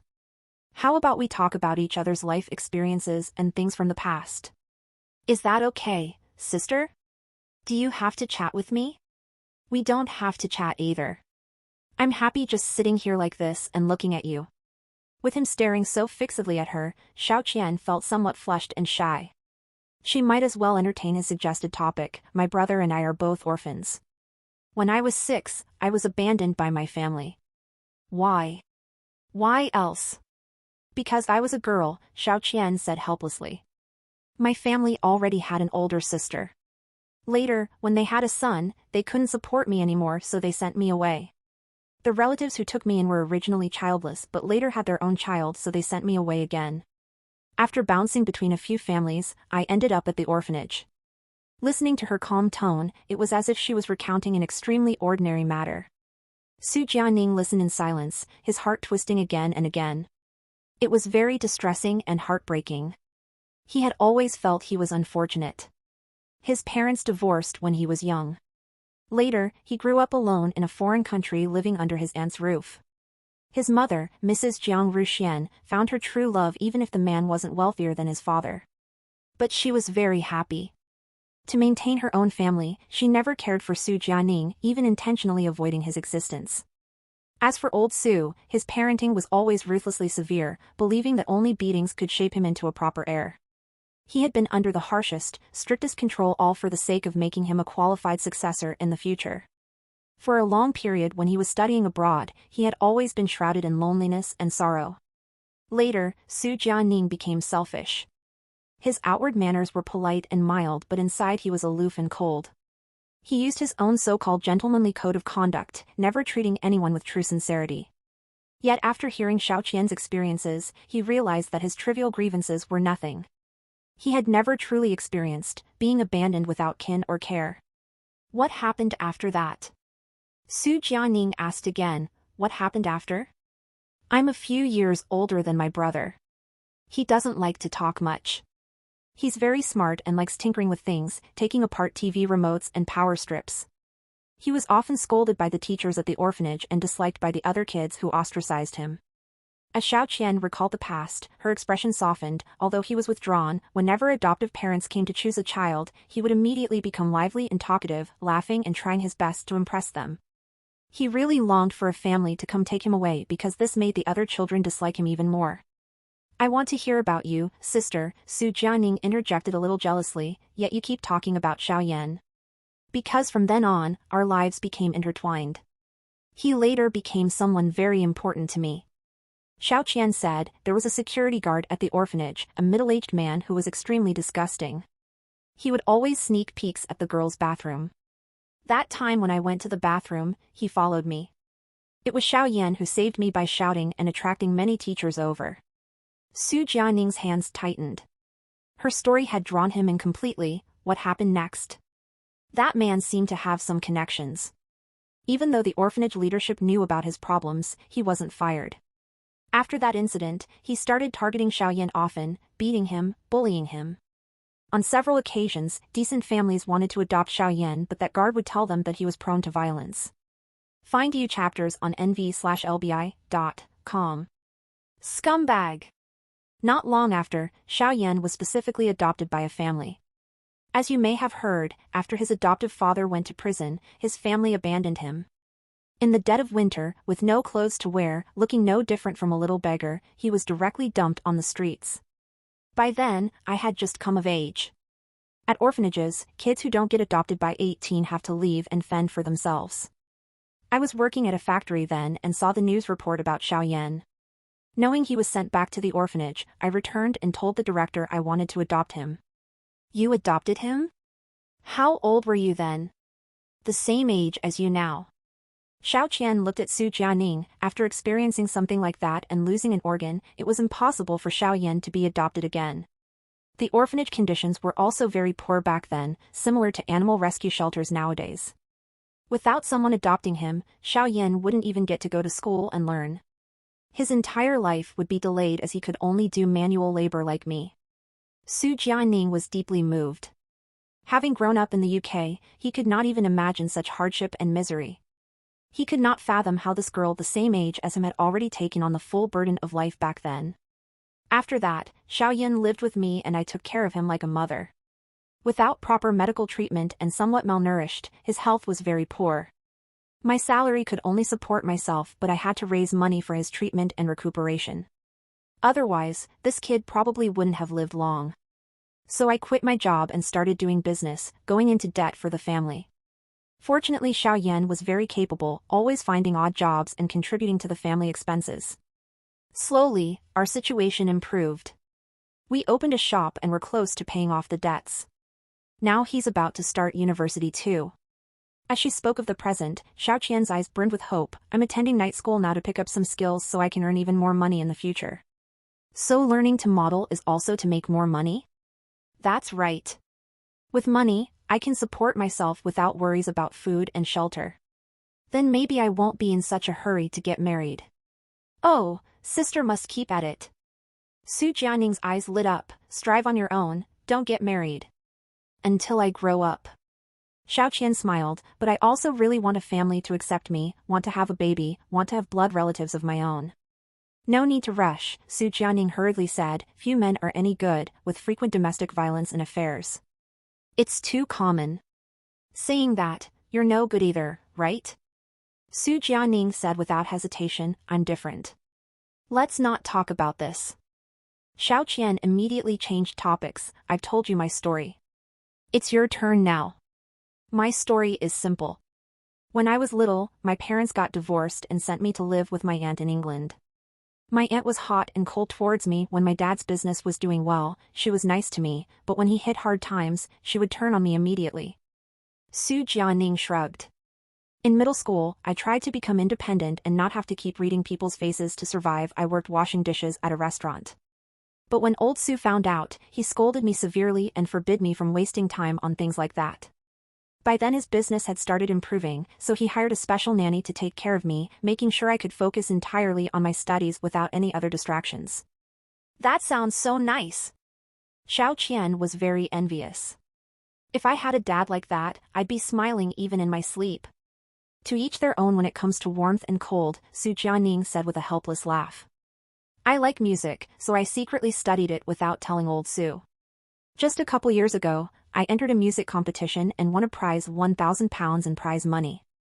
I used that to start some small businesses at school and earned my first bucket of gold £40,000. Then I bought myself a watch. Oh right. He suddenly seemed to remember something and hurriedly took off his Cartier watch, holding it out to Xiao Qian. I bought this with my own money, not family money, I want you to have it. Why are you suddenly giving me this? Xiao Qian didn't reach for it. I don't want it. I originally gave it as a birthday present to a girl in my class, Su Jianing said honestly. But she gave it back to me later. Xiao Qian laughed. Because she likes you? Yeah. Su Jianing had always known about Lu Tianbai's feelings, but he had rejected her directly. I don't like her, she and Shaolin are like sisters to me. When she returned the watch, she told me I should give it to someone I truly like and who really deserves it. I don't want it, Xiao Qian rejected just as directly. I'm not that person. You are, Su Jianing insisted stubbornly, pulling her hand over. I've decided it's you. Seeing how stubborn he was, Xiao Qian threatened, if you give it to me, I'll just turn around and sell it, you know. Then I'm not giving it to you, Su Jianing immediately snatched the watch back. I'll sell it myself, this watch is pretty valuable. I'll sell it and use the money to buy you a nice pair of high heels. Seeing that he was serious and really might sell off something so meaningful just for money, Xiao Qian took the watch after all. Fine, I'll take it, but I won't wear it. A gentle smile spread across Su Jianing's face. Whatever makes you happy. Meanwhile, his phone kept buzzing and buzzing as old Su called him repeatedly, nearly blowing up his phone. Finally, Su Jianing simply turned his phone off completely and said to Xiao Qian, Sis, will you wait for me a moment? What? Just wait for me a moment, it won't take long, I promise. Su Jianing looked at her solemnly. Really, I can give you a better future than any other suitable match out there, will you take a chance on me, and just wait for me a little while? After saying this, his originally pale face flushed red in an instant, his heart thumping loudly. Xiao Qian clutched the watch silently for a long time before speaking. Kid, even if you graduate university without going to grad school, it will still take at least 4 or 5 years. Do you know how old your sis will be by then? 30. That doesn't matter. By that time, you'll have great looks, education, skills, and family background. Tons of young, pretty girls will be infatuated with you. Will you really give up all those bright prospects to be with a 30-year-old, uneducated woman who might not even be as pretty as now? I will. But do you know how big of a risk it would be for me to believe the immature vows of a boy? Xiao Qian looked at him rationally. Don't be silly. Su Jianing clenched his fist tightly, then relaxed it, then clenched it again. Indeed, Xiao Qian's calm, mature words instantly doused the fire in his heart. Putting himself in her shoes, he wouldn't readily believe in the seemingly beautiful future either. If you're not happy, I won't be happy either, he said, his voice trembling. Little Ning, you're so wonderful. Xiao Qian reached out and lightly traced the contours of his face, moved. But we really are, not meant to be.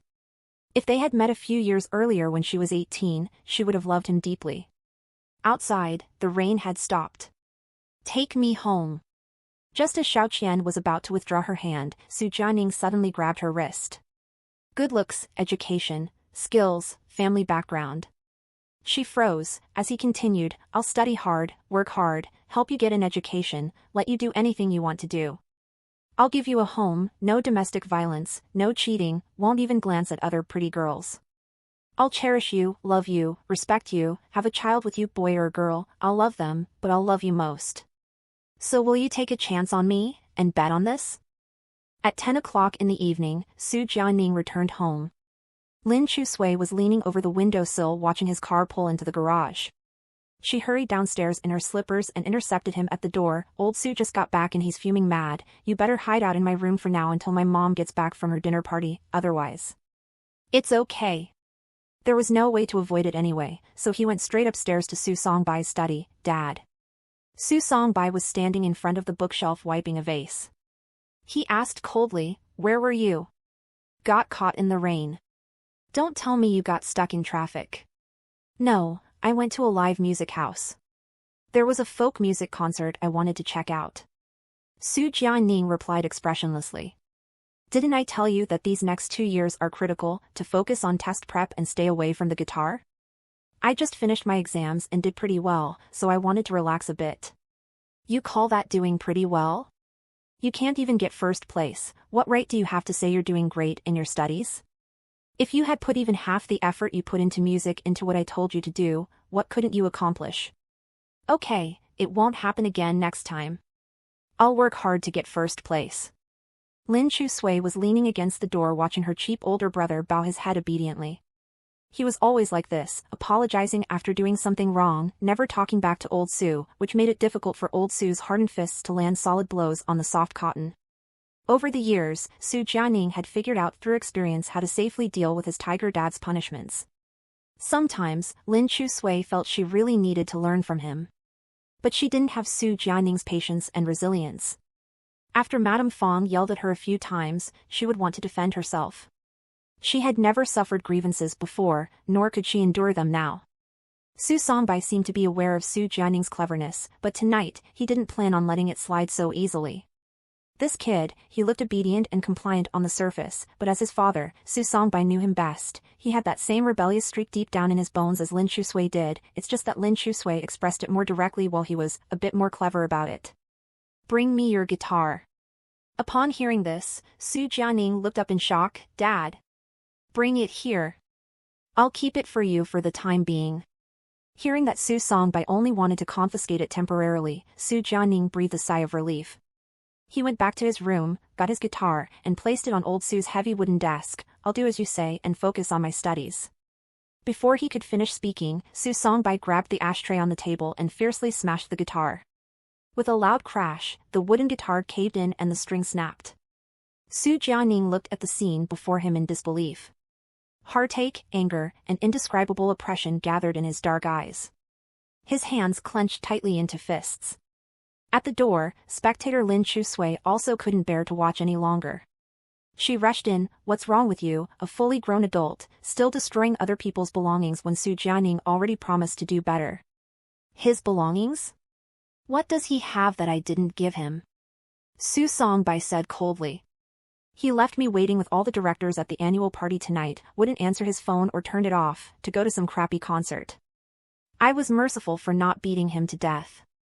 After saying this, he picked up the guitar, about to toss it out the window. Lin Chusui hurried forward and grabbed the tail end of the guitar, wrestling over it with him. Su Jianing went over to convince Lin Chusui, "Forget it. No way. It can still be fixed." She knew how much the fake foreign devil treasured this old guitar. He would take it out regularly to wipe it down and maintain it, not letting her touch it carelessly, making her wash her hands before handling it. Everyone had things they cherished.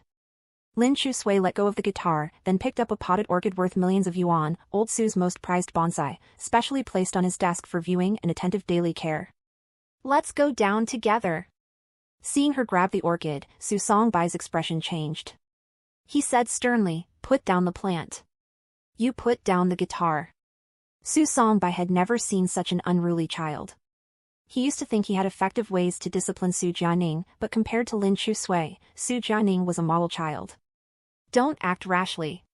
He slowly lowered the guitar, afraid she would damage his orchid. "Put it down." Lin Chusui signaled to Su Jianing with her eyes. Su Jianing walked over and picked up the guitar, eyes full of distress. Holding the orchid hostage, Lin Chusui slowly backed out of the study and finally smirked, "Here, have it back." After saying this, she smashed the potted plant forcefully onto the ground, then gave it a few hard kicks. "Lin Chusui!" Su Songbai charged out angrily. Su Jianing had already grabbed Lin Chusui's hand, fleeing together back to his room and locking the door. The two leaned against the door, hearts thumping wildly, listening to the sounds outside. Su Songbai was busy trying to rescue his plant, naturally had no time to deal with them. Su Jianing turned his head to look at Lin Chusui. The little girl's cheeks were rosy red, still looking shocked and terrified. Damn, that was scary. Guitar in one hand, he rubbed her soft fluffy hair with the other. Why stick your neck out if you're so afraid? Of course I have to stand up to violence, I absolutely will not submit. Lin Chusui pushed his hand away. You're just like a slave, letting yourself get bullied without fighting back. If I don't protect you, who will? Su Jianing scoffed, you're the slave. Explore new ovals on nvelby.com. I'm Lincoln Chu, emancipator of slaves. My dear sister emancipator, did you finish your homework? What, are you going to do your sister emancipator's homework for her? In your dreams. Su Jianing rolled his eyes and brought his workbook over to her. Look at mine first. Copy the answers onto scratch paper. After Aunt Fong gets back in your safe, go back to your room and transcribe it all into your workbook. Lin Chusui pursed her lips, sitting down at the desk. Is supervising others to study diligently a common interest among you model students? Less nonsense. Su Jianing picked up his guitar to inspect the damaged parts. Lin Chusui turned and asked, don't you usually keep up a good boy image? How'd you manage to piss him off so badly today? When asked this, Su Jianing suddenly laughed. What are you giggling about? I have someone I like now, and there's a good chance I can win her over. Lin Chusui asked doubtfully, it wouldn't be who I'm thinking of, would it?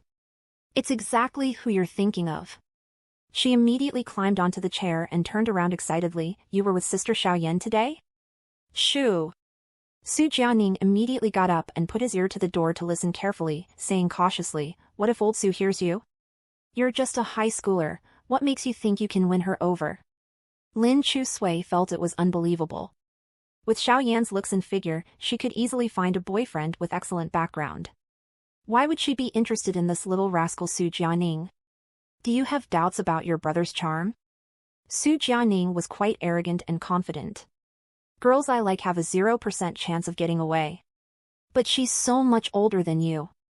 I like older sisters, you got a problem with that? Lin Chusui was still frowning, not at all happy for Su Jianing. Then, do you know there's also a girl in our class who has always liked you too? Su Jianing, there are at least 15 girls in our class who like me, and 14 have confessed. Lin Chusui stared at Su Jianing. After a long pause, she said slowly, I'm talking about the one who hasn't confessed. Su Jianing lay in bed, arm cradling his head as he gazed at the ceiling, because she already knows the answer in her heart. Lin Chusui didn't say anything more. The next day after school, Xiaoyan sent Lin Chusui home. He told her to wait downstairs while she went to get Su Jianing's guitar. Brother Octopus had introduced her to a famous instrument repair shop. He said no matter how badly it was smashed, they could restore it to its original condition. Lin Chusui got the offline address and asked Xiaoyan to accompany her to the physical store to take a look. Xiaoyan stood in front of the independent villa courtyard.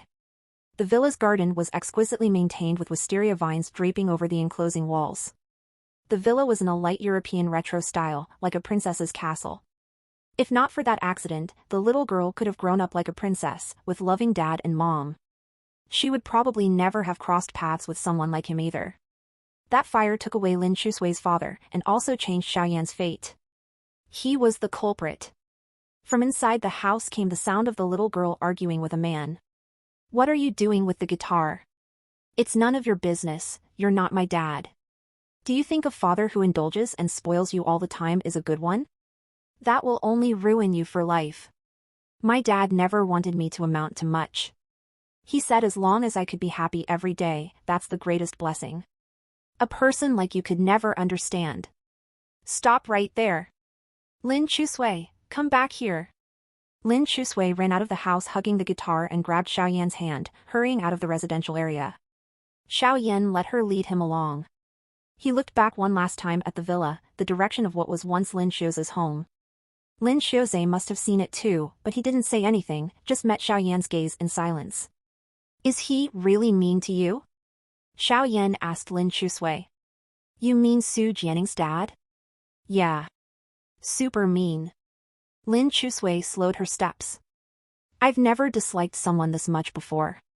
If I hadn't seen it with my own eyes, I wouldn't have known there were dads like him in the world. She unwrapped the guitar case and showed Xiaoyan the smashed dents on the guitar. See, this is his masterpiece. Su Jianing treasured this guitar so much I wasn't even allowed to touch it normally, and now it's been ruined like this. Xiao Yan looked at the indignant expression on the little girl's face. He opened his mouth but in the end said nothing, just silently looked away. The silent snow of winter night drifted down onto his shoulders. He took the little girl's fair wrist and led her down the quiet street. Lin Chusui looked up at him. His lips were tightly shut, his stoic expression seemed chilled by the desolate frost and snow of the winter night. At a traffic light intersection, Xiao Yan stopped.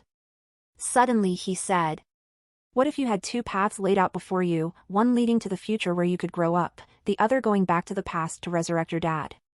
Lin Chusui looked up again. His dark eyes gently gazed down at her. "Little one, which would you choose?" Lin Chusui gritted her teeth without hesitation. "I choose to bring Dad back." In the guitar shop, the owner inspected the damage and then quoted a considerable price. Lin Chusui readily agreed, saying that as long as it could be fixed, money was no object.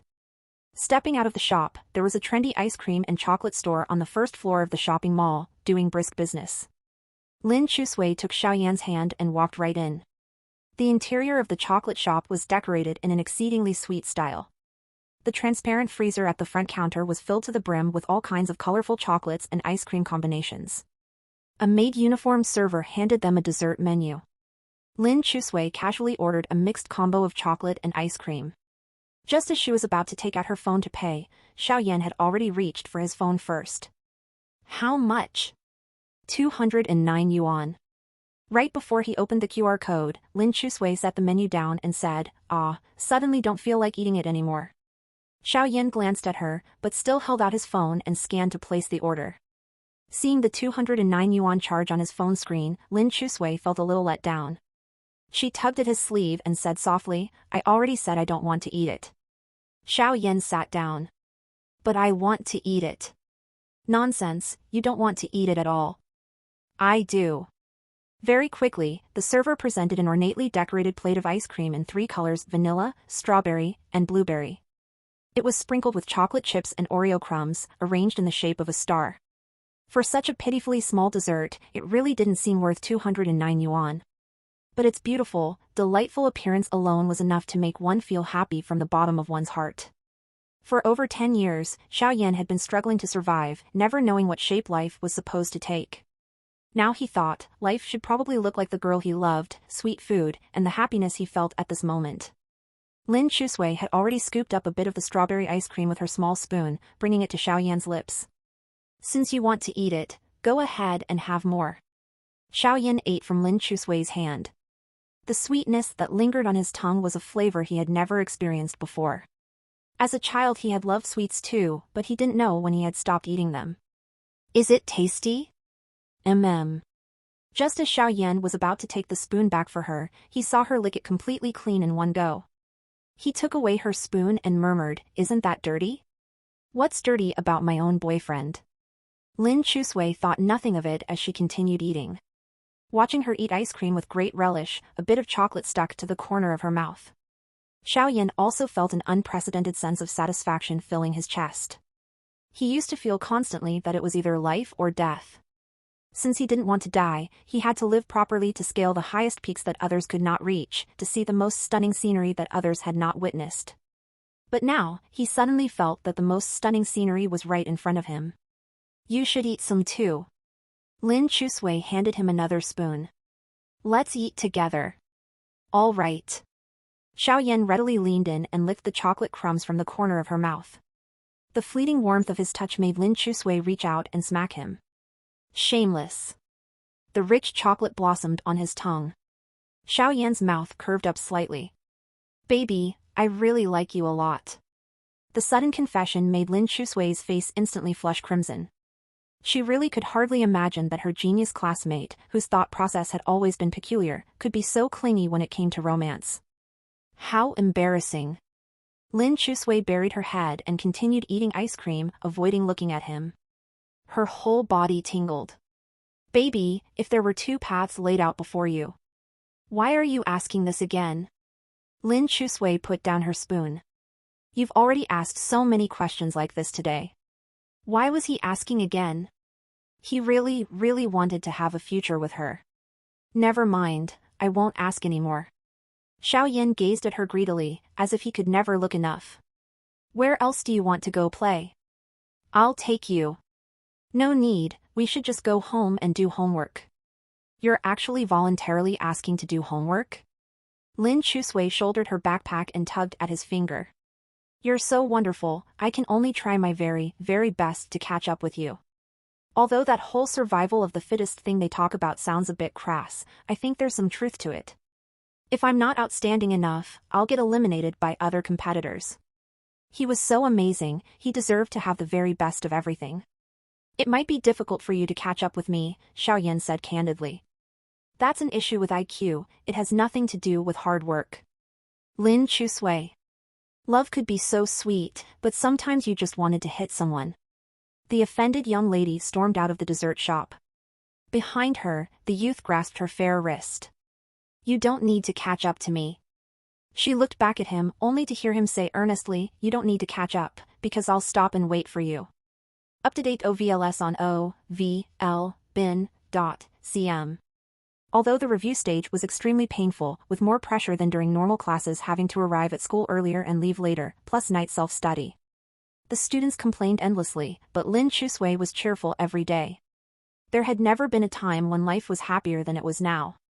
During night self-study, Lin Chusui passed a receipt and payment QR code to Su Jianing, who sat in the back row. The guitar is fixed. Go pick it up yourself, the address is on there. Thanks. Don't thank me. And pay me back for the money I fronted. Su Jianing pushed away the QR code. We're family, let's not nitpick. Lin Chusui's eyes instantly widened. Even close brothers keep clear accounts. If anything comes up in the future, your brother will also do his best to help you. Spare me. Just pay up. I'm broke. What a fine man you are, mooching this way. Your brother really has no money. I'll pay you back when I get some.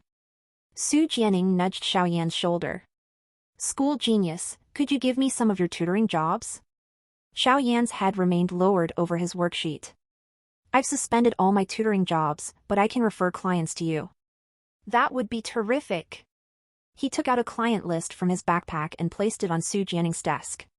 Here are all the connections I've accumulated over the years. I've checked the ones who currently need tutoring. Pick whoever you want. Much obliged. Don't mention it. We're family. Who's family with you? Just as Su Jianing was about to retort, he reconsidered perhaps in the future, they really could become family. All right, little brother. Xiao Yan put down his pen and corrected, you should call me brother-in-law. Su Jianing stubbornly insisted, little brother. Brother-in-law. Little brother. Brother-in-law. Lin Chusui. Can't you quit being so childish? At that moment, class logistics officer Liu Tianbai came over with a sign-up sheet. There are only 2 days left of review classes. The class officers discussed holding an end-of-review celebration the night classes end to mark getting through review period. So each person needs to contribute 30 yuan for decorations, activities, and small gifts and snacks. Teacher Qin agreed to let you guys hold this event? He did. She smiled mysteriously. Because our class's final average score surpassed Class A's. Teacher Qin has been in a really good mood lately. I see. Without any hesitation, Lin Chusui gave Liu Tianbai 60 yuan. For my family. You and Jianing? Me and our family's school genius. I'm temporarily severing ties with him until he clears his debts. Lin Chusui looked at Su Jianing disdainfully. Su Jianing said to Liu Tianbai, Tianbai, I can't scrape together the cash right now. Could you give me a couple days grace period? Before Liu Tianbai could reply, Lin Chusui asked, you can't even come up with 30 yuan? Not even 3 mao, thank you very much. Lin Chusui shook her head. Pitiful. Liu Tianbai quickly said, it's no problem, I can float you the money first. You can pay me back when you have it. Hearing this, Su Jianing hesitated briefly, then said to Xiao Yan, little brother, how about you lend me 30 yuan? Without lifting his head from his worksheet, Xiao Yan said, someone's offered to lend it to you already, so why come to me? Su Jianing glanced at Liu Tianbai. Liu Tianbai was also looking at him, tightly gripping her ledger notebook. He lowered his voice, I don't feel right owing a girl money. Sensing the disappointment in Liu Tianbai's eyes, Lin Chusui felt irked. You still owe me money. Why not just pay me back first? Are you a girl? Attacking people now that you don't want to repay your debt. Xiao Yan took out his phone and asked Su Jianing, what should you call me? Su Jianing was a smart man and immediately changed his words, brother-in-law. Call me daddy if you want money from me, said Xiao Yan. Su Jianing was speechless. Xiao Yan, don't take an inch after taking a mile. Lin Chusui rolled her eyes in frustration. The top 2 students of the grade were so childish. Eventually, Su Jianing got the 30 yuan from Xiao Yan and promised he didn't need to pay it back. He even offered to help introduce business contacts, begrudgingly calling out, Godfather, Godfather, all right? It was the first time he had compromised himself for money after entering society. Liu Tianbai asked Lin Chusui, are you going to perform for the New Year's celebration? What are other people performing? Singing, dancing, poetry recitation, stand-up comedy, anything goes. You get a small gift if you participate. What kind of small gifts? Notebooks, calendars, things like that. First prize is a pot of primrose hand cream. Xiao Yan told Liu Tianbai, I want to sign up. Huh? Liu Tianbai was surprised. Xiao Yan, you want to perform? Yes. Okay then. She took out a pen. What will you perform? I'll demonstrate solving a difficult trigonometry problem in under 3 minutes and provide 3 different solutions. Lin Chusui. Liu Tianbai's pen paused. You really want to show the audience how to do math problems on stage? Yes. All right then. Liu Tianbai wrote down Xiao Yan's name, then asked Lin Chusui, girlfriend, what about you? Then I'll challenge myself to do 100 push-ups in one breath, Lin Chusui replied. Liu Tianbai threw down her pen in exasperation. Can you two perform some normal acts? Xiao Yan looked towards Lin Chusui, can you really do 100 push-ups in one breath? What, you don't believe me? No, it's just really impressive. Oh, how indecent of you. There's nothing indecent about it, said Xiao Yan. Lin Chusui patted him on the head. Let me show you bunch of rascals what's truly entertaining. Su Jianing called Liu Tianbai over, little Bai, sign me up to play guitar and sing. Sure, brother Jianing. Just then, the lights in the classroom suddenly went out. The students were stunned for a moment, then the whole class erupted in cheers. Not just their class, the entire school building was in an uproar. School's out! School's out! School's out! Yay! Blackout, awesome! In that moment the entire school was plunged into darkness, the high schoolers reacted like primary schoolers, throwing books and screaming. In the past, Lin Chusui would have been the rowdiest one, but right now, she saw Xiao Yan quietly turn on his phone's flashlight and flip open his math test paper, patiently working on the problems. In the midst of the chaos, he seemed so out of place. No matter how the world changed, Xiao Yan would remain constant. Lin Chusui felt her heart settle down as well. She turned on her phone's flashlight and earnestly worked on the problems with Xiao Yan. Noticing this, Xiao Yan angled his phone light towards her. I can see fine. To protect your eyes. Lin Chusui smiled at him, focus on your work, don't mind me. I said I would wait for you, Xiao Yan insisted. I don't want you to wait for me, Xiao Yan, Lin Chusui said resolutely. I can catch up, no matter how fast you go. Even if you climb Mount Everest, I will definitely catch up to you. The light illuminated her delicate features, but her eyes shone with determination and resolve. It was very powerful. Xiao Yan looked at her silently for a long time, then turned off both of their phone lights. Huh? Before Lin Chusui could react, he suddenly cupped her face and in the darkness, overwhelmed her with an irresistible force as he pressed his lips against hers. Lin Chusui never knew the seemingly stoic boy's lips could be so soft. Like biting into a sweet pudding. Her ears turned crimson red, letting him take the lead and bully her forcefully. She was like a leaf drifting along the ocean currents, dizzy and disoriented, with ears blushing furiously.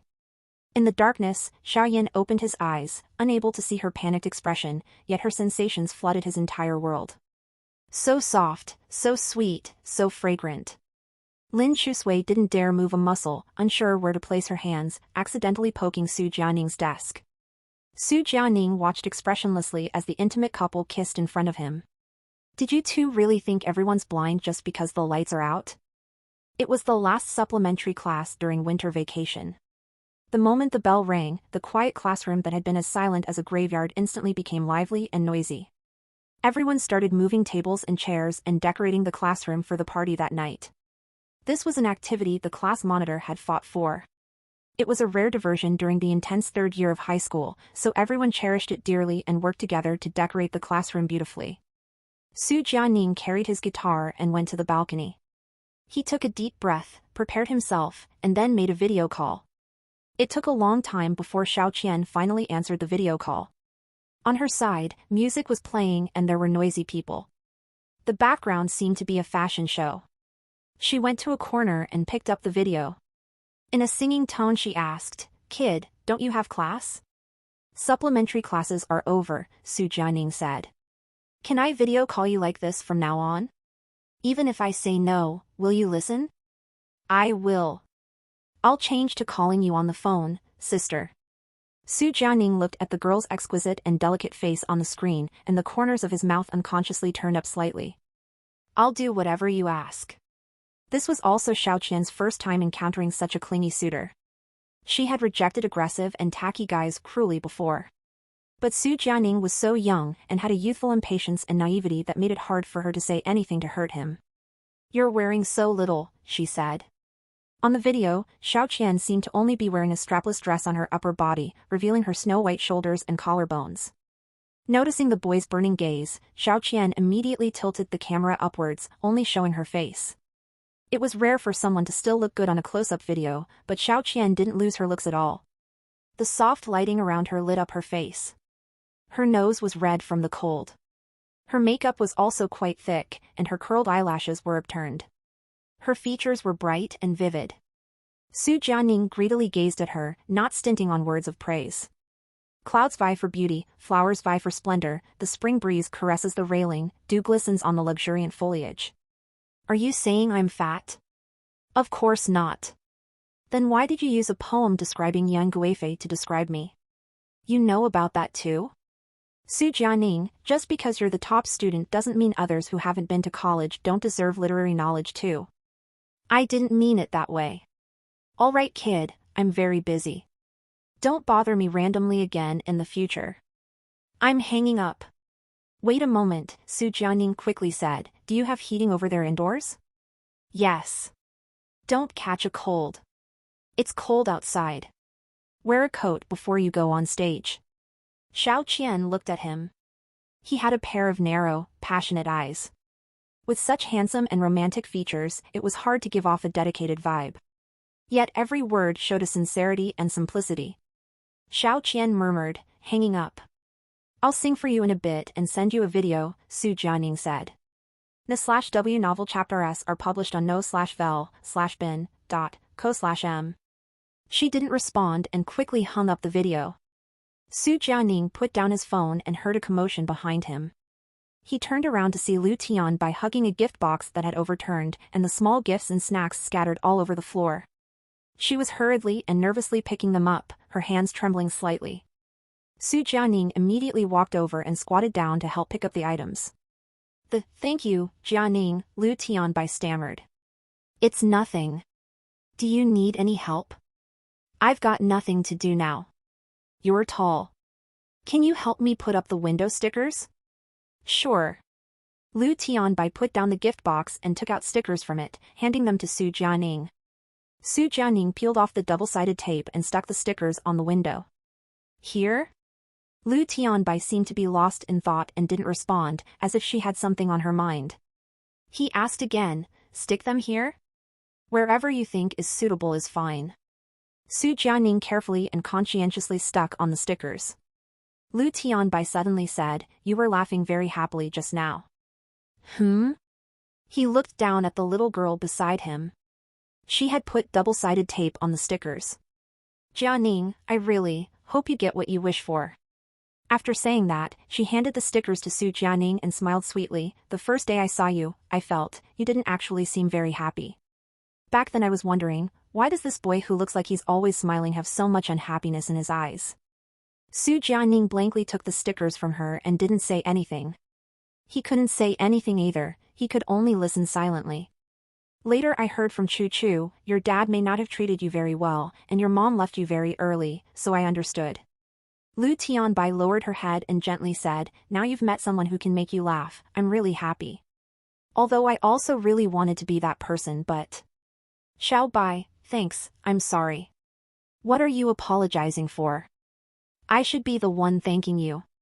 Lu Tianbai earnestly said, thank you for not rejecting me coldly like you do with other girls. I'm very thin-skinned.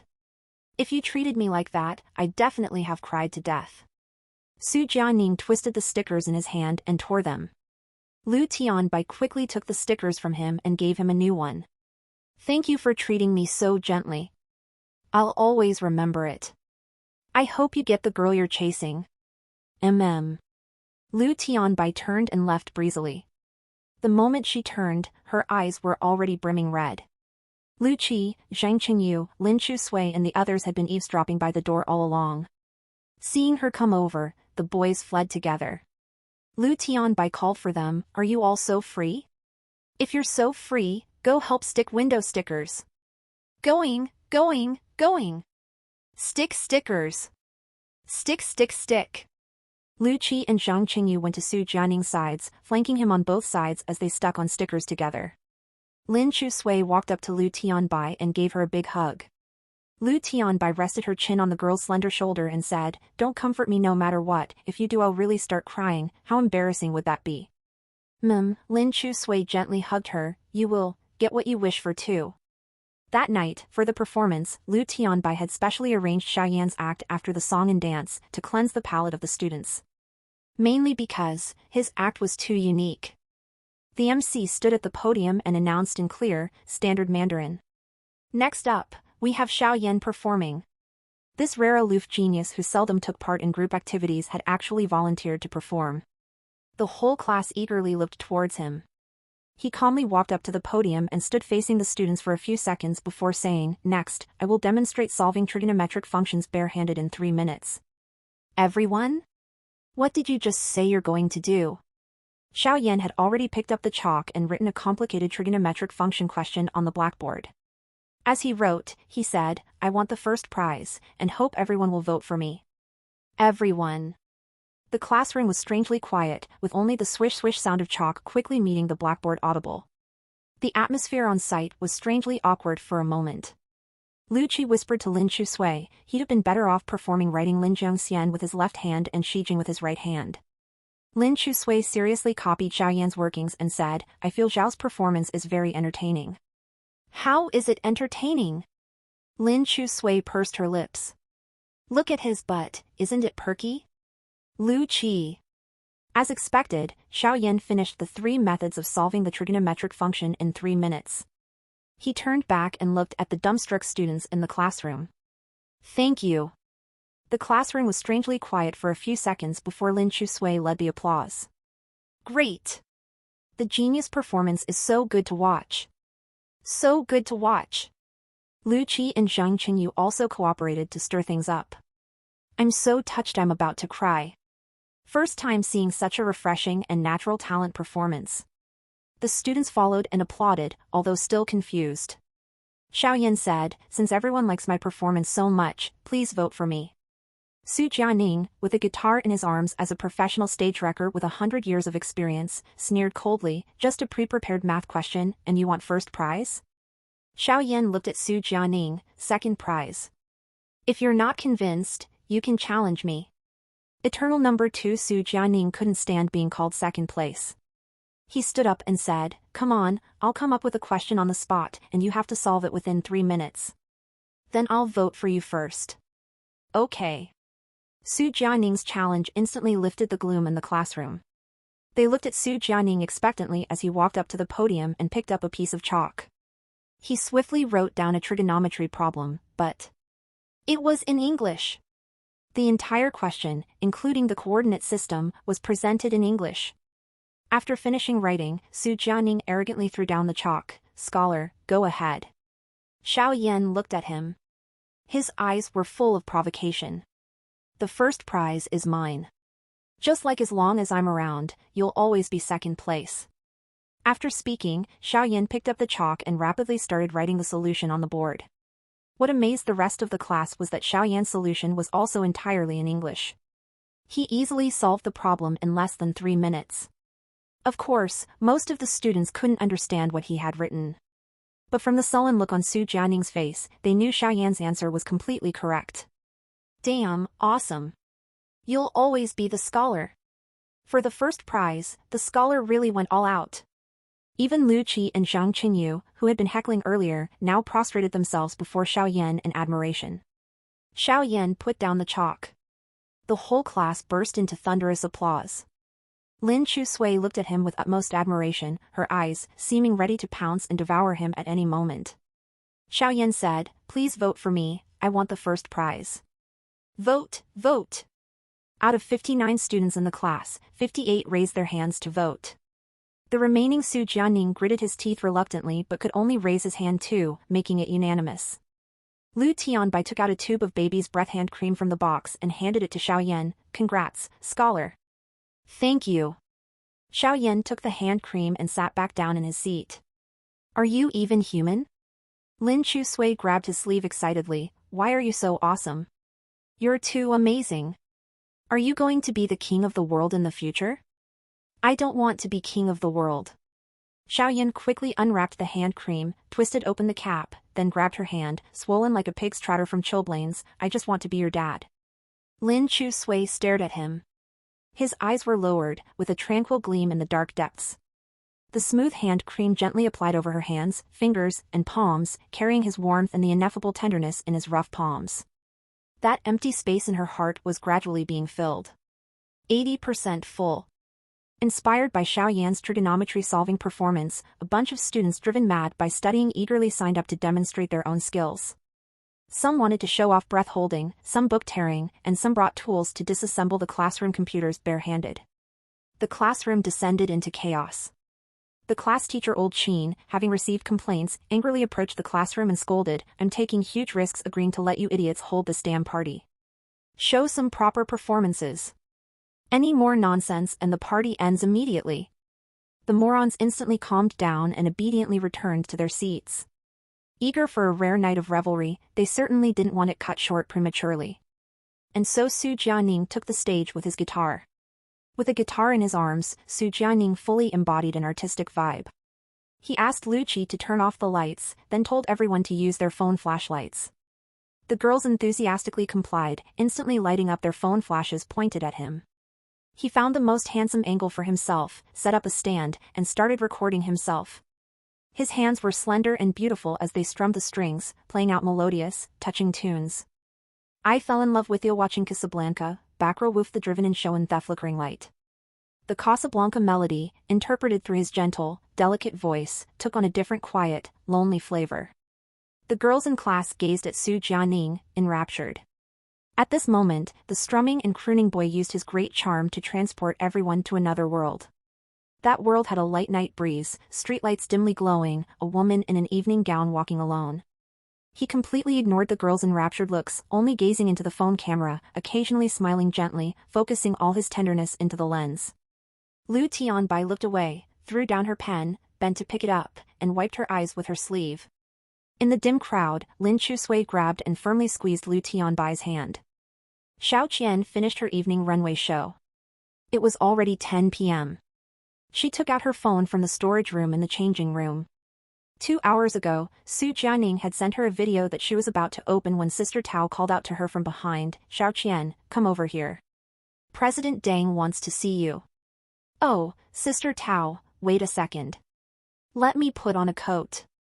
"No need. President Deng is waiting for you outside. Don't keep him waiting," Sister Tao said and pulled Xiao Qian by the hand outside without waiting for her response.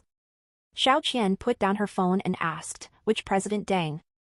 "The CEO of Fengchuan Entertainment, the big boss of this event." "Why does he want to see me?" "He must appreciate your runway walk. If he has taken a liking to you and brings you into Fengchuan Entertainment, you'll make it big." Hearing this, Xiao Qian was naturally very tempted. "Then let me, touch up my makeup. No need. You look good as is. Sister Tao led Xiao Qian through the winding corridors to a reception room. President Deng was a man in his 40s. Like all middle-aged men, he had a round head, was bald, and wore a suit and shirt tucked into his belt, revealing a very conspicuous beer belly. Sister Tao kept signaling Xiao Qian with her eyes. Xiao Qian stepped forward and politely greeted President Deng. President Deng had a smile on his face, his round eyes ogling her up and down. You are Xiao Qian, right? You have great potential. I see it in you.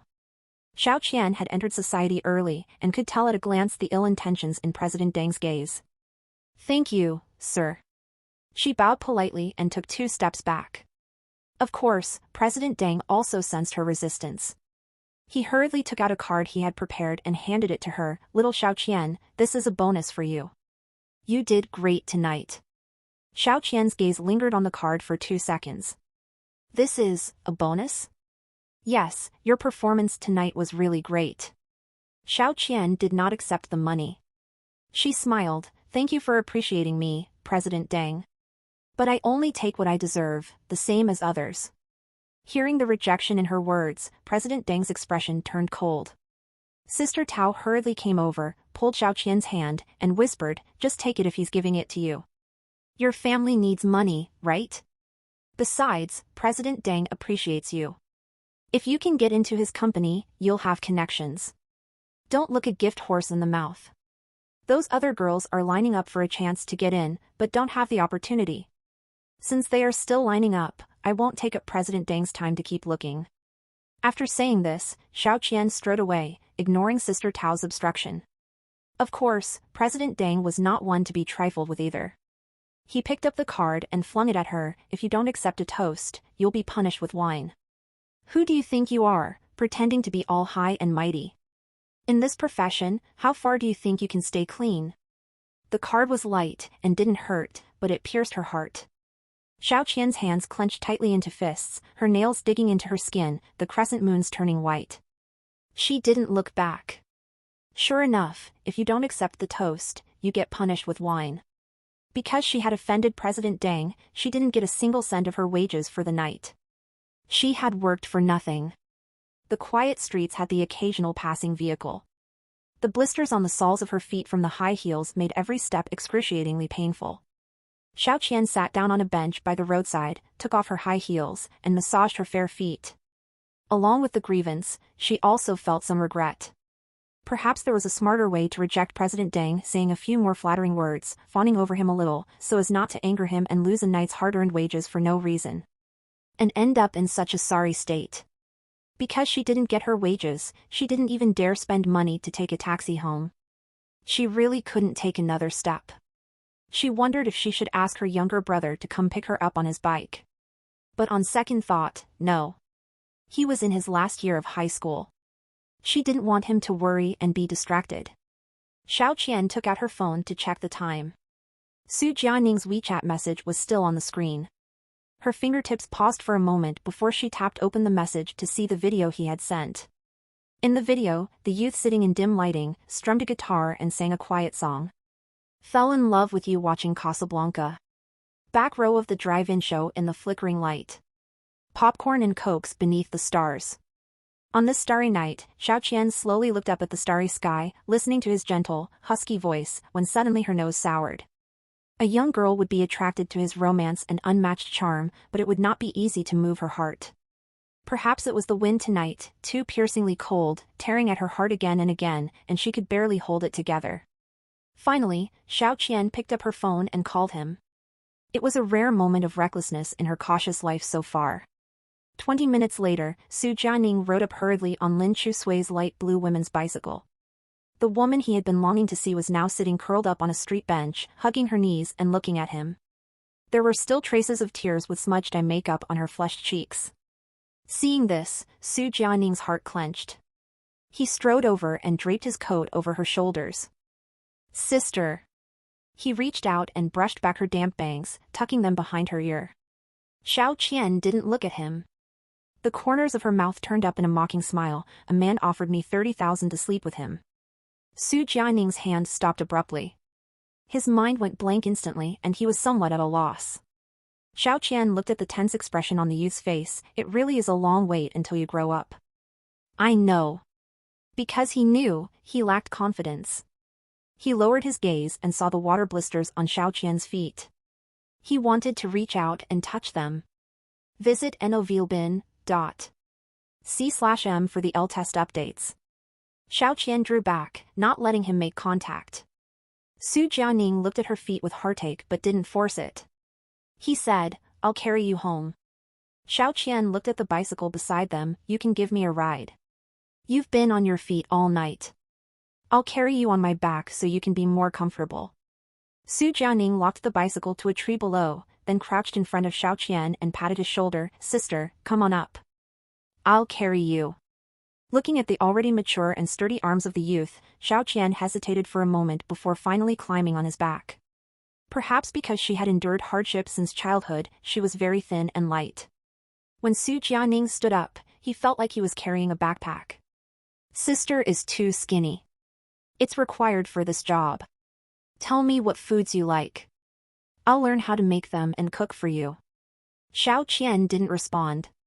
She rested her face on the nape of his neck. Through the thin fabric of his clothes, she could feel his warm body temperature and the faint scent of sandalwood. In that moment, the inexplicable feeling of home and his scent caused her rationality to go offline for a few seconds. Then she said something that she would surely regret a few seconds later. Su Jianing, I have never won since the day I was born. And I have nothing left to lose. Let me gamble on you this one last time. Marry me after you graduate. Don't deceive me. Did we even get winter break? Did we really get winter break? On the first day back at school, Lin Chusui lay limply on the desk, chanting as if reciting scripture. 5 days of winter break, even the 5-day May Day holiday has more dignity. Not just her, the entire morning self-study classroom was filled with complaining. Nothing is more unjust than a 5-day winter break. Objection. Formal objection. Lin Chusui looked towards Xiao Xian. He sat silently in his seat, wholeheartedly writing something. The youth's short hair was neat and trim, his brow bones prominent. His sleeves were rolled up a few inches, revealing slender, pale forearms. Lin Chusui wandered over with nothing to do and asked, What are you doing? Practicing writing. As expected of the academically accomplished. Able to get into study mode anytime, anywhere. Before her voice faded, she saw that the title of his essay was Letter of Protest. This is... Xiao Qian lazily swept his gaze over her face and said flatly, the noise in the shop always increases exponentially during the winter vacation, but because of the brevity of the holidays, it leads to a straight drop in turnover. When riches block the way like killing one's parents, I am quite furious internally. So will you submit this protest letter? I won't. What's the use then? To practice my handwriting and maintain inner peace.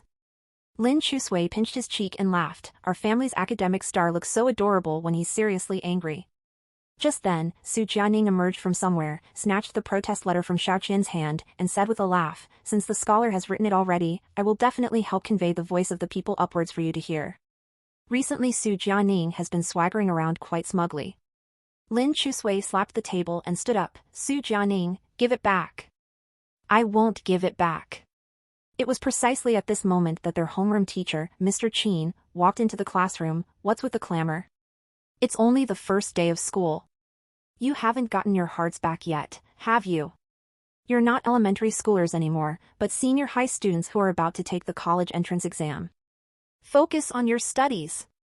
Su Jianing immediately handed the protest letter to Mr. Qin. Mr. Qin, this is a letter Xiao Qian wrote to you, representing the voice of the masses. Of course, except for me. Mr. Qin dissatisfiedly accepted the protest letter and started reading it. Lin Chusui looked at Su Jianing resentfully, her eyes wishing she could swallow him whole. Meddlesome fool. Mr. Qin glanced over the protest letter and angrily said to Su Jianing, what is the meaning of writing something like this? If you don't want to start school you can stay home. No, Mr. Qin, Xiao Qian wrote this. I see you're not stupid, you're just bad. Mr. Qin held up the protest letter in front of his face. You think I can't recognize your handwriting? You're trying to frame Xiao Qian? If you had put this effort into your studies, you wouldn't be forever chasing behind Xiao Qian. Su Jianing looked closely at the content of the protest letter. The handwriting was identical to his own flowing script, and the signature at the end was even written in English as Carl, Su Jianing's English name. Su Jianing glared angrily at Xiao Qian, who shrugged with palms outstretched. Your handwriting is pretty good, so I practiced with it. On the podium, Teacher Qin sincerely said to the students, there are less than 100 days left. I hope everyone will not be impatient, grit your teeth and persevere. Learn from the excellent students around you. Xiao Yan, stand up and say some encouraging words to everyone. Xiao Yan, who was suddenly cued, put down his pen and stood up. Lin Chusui applauded vigorously, and the whole class looked towards him. He pondered for a moment, then spoke sonorously, the long wind will be broken by the waves eventually, only by hoisting the sails can we cross the sea. The whole class was quiet for a few seconds. Seeing that he didn't continue, Teacher Qin asked, that's it? Xiao Yan sat down, As expected, the school's top student was as concise as always. All right, all right. In short, you reap what you sow. I believe as long as you work hard together, you will surely obtain the future you want. Let's continue self-study now. In the exams early in the semester, Lin Chusui's grades improved again and again. Needless to say, she got high marks in Chinese and English thanks to her freakish memory. She was slightly weaker in science, but with Xiao Yan's patient guidance, even a dumb student could be turned into a star pupil. During evening self-study that day, Lin Chusui received a call from Fang Yui. Without thinking twice, she immediately declined the call. But Fang Yui called again relentlessly, so she had no choice but to answer.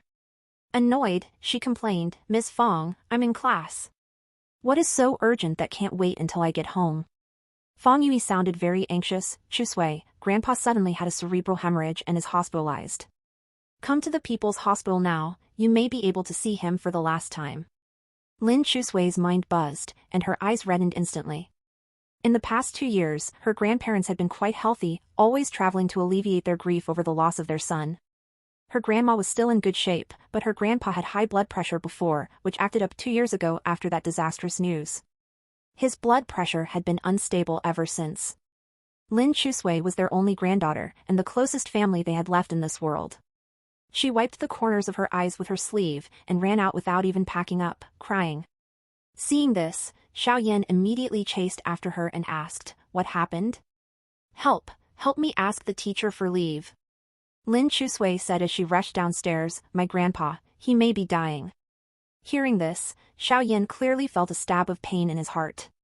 He knew it was Lin Xiuxia's emotions surging strongly inside him. Of course, that was his father too. Leaving behind bereaved elderly parents before passing away was the greatest unfilial act. Although Lin Xiuxia didn't say a word, his heart was full of grief. Without any hesitation, Xiao Yan grasped her hand, I'll go with you. You're coming with me? But... Lin Chusui knew it was very inappropriate. Her mother and Su Songbai would definitely both be at the hospital. She didn't understand why Xiao Yan insisted on going, but there was no time to think about it now. Her grandpa's condition was the most urgent matter. She called Teacher Qin to explain the situation. Without any hesitation, he approved her leave and called the school gate security to let them through swiftly. Outside the ICU on the 4th floor of Renmin Hospital, Fang Yui and Su Songbai were there as expected, along with Su Jianing. Sitting on a bench was Lin Chusui's gray-haired grandma, leaning on a cane. She was very worried. How is Grandpa's condition?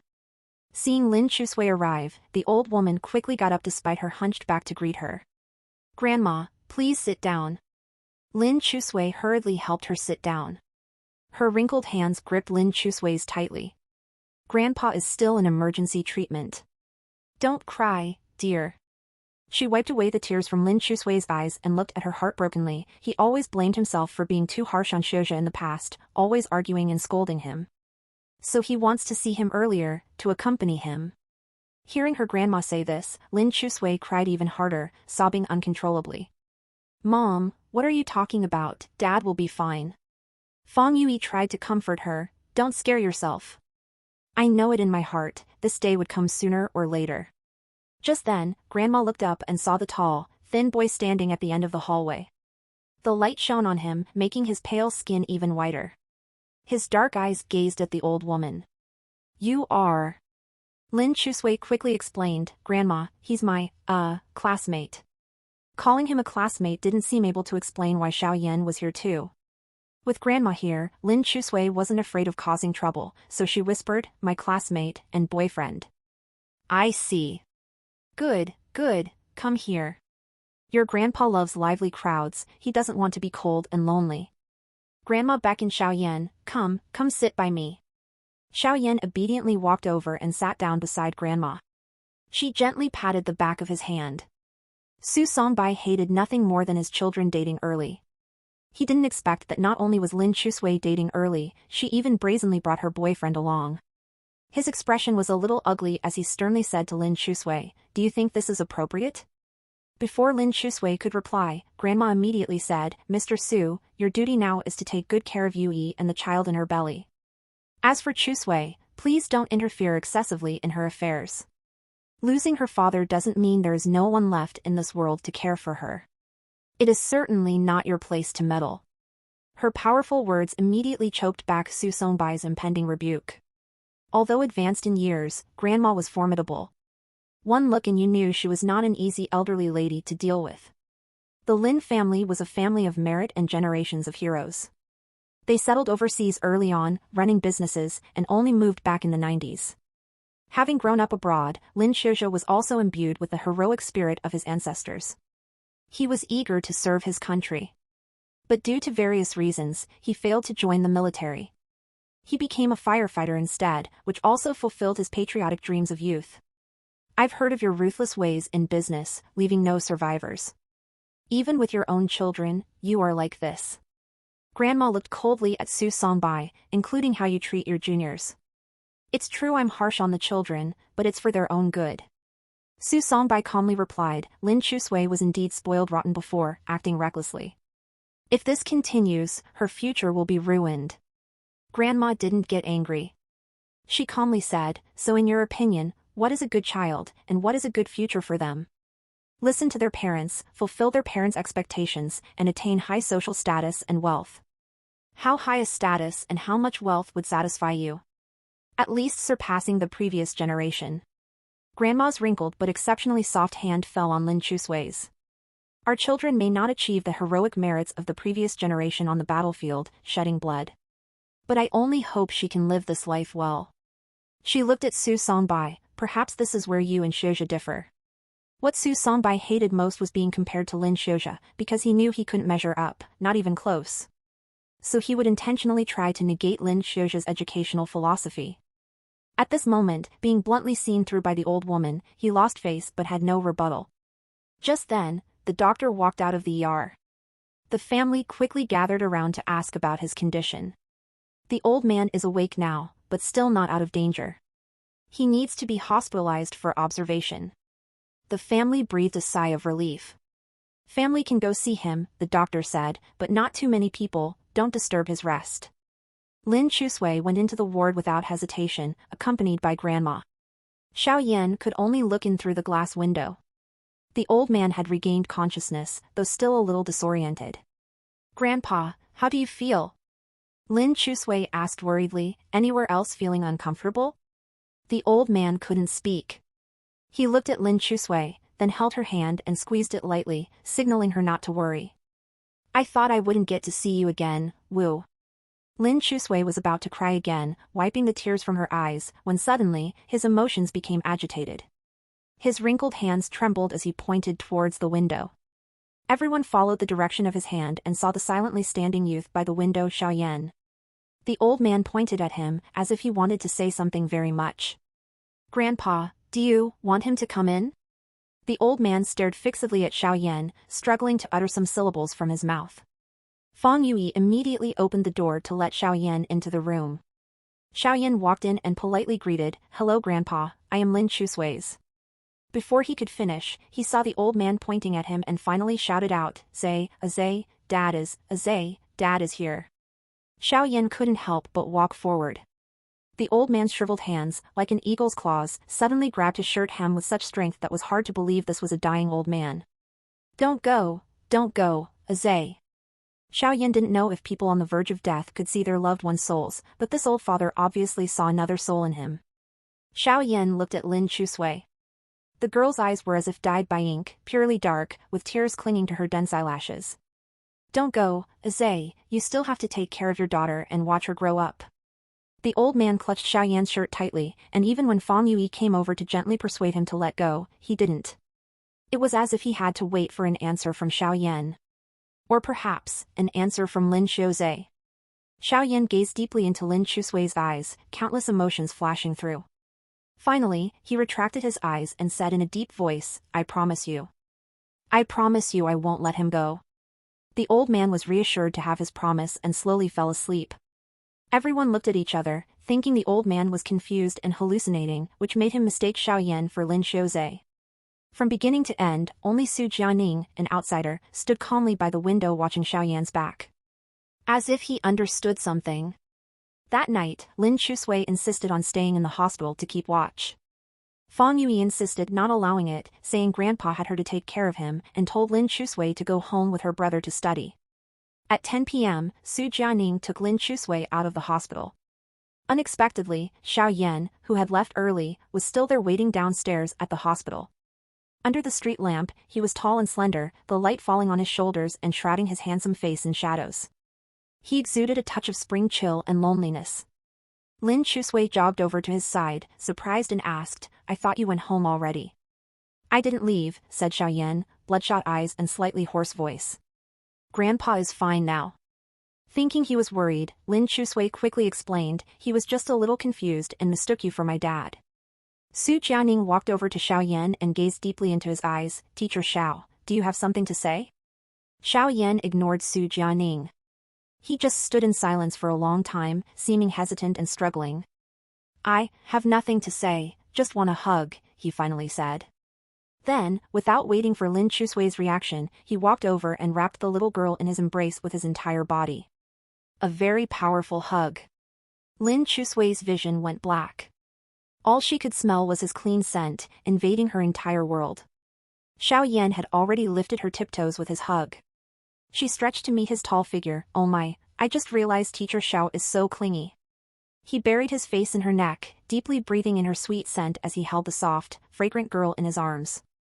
In his childhood when he desperately needed intimacy and cuddling, Xiao Yan had never experienced a single moment of warmth and reliance. And all those desires found their greatest fulfillment in this kind, lovely girl before him. Like an insatiable child, he hugged her tightly and rubbed against her. Lin Chusui patted his head comfortingly. His short prickly hair felt very nice. Yan, what's wrong with you? She also noticed his abnormal mood. Are you upset about something? Can't bear to part. Xiao Yan suddenly became like a child, stubbornly clinging to his most cherished toy, unwilling to let go, even though perhaps the toy did not originally belong to him. After a long time, he released her and smoothed her messy hair, smiling lightly, it's nothing. I just suddenly thought summer hasn't arrived yet and the acacia flowers have not bloomed. I feel a little sentimental for some reason. Good heavens, Lin Chusui looked at Xiao Yan incredulously. Teacher Xiao, have you been reading some youthful painful literature lately? Xiao Yan laughed. Find PT Tez on n/VLN. cm. Don't feel bad about parting. Look, it's spring already, Lin Chusui pointed to the tender green buds. Summer will be here soon. Yes, summer is almost here. Summer is almost here, but I haven't taken a photo of you under the acacia flower wall in full bloom. Those days, because Grandpa's condition fluctuated, sometimes even unable to recognize those around him, Lin Chusui simply took 2 weeks off from the class advisor to accompany Grandpa at the hospital. Although Teacher Qin strongly disapproved of Lin Chusui taking time off, insisting that high school students should always prioritize studying no matter what happens, Lin Chusui stubbornly insisted on staying at the hospital. She was worried she wouldn't have the chance to accompany Grandpa through this last stretch. Nothing was more important than family. After 2 weeks, Grandpa's condition stabilized and he was discharged from the hospital to recuperate at a lakeside nursing home. Lin Chusui returned to school. However, when she came to the classroom, she found the seat next to her empty. Lu Qi, have you seen my desk mate? Lin Chusui put her bag on the desk. Where's Xiao Yan? Oh. Lu Qi scratched his head, his eyes clearly evasive. Maybe, he hasn't come yet. The pile of books on his desk is gone too? The schoolwork pressure on high schoolers was immense. They wouldn't carry the books back every day but leave them in the drawers. Maybe he wanted to exercise so, carried them all back. Lu Qi was so stressed he became incoherent. Lin Chusui hurried out of the classroom, asking everyone she met, "Have you seen my desk mate?" "Who knows where my desk mate is?" Everyone glanced at each other, not knowing what to say. Lin Chusui went straight to the office. Teacher Qin had just lit a cigarette but quickly put it out when he saw Lin Chusui come in. "Oh, student Lin Chusui, is your grandpa better?" "Much better." "Teacher Qin, have you seen my desk mate?" "You mean Xiao Yan?" "He transferred," said Teacher Qin. Transferred? Lin Chusui froze. "Yes, to number 11 high school. Their principal came personally to get him." Teacher Qin said regretfully, that kid, ranking first in the province on several joint exams. Many people had their eyes on him. These days Teacher Qin was also extremely upset. He never expected that after poaching students his whole life, there would come a day when someone poached from him. "You were desk mates. Didn't he tell you about this?" "No." It was as if a hole had been hollowed out in Lin Chusui's heart, wind whistling through. She was at a complete loss. What she feared most was sudden departure. Just like her dad back then, and now Xiao Yan, also left without a word. Why did the people she cared about most disappear from her life one by one, as if she was unimportant? That feeling of being abandoned on the spot really hurt. She lay limply on the desk all day like a droopy cabbage. Lu Qi threw her several paper balls which she ignored until the end of school when she grabbed her bag and walked straight out. Number 11 High School was the best school in South City, even better than Lin Chusui's number 1 high. She had always known Xiao Yan was capable and ambitious. His transferring to number 11 must also be because number 11 could provide better educational resources. That must be it. Lin Chusui stood across the street, watching students in white uniforms streaming out the school gate. The noisy shouts of nearby peddlers, traffic sounds, and chattering laughter of the students seemed like distant background noise to her. She stood alone in a world that now only had herself left, feeling a bit lost. In fact, Xiao Yan had hardly contacted her these past 2 weeks. She had a premonition that something might be wrong, but didn't think too much of it, just consoling herself that she was too busy with schoolwork. And now looking back, the muffled goodbye after their embrace that night also seemed to foreshadow something. She stood by a traffic light pole on the sidewalk, waiting for a very, very long time, with faces coming and going in front of her. Lin Chusui didn't dare move an inch, like a fool standing dumbly in front of the traffic light, not walking even when it turned green, waiting for the next red light. It was as if only this small corner of the world was a safe haven. The flow of students going in and out of the school gate gradually diminished, and perhaps she had already missed the boy she was looking for in the bustling crowd, just like their encounter in the chaotic and lengthy life, which was a stunning accident to begin with. Night fell gradually, and a gust of wind blew by. The sky was gloomy as if it was going to rain. Someone's hand landed on her shoulder. She looked back in a daze. The boy was wearing an unfamiliar white school uniform, backpack slung over one shoulder. His gaze swept over her indifferently, the dark eyes completely strange. Lin Chusui's breath hitched. She gripped her backpack strap tightly, and said casually, "Top student, you transferred schools?" "Yeah." "Tell me honestly, how much scholarship did they give you to poach you from Teacher Qin?" "Not much." Her casual, joking tone sounded awkward and inappropriate under his cold manner at the moment. "Did you look for me for something?" I took 2 weeks off, and caught up with all the homework." Lin Chusui took out her workbook from her backpack, looking at him with the last glimmer of hope. "Xiao Yan, check it for me." However, Xiao Yan did not reach to take the workbook. The book remained awkwardly suspended between the two. After a long while, Lin Chusui retracted her hand, and the anxious, ingratiating expression on her face gradually faded away as well. "You have no chivalry." The girl's mouth curved into a cold smile, her eyes stubborn. "At least say goodbye after hugging and kissing. That's the decent thing to do." "That was me." Lin Chusui did not understand. What? He took a deep breath, and finally revealed the secret he had buried deep in his heart, not daring to see the light of day. "The person your father saved that year was me." Upon saying this, the wind howled and Lin Chusui felt her ears and brain flooded with the roaring wind. Since the fire accident that year involved another major case, many details were not announced. Her father's family was also not informed of the identity of the child he rescued from the fire. "My dad, because of you, because of you. Xiaoyan saw the progress bar at the bottom right corner drop from 90% to 85%. He said expressionlessly, in a way, I killed him. 80%. Lin Chusui's eyes turned red. She bit her lip tightly, staring intently at him. Her voice was a little hoarse. You got close to me because you felt guilty? A selfish person like me has nothing to feel guilty about. Xiaoyan laughed breezily. It was his duty to save me. 70%. Xiaoyan's fingertips touched the girl's chin, cold and rough. He gently lifted her face. His pitch-black eyes reflected the girl's tear-stained face. I don't have a father, and you lost your father too. So I suddenly wanted to see what your life was like. You saw. Yes, I saw, I empathized. He lifted her face and lightly kissed her lips. The corners of his mouth curled into a dazzling smile. I get all the courage to live on by feeding on others' pain. The boy was so gentle, yet so cold. Project your longing for your father onto another man. He mocked coldly, letting her go. Your life is even more boring than mine. The next second, Lin Chusui clenched her fist and punched him in the face.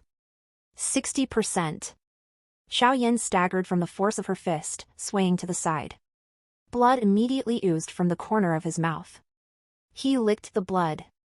Half of his face was numb. Vicious. The girl's face was red, glaring at him furiously. Rage and grief made her chest heave irregularly, intense emotions surging from her eyes, barely able to restrain herself. She went up and grabbed his collar, wanting to hit him again. Xiaoyan did not fight back, letting her bully him. Looking at his handsome, beautiful face, the face that had appeared in her dreams countless times, that she had liked so much. Now it had become so hateful. Can't do it, can you? Xiaoyan lowered his eyes, looking at the girl whose fist was clenched tightly yet forcibly holding back. You still like me, don't you? Lin Chusui forcefully pushed him away, shaking her head and retreating 2 steps. She looked at him resentfully. You will pay the price.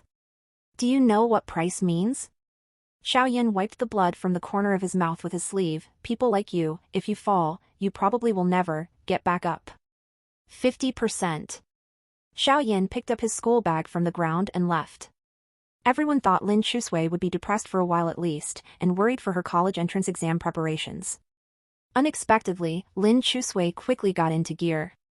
She ate, played and studied every day like normal. Her grades on the final monthly exams were better each time.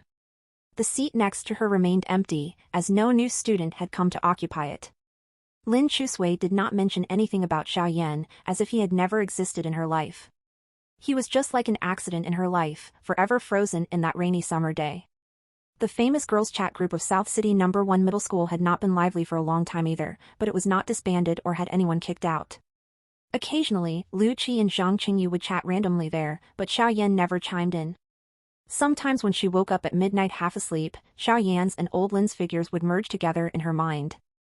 They were both very important presences in her life, and they had both left her. The rainy season in June. The college entrance exam arrived as scheduled. She had imagined countless times how magnificent this battle would be, hacking through thorns and bathing in wind and rain. But sitting in the exam hall, Lin Chusui's heart was calm. She looked up and saw the boy in front with his back facing her. His tall figure in the white shirt resembled the boy in her dreams. Throughout the exams, Lin Chusui remained very calm. Every word she wrote, every mathematical solution, every line of ancient poetry, they all seemed familiar, all related to that person in the long years. People like you, if you fall, you probably will never get back up. His last words to her echoed in her mind again. That's right. Dad is no longer around. No one can protect you in this world. Only you can protect yourself. Lin Chusui wrote firmly, carefully finishing the last character on the exam paper. The moment she walked out of the exam hall, the early summer wind carried the lingering warmth of the setting sun, blowing in her face. Lin Chusui looked at the crystal-clear sky. The future she had longed for countless times was now within reach. During that summer vacation, Mom gave birth to a cute little brother. The little brother had a soft, cute face that Lin Chusui really liked. She often poked his chubby little face with her finger. Su Songbai relaxed his governance over Lin Chusui and Su Jianing quite a bit because of the child, and regarding their choice of university and future major, he finally conceded under Mrs. Fang Yuyi's insistence to let them study what they were interested in. He had thought Su Jianing would choose a music-related major, but unexpectedly, he applied for business and management as Su Songbai wished. Lin Chusui had already passed relevant physical tests before the college entrance exam and was admitted to the best police academy in the country with outstanding exam results. Due to her photographic memory, she entered the core criminal investigation major. Shortly after receiving the admission notice, the circle of friends old Lin had exchanged QQ candies for were all about to go their separate ways for their future prospects. On the eve of departure, everyone sang karaoke. Lin Chusui did not expect to see Qin Nai at the entrance of the KTV.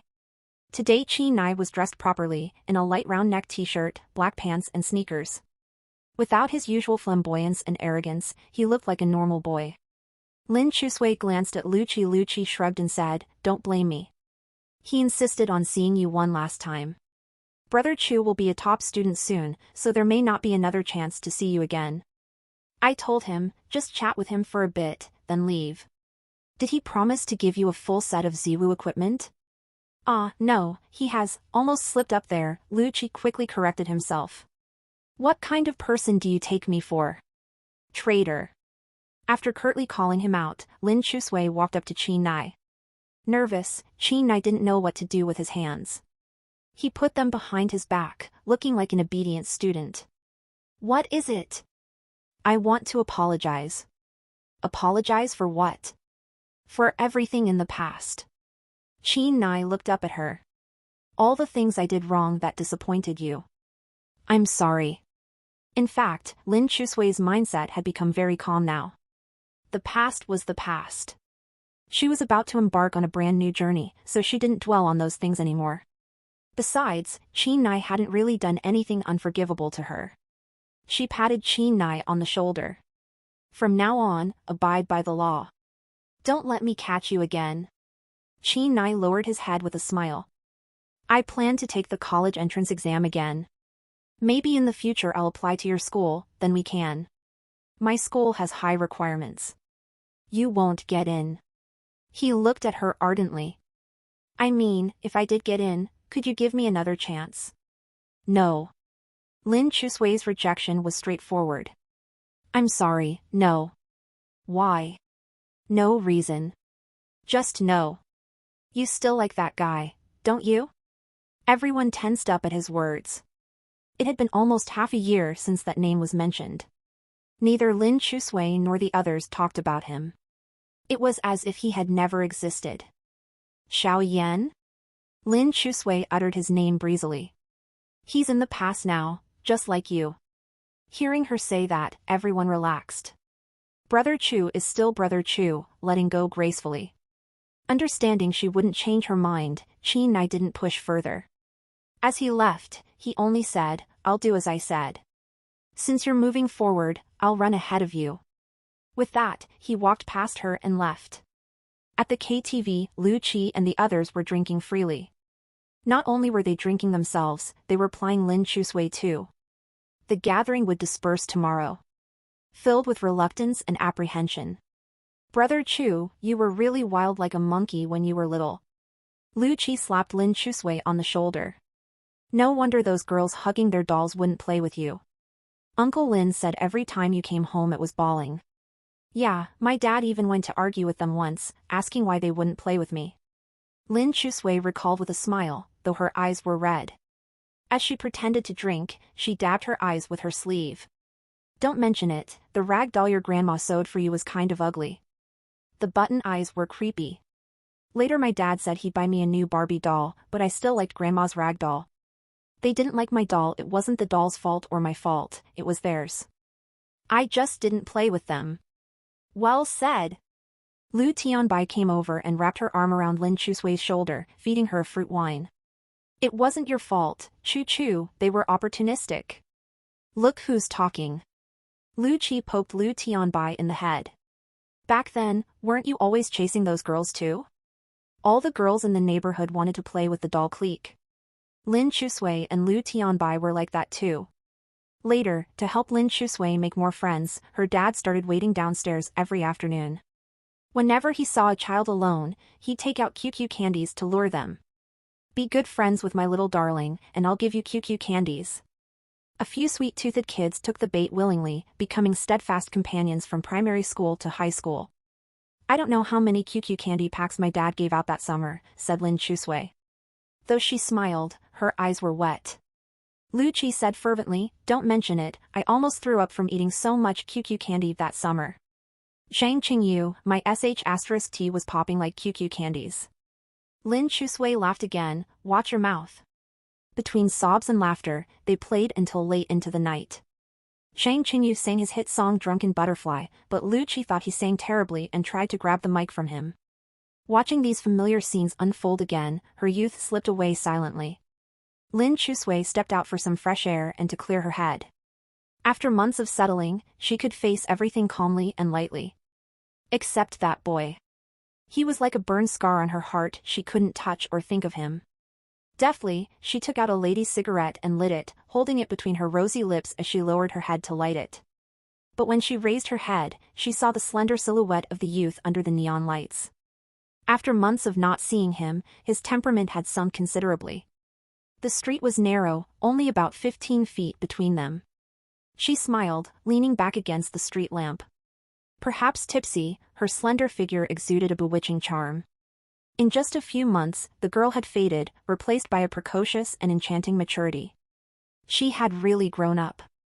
Don't tell me you're here to get back together, she said, cocking her chin and gazing at him. Brother Chu doesn't eat regurgitated food. Xiao Yan's deep dark eyes looked at her greedily. Enjoying the view? I'll charge now if you keep looking. Lin Chusui suppressed her heartache. Turning, she flicked her hand airily. I'm going now. Goodbye. After a long silence, that was all he said, goodbye. Lin Chusui walked a few steps before stopping, her slender shoulders trembling lightly. She knew this goodbye might really mean the end, never seeing each other again. She bit her lip tightly, turning to run toward the boy, heedless of the red light. She raced across the road and threw herself into Xiaoyan's arms, hugging his waist tightly. You, jerk. Xiaoyan barely had time to react to the passing cyclist before the girl let go of him and even pushed him. If you want to leave, then leave. What are you still doing here? Red-eyed, she choked back imminent tears.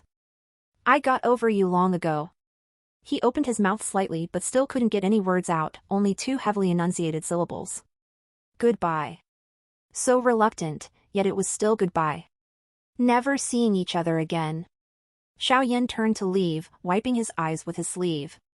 Classmate, Lin Chusui called out as she watched his departing figure. I just hugged you. Can you hug me too, so we're even? Without hesitation, Xiaoyan rushed back and embraced her with all his might, as if to imprint it in his memory. Lin Chusui buried her face in his chest, eyes closed, deeply breathing in his scent, as if to engrave it in her mind. Each breath was excruciatingly painful. Xiaoyan pulled off her ponytail holder. His lips touched her ear as he forced out the final two syllables, after much difficulty. Goodbye. That night, Xiaoyan saw Lin Chusui again. As he had imagined, the little girl was as determined as ever. She had not only been admitted to university, but her grades were unexpectedly high. She had chosen her own future. Xiaoyan bid her goodbye 3 times. Each time was filled with reluctance. But he was glad to have one more chance to give the person she loved most back to her. Task progress, 51%, countdown, 1 hour.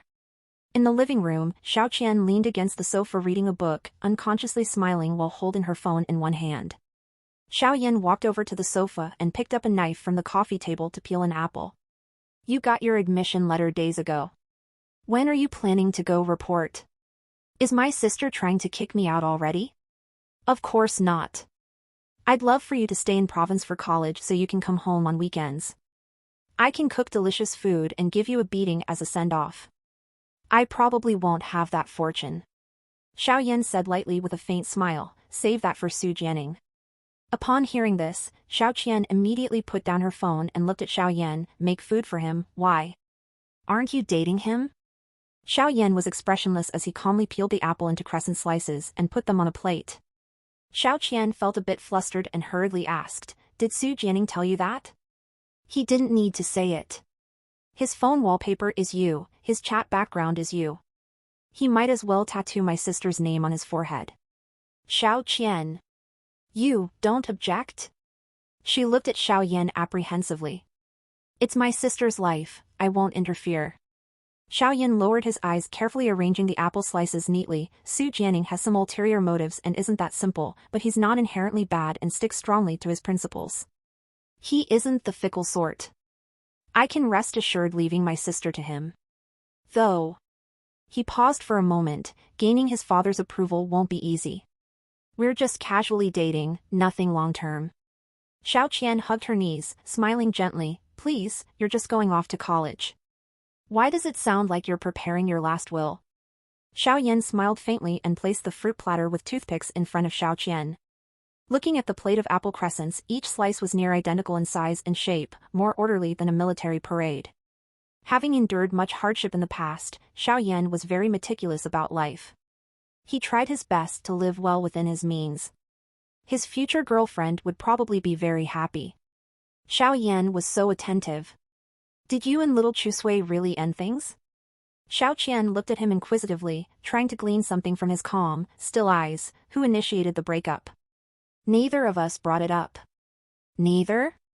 Get your avrite ovals at no/v/e/lbn.com. I transferred schools, so we naturally drifted apart. Transferring schools shouldn't have led to. The firefighter who died saving me from the fire was her dad. Upon hearing this, Xiao Qian's hand froze mid-bite. After a long pause, she put down the apple and gently hugged Xiao Yan from behind. That wasn't your fault. Xiao Yan smiled bitterly as he mechanically chewed an apple slice. She didn't hate me. Xiao Yan knew Lin Chusui didn't truly hate him even after all those hurtful things he said. In his estimation, those sharp, knife-like words should have completely sabotaged his mission progress. Yet they didn't. The progress bar remained at 50%. That was enough for Xiao Yan. Enough for him to willingly and resolutely go to his death. That night, the summer night breeze was cool. There were faint sounds of children playing tag in the distance. Lin Chusui walked alone to the wall of Aglaia flowers. Tomorrow, she would leave for the police academy up north to start closed training. This was her last time coming here. She wouldn't return again. The Aglaia had bloomed all over the red wall, trailing down in lush greenery. Her fingertips gently brushed the vines as the little white flowers swayed lightly in the breeze. Just as Xiao Yan said, it really was beautiful. Recently, the area had become a trendy spot for girls to take pictures. Leaning against the flower wall, Lin Chusui took out her phone to compose a message. Dad's matter, I never blamed you. As for you deceiving me, as long as you say you had difficulties, I would. After typing it out, she immediately deleted every word. How foolish. It was clearly over between them. She had moved on and didn't cling on to him like some pathetic girl. After deleting the previous message, she wrote, Xiao Yan, I'm leaving tomorrow. I wish you happiness. Just then, a familiar chuckle sounded beside her ear. Wishing you happiness is so cliché. Your dad wouldn't have said that even when he was dating. Ah. Lin Chusui was so startled by these words that she nearly flung her phone away. She saw a lone man sitting on the swing, swaying back and forth, his figure fading in and out of sight. The ghastly white street lamp behind him shone over, stinging Lin Chusui's eyes. She reflexively raised a hand to block the glare. His features were obscured in the shadows, vague and indistinct. Is that, Dad? Took you long enough to recognize me. What the? Lin Chusui pointed at him and shrieked, Am I dreaming? Are you human or ghost? Lin Xiaoza's mouth twitched. Is that what you think of your dad? Dad, it's really you. Lin Chusui still couldn't believe it. She walked towards him, but Lin Xiaoza suddenly called out to stop her. My dear, your dad has a few words he wants to tell you. Just listen quietly. Lin Chusui was beyond shock and fear. Sadness and longing instantly filled her heart. It's Dad, Dad, you didn't leave after all. Do you remember what that cheap older brother of yours told you? I remember. Lin Xiaoza rocked the swing slightly, emitting an eerie creaking sound. He continued, what he said wasn't wrong. Dad has always been here, by your side, watching over you unseen as you grew up. The summer night breeze gently blew her hair. Strands brushed over her eyes, turning them slightly red. Really? Seeing you become who you are today, finding your own path in life, Dad is truly happy. Lin Xiaozi said with a smile, it's just that now, a silly boy wants to give this life back to me, to give me back to you. You mean Xiao Yan? That was the agreement between me and him. He kept his promise, so I should keep mine. Lin Xiaozi beckoned to Lin Chusui. Dear, come here. Lin Chusui ran over to him, wanting to embrace him. But Lin Xiaozi only had her sit on the swing beside him. She looked closely at her dad. He hadn't changed at all, still as she remembered. Always smiling, with laughter lines at the corners of his eyes. Dad, can I hold your hand? Lin Chusui asked in a trembling voice. He looked at her gently, dear, you've grown up. You can take every step towards your future well, even without your dad holding your hand. The fortitude and courage that had supported Lin Chusui these past 6 months finally began to crack at this moment. Dad, I was disobedient before, I'm sorry. What are you sorry for? It's Dad who should be sorry, for leaving you to withstand the winds and rains of the future alone at such a young age. I'm not afraid. Lin Chusui wiped her tears and sniffed. I just miss you a lot. There, don't cry. Dad has no regrets about his decision, because that boy I saved was worth it. Lin Xiaozi said with a smile. You're embarking on a new journey tomorrow. This place is beautiful. Let Dad take a picture of you here. But my makeup is ruined. Lin Chusui forced an ugly smile as she wiped her tears dry. You look the same with or without makeup. I do not. Lin Chusui handed her phone to Lin Xiaozi, then jogged over to stand below the Aglaia wall. She struck a silly scissor hands pose. Dad, help me take a nice one. Don't worry.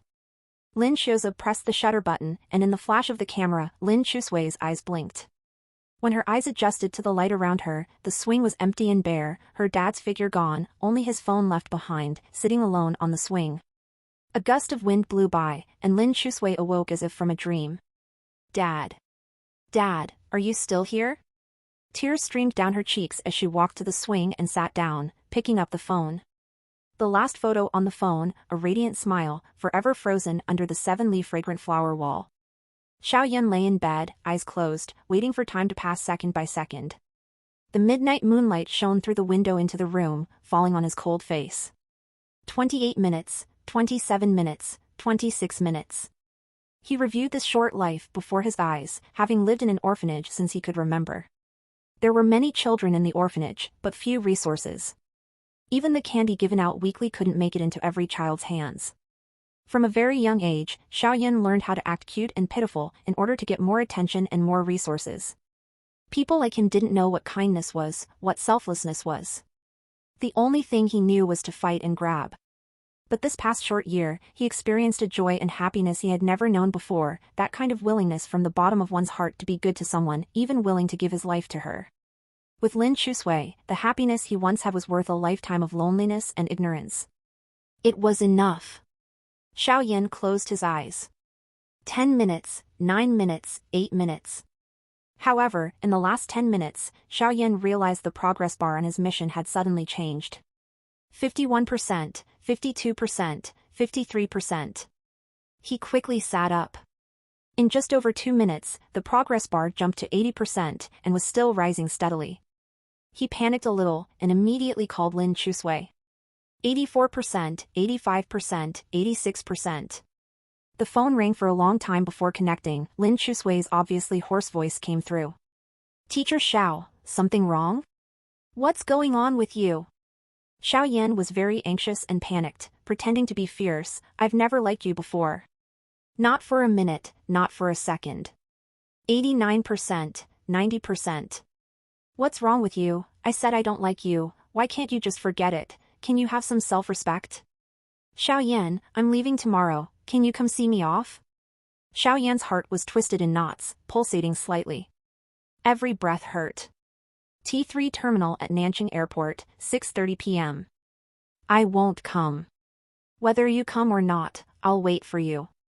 95%, 96%. In the last 30 seconds, 98%. Xiaoyan stood up and paced around the room twice, finally deciding to tell her the truth. Lin Chusui, I can give your dad back to you. Don't you want your dad anymore? I do, but Dad has made his choice, just like he never interfered with my choices. I also respect his choice.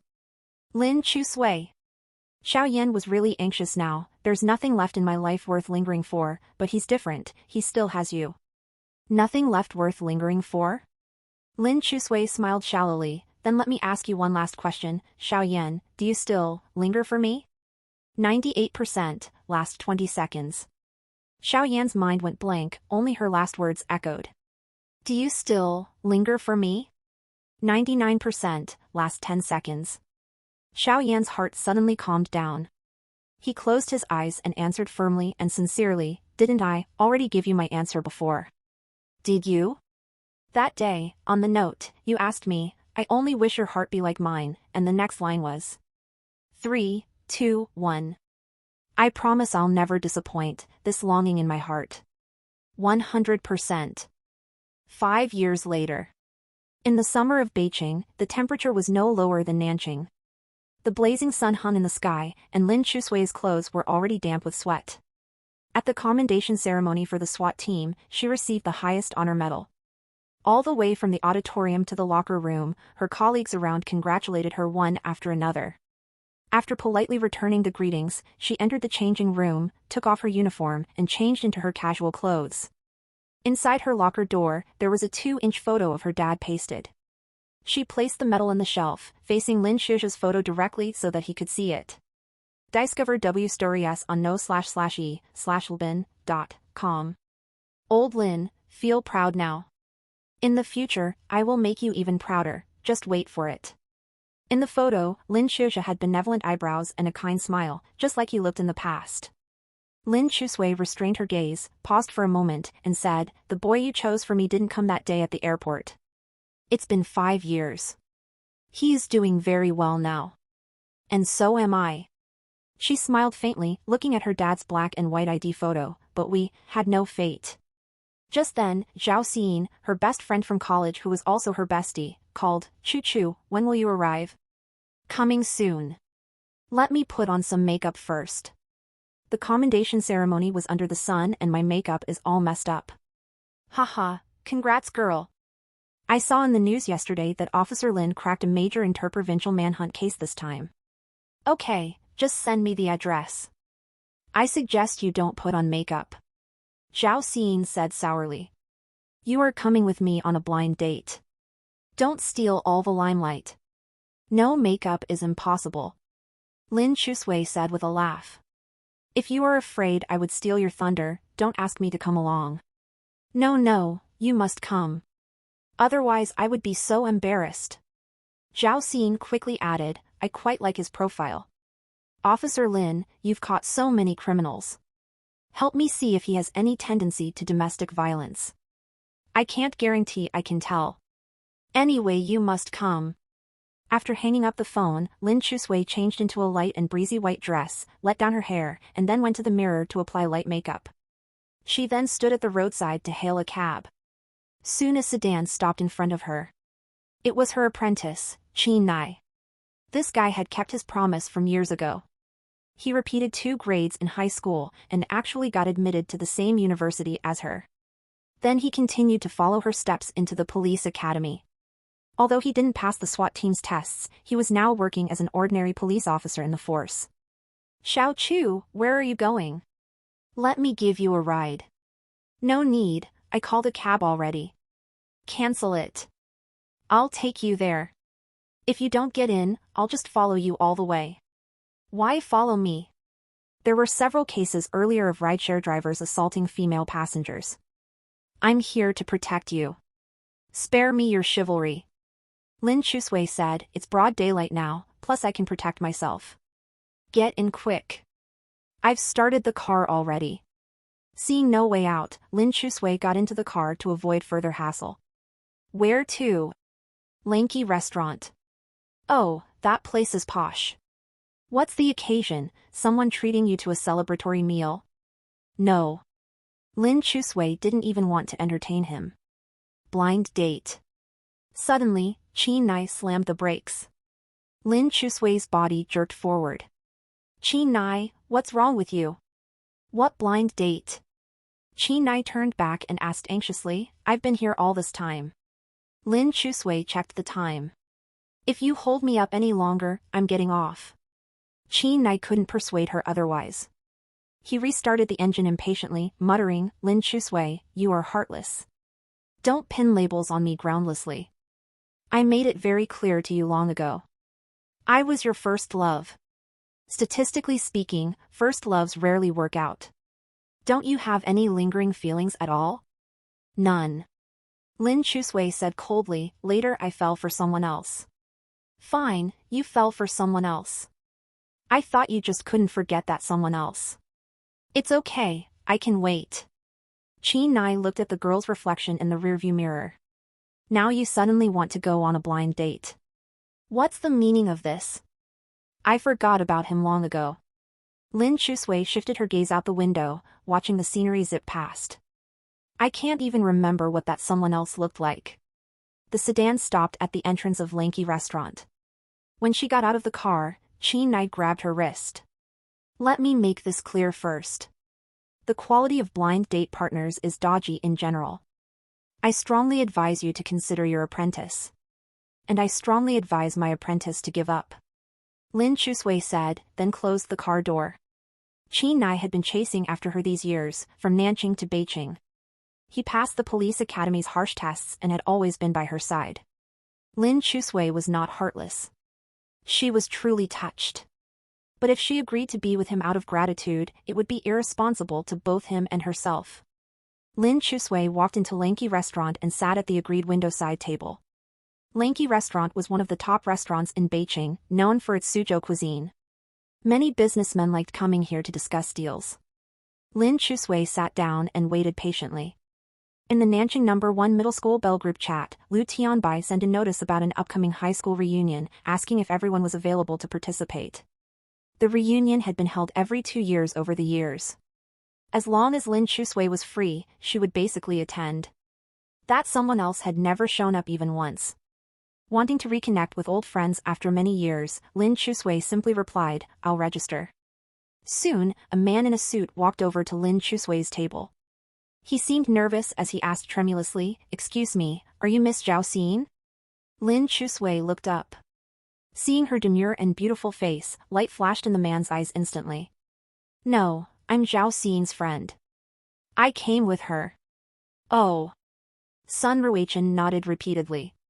Right, she mentioned to the matchmaker that she'd bring a friend. He sat down on the chair opposite her. He sized her up from time to time. Lin Chusui just smiled politely at him and lowered her head to keep looking at her phone. Without a conversation starter, the atmosphere was somewhat awkward. Lin Chusui sent Zhao Xin a quiver message, What's going on, sis? Your blind date is here already, but you haven't arrived yet? Zhao Xin sent Lin Chusui several apologetic emoticon packs in succession. Sorry sis. Got stuck in traffic on the way. Probably another half hour. Could you chat with him first? Lin Chusui, chat with him? What do I have to chat about with him? It's not my blind date. If you don't come soon I'm leaving. Zhao Xin, please, do me a favor, you're the best. Puppy eyes emoticon. Having no other choice, Lin Chusui looked up at Sun Ruichen. Xin said she ran into some traffic jam and will be here soon. Feel free to order something first if you are hungry. Sun Ruichen waved his hands repeatedly. No problem, I'm not hungry. Let's wait a bit longer. Lin Chusui forced another smile, then lowered her head again to scroll through Weibo absent-mindedly. Ranking number 1 on the hot search was the new product launch of XY Technology Company, Limited. Lin Chusui tapped in. The top hot Weibo under the tag was a video of Xiaoyan showcasing and introducing the new product at the launch. The man in the video, his well-fitted bespoke suit accentuated his straight and tall figure. The spotlight illuminated his chiseled and handsome features. His eyes were clear and bright. Lin Chusui put on her earphones to listen to his voice. This robot product is designed for autistic children, with interactive functions as the main goal, so that introverted and closed-off children will be willing to open up their hearts. His voice was still as cool and steady as she remembered. Over these many years, that teenager walking under the camphor trees on campus in a white shirt, pushing a bike, had grown into the founder and CEO of the top tech company in China. He finally crawled out of the mud and climbed to the highest peak through his own efforts. Lin Chusui didn't know if he had seen even more beautiful and magnificent scenery. She liked the company's official Weibo post. She hoped he was doing well, just like when she was trapped in memories years ago. He was the one who pulled her out and told her to learn to grow up alone even without her dad's company. The little girl who only knew how to cry and use anger and fists to cover up her fragility had grown up. Like her father, she also wanted to use her own strength to protect more people. Sun Ruichen glanced at Lin Chuchui's phone screen and saw that she was watching it attentively. So he asked, "Are you watching the new product launch of XY Company?" "Yeah." The name of XY Company is quite ironic. "Why do you say that?" Sun Ruichen tried to make small talk with her to ease the awkward atmosphere. XY stands for human chromosomes. This company makes artificial intelligence. Naming an AI company after something related to human biology is quite ironic. Well, Lin Chusui thought for a moment and said, "I think XY could just be the initials of their chief creative officer Xiao Yan." "Ah, it can't be that simple." "It is that simple." Like that genius, sometimes his thinking is just so straightforward. Using his own name for the company is definitely his style.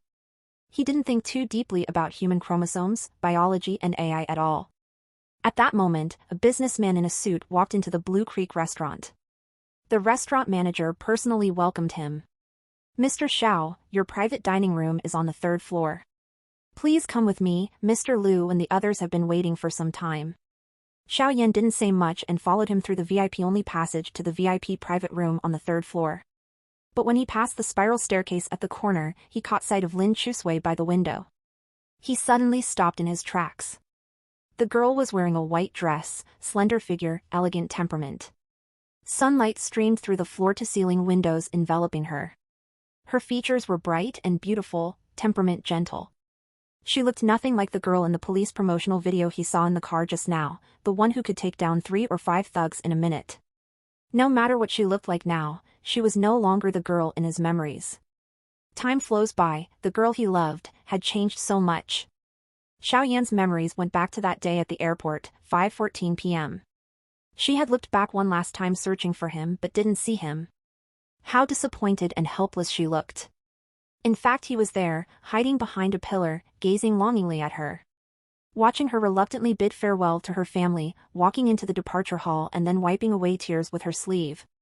Watching her plane fly off into the distant sky. Even though his heart was shredded with anguish, Xiao Yan still did not show himself in the end. When the girl embarked on her new journey in life, the destitute boy lost his courage. Sun Ruichen saw that Lin Chusui was interested in XY Company, so he said, "I think that researching artificial intelligence is not a good thing. On the contrary, it will reduce the employment rate. The popularity of robots will make many people who can only do low-level labor lose their jobs. These capitalists only care about making money and don't care about the life and death of the lower class." Hearing this, Lin Chusui's face turned cold, and she subconsciously refuted, "He's not a capitalist." "Who are you talking about?" "I mean, XY Technology Company is not like what you said. Every one of their researches has humanistic care, such as the companion robot developed for autistic children this time." In fact, Lin Chusui didn't really understand much about technology, but she had always been following his products. She would watch every new product release from beginning to end carefully. Seeing that Lin Chusui was unhappy, Sun Ruichen guessed that she might be a fan of XY Company. He originally wanted to show his unique insights, but it seemed to have backfired a bit. He changed the subject and asked again, "Ms. Lin, what do you do?" "Sorry, the nature of my job is classified and I have to keep it confidential." I see. "Then, are you married?" "Not yet." "You don't look it." Sun Ruichen smiled and asked, "So you're single too?" She said coldly, This is the first time Zhao Xin and I have met today. We hadn't added each other as friends or chatted before." Sun Ruichen looked at Lin Chusui and said, "Zhao Xin should have told you about my status. I'm currently an executive at a state-owned enterprise, an iron rice bowl that parents like. If you think I'm all right, can I add your WeChat?" Lin Chusui looked at him with suspicion, frowning slightly. But considering Zhao Xin, she endured her temper and said politely, "I'm sorry, Mr. Sun seems to have misunderstood.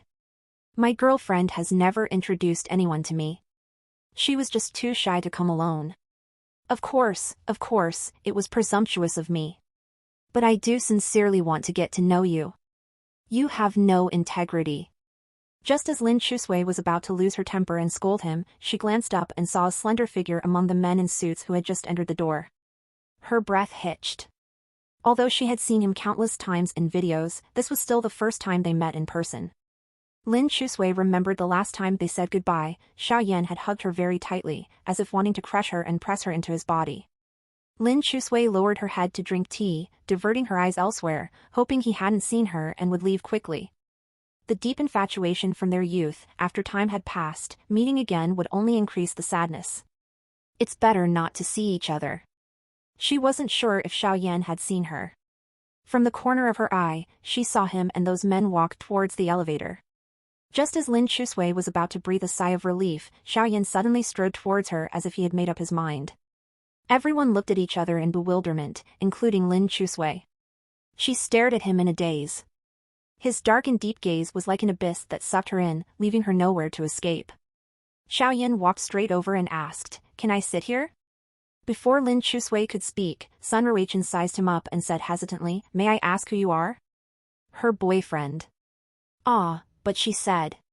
Lin Chusui's heart skipped a beat when she glanced at him again. He looked right back at her unabashedly. Although he was dressed neatly, the look in his eyes still had that familiar arrogance from their youth. So Lin Chusui didn't pretend anymore either. She very rudely said, "Ex-boyfriend." An ex is still a boyfriend. Seeing that she wasn't estranged from him, Xiao Yan sat down casually next to her and even squeezed closer to her. Feeling the man's body temperature and his familiar smell, Lin Chusui's heart involuntarily sped up. Looking at Xiao Yan, Sun Ruichen said, "This gentleman looks a bit familiar." Xiao Yan was also very open about it and said, "I'm Xiao Yan." "Ah, you are Xiao Yan from XY Technology Company?" Sun Ruichen seemed a little flustered. Even his form of address changed from you to sir. "Nice to meet you, sir. I'm Sun Ruichen. Here's my business card." Xiao Yan didn't take his offered business card. He just turned his head and asked Lin Chusui, "Have you ordered yet? Their squirrel fish here is superb. Do you want to try it?" "Waiting for my girlfriend." Lin Chusui couldn't be as familiar with him as Xiao Yan was. After all, they hadn't seen each other for almost 5 years. Sun Ruichen awkwardly took back his business card and forced out a laugh. He also expressed his admiration for Xiao Yan again. More than 10 minutes later, Zhao Xin finally rushed over breathlessly, saying, Sorry. The traffic was so jammed on the way. "Thanks for waiting." "I'm really sorry." Lin Chusui breathed a sigh of relief and said, "You're finally here." Sun Ruichen gave up his seat to Zhao Xin and let her sit next to him. He also thoughtfully called the waiter to order. "Huh? Who is this?" Looking at Xiao Yan, Zhao Xin asked Lin Chusui, "You brought a friend too?" "No, just happened to run into him." Because Zhao Xin was Lin Chusui's friend, Xiao Yan's tone was not as cold and blunt towards her as it was to Sun Ruichen. He politely said, "Hello, I'm Xiao Yan. I'm Lin Chusui's high school ex-boyfriend. Did she ever mention me to you?" "Oh my god!" Seeing Xiao Yan, Zhao Xin was very shocked and said, "Little Chu did mention an unforgettable ex-boyfriend before, but I didn't expect it to be you. I often see news about you." "Wow." Xiao Yan looked up. "Unforgettable?" Yes. She excitedly said to Lin Chusui, "Why didn't you say that your ex-boyfriend you liked so much is Xiao Yan? No wonder you always said you wanted to go see their new product launches live. So it turns out you still have feelings for him. I really thought you were just a tech enthusiast." Seeing Zhao Xin, this big mouth, expose all her secrets in just a few sentences, Lin Chusui immediately said, "Well, Enin, now that you're here, I'll get going and not bother your meal. Have a nice chat and get to know each other. I'm leaving now." Seeing this, Zhao Xin grinned and said, I understand. Go eat with your ex-boyfriend. Don't mind me." Lin Chusui ignored Xiao Yan and strode out of the restaurant with her bag. Xiao Yan chased after her and grabbed her arm. Baby. Lin Chusui was just embarrassed at first, but hearing him call her baby instantly ignited her unnamed anger. She yanked Xiao Yan's hand, directly throwing him to the ground. He fell hard with a thud. Don't call me that. The group of men in suits by the floor-to-ceiling windows watched their boss get taken down by a woman, looking as shocked as if they had seen a mirage. Xiao Yan sat on the ground looking up at Lin Chusui. If baby is angry, feel free to hit me some more. I won't fight back. With people coming and going at the entrance of Lanchi restaurant, seeing Xiao Yan sitting on the ground seemingly with no intention of getting up, Lin Chusui was a little anxious. Who wants to hit you? Get up quickly. Xiao Yan actually started acting shamelessly. I'm hurt, can't get up. Stop pretending. You're not that fragile. Get your AV right ovals at no/v/e/lbn.com. You know my body is not well. Seeing the people around them, some even taking pictures with their phones, Lin Chusui hurriedly grabbed Xiao Yan's hand and pulled him up. His palm was warm, just like when they were young, only rougher now with some calluses. You are the leading chief creator of the top technology company in the country. How can you act like a rogue? Xiao Yan looked at her deeply. Because my desk mate is angry. I'm not angry. Lin Chusui calmed herself down and saw the men waiting for a long time by the floor-to-ceiling windows. She said, your colleagues are waiting for you to eat. You deleted me. Xiao Yan asked, can you add me back? No. She rejected very decisively. Deleting means I don't want to keep in touch for good. Xiao Yan didn't force her. He lowered his head and thought for a moment. Your friend said you wanted to come see our new product launch.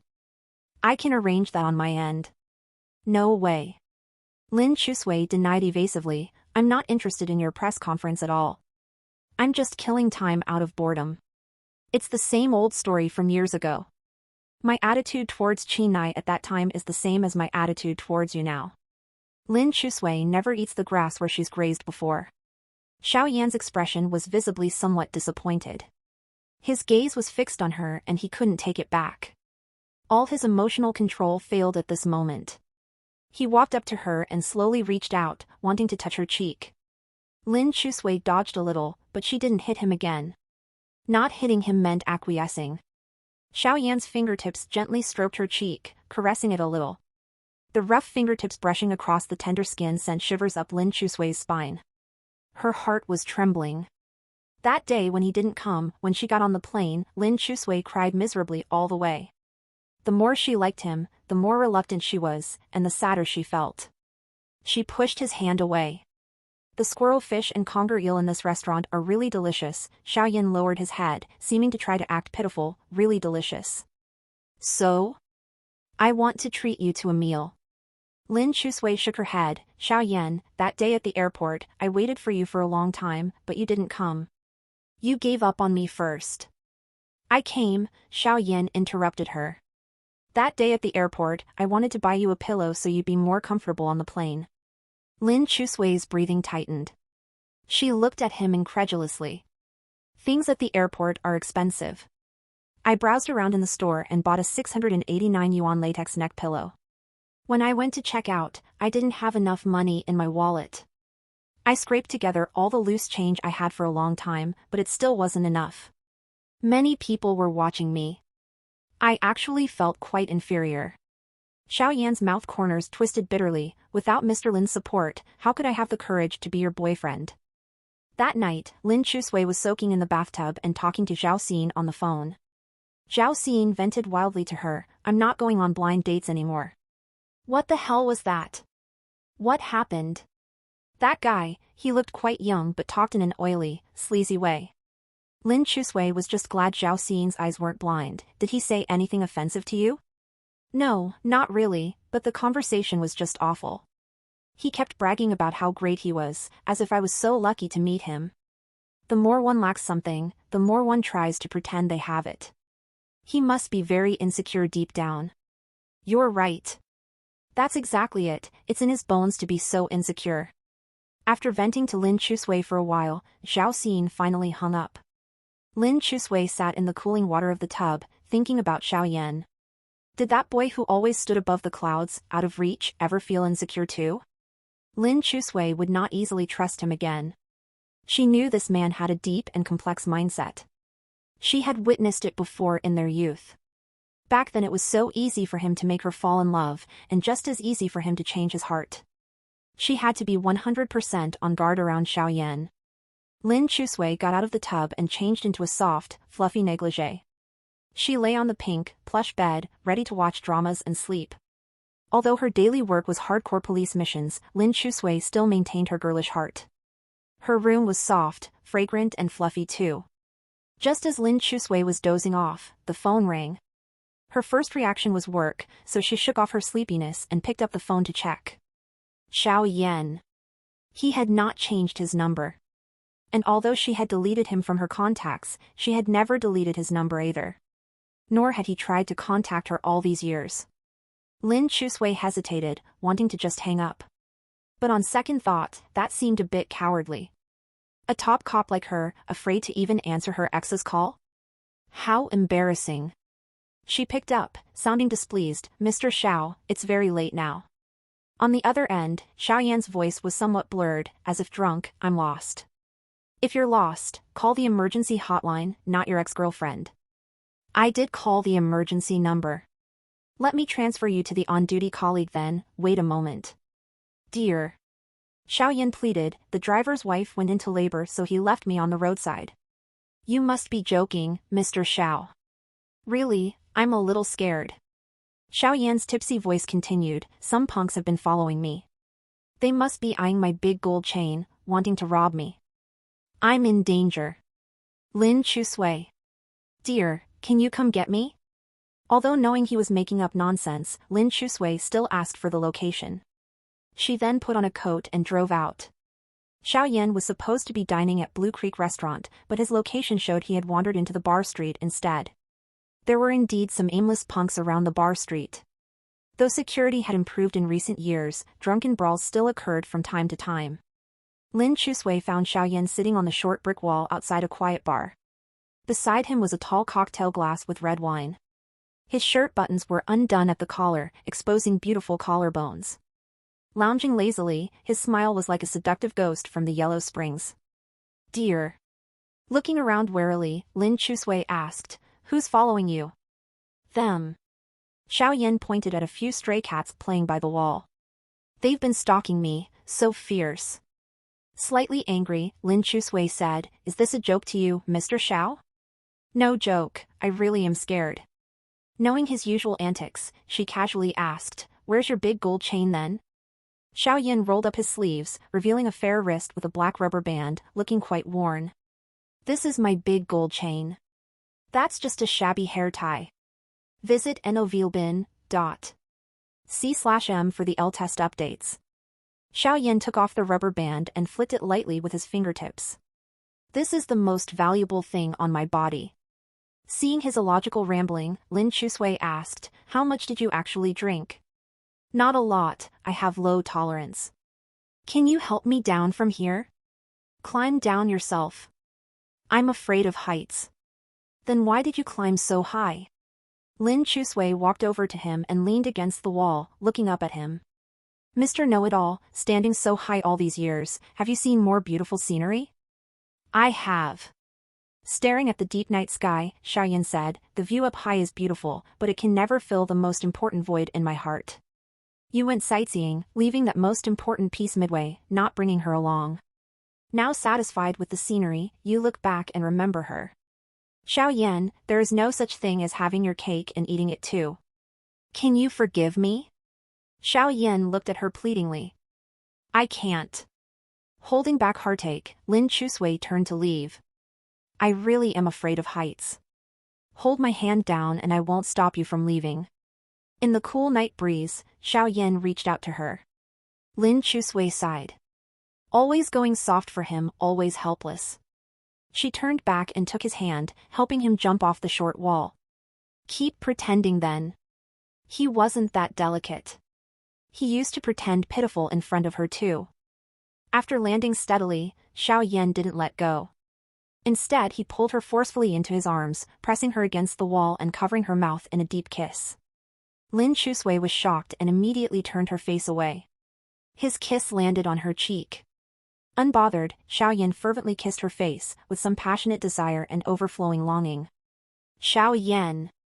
She wanted to push him away, but her whole body felt weak and powerless.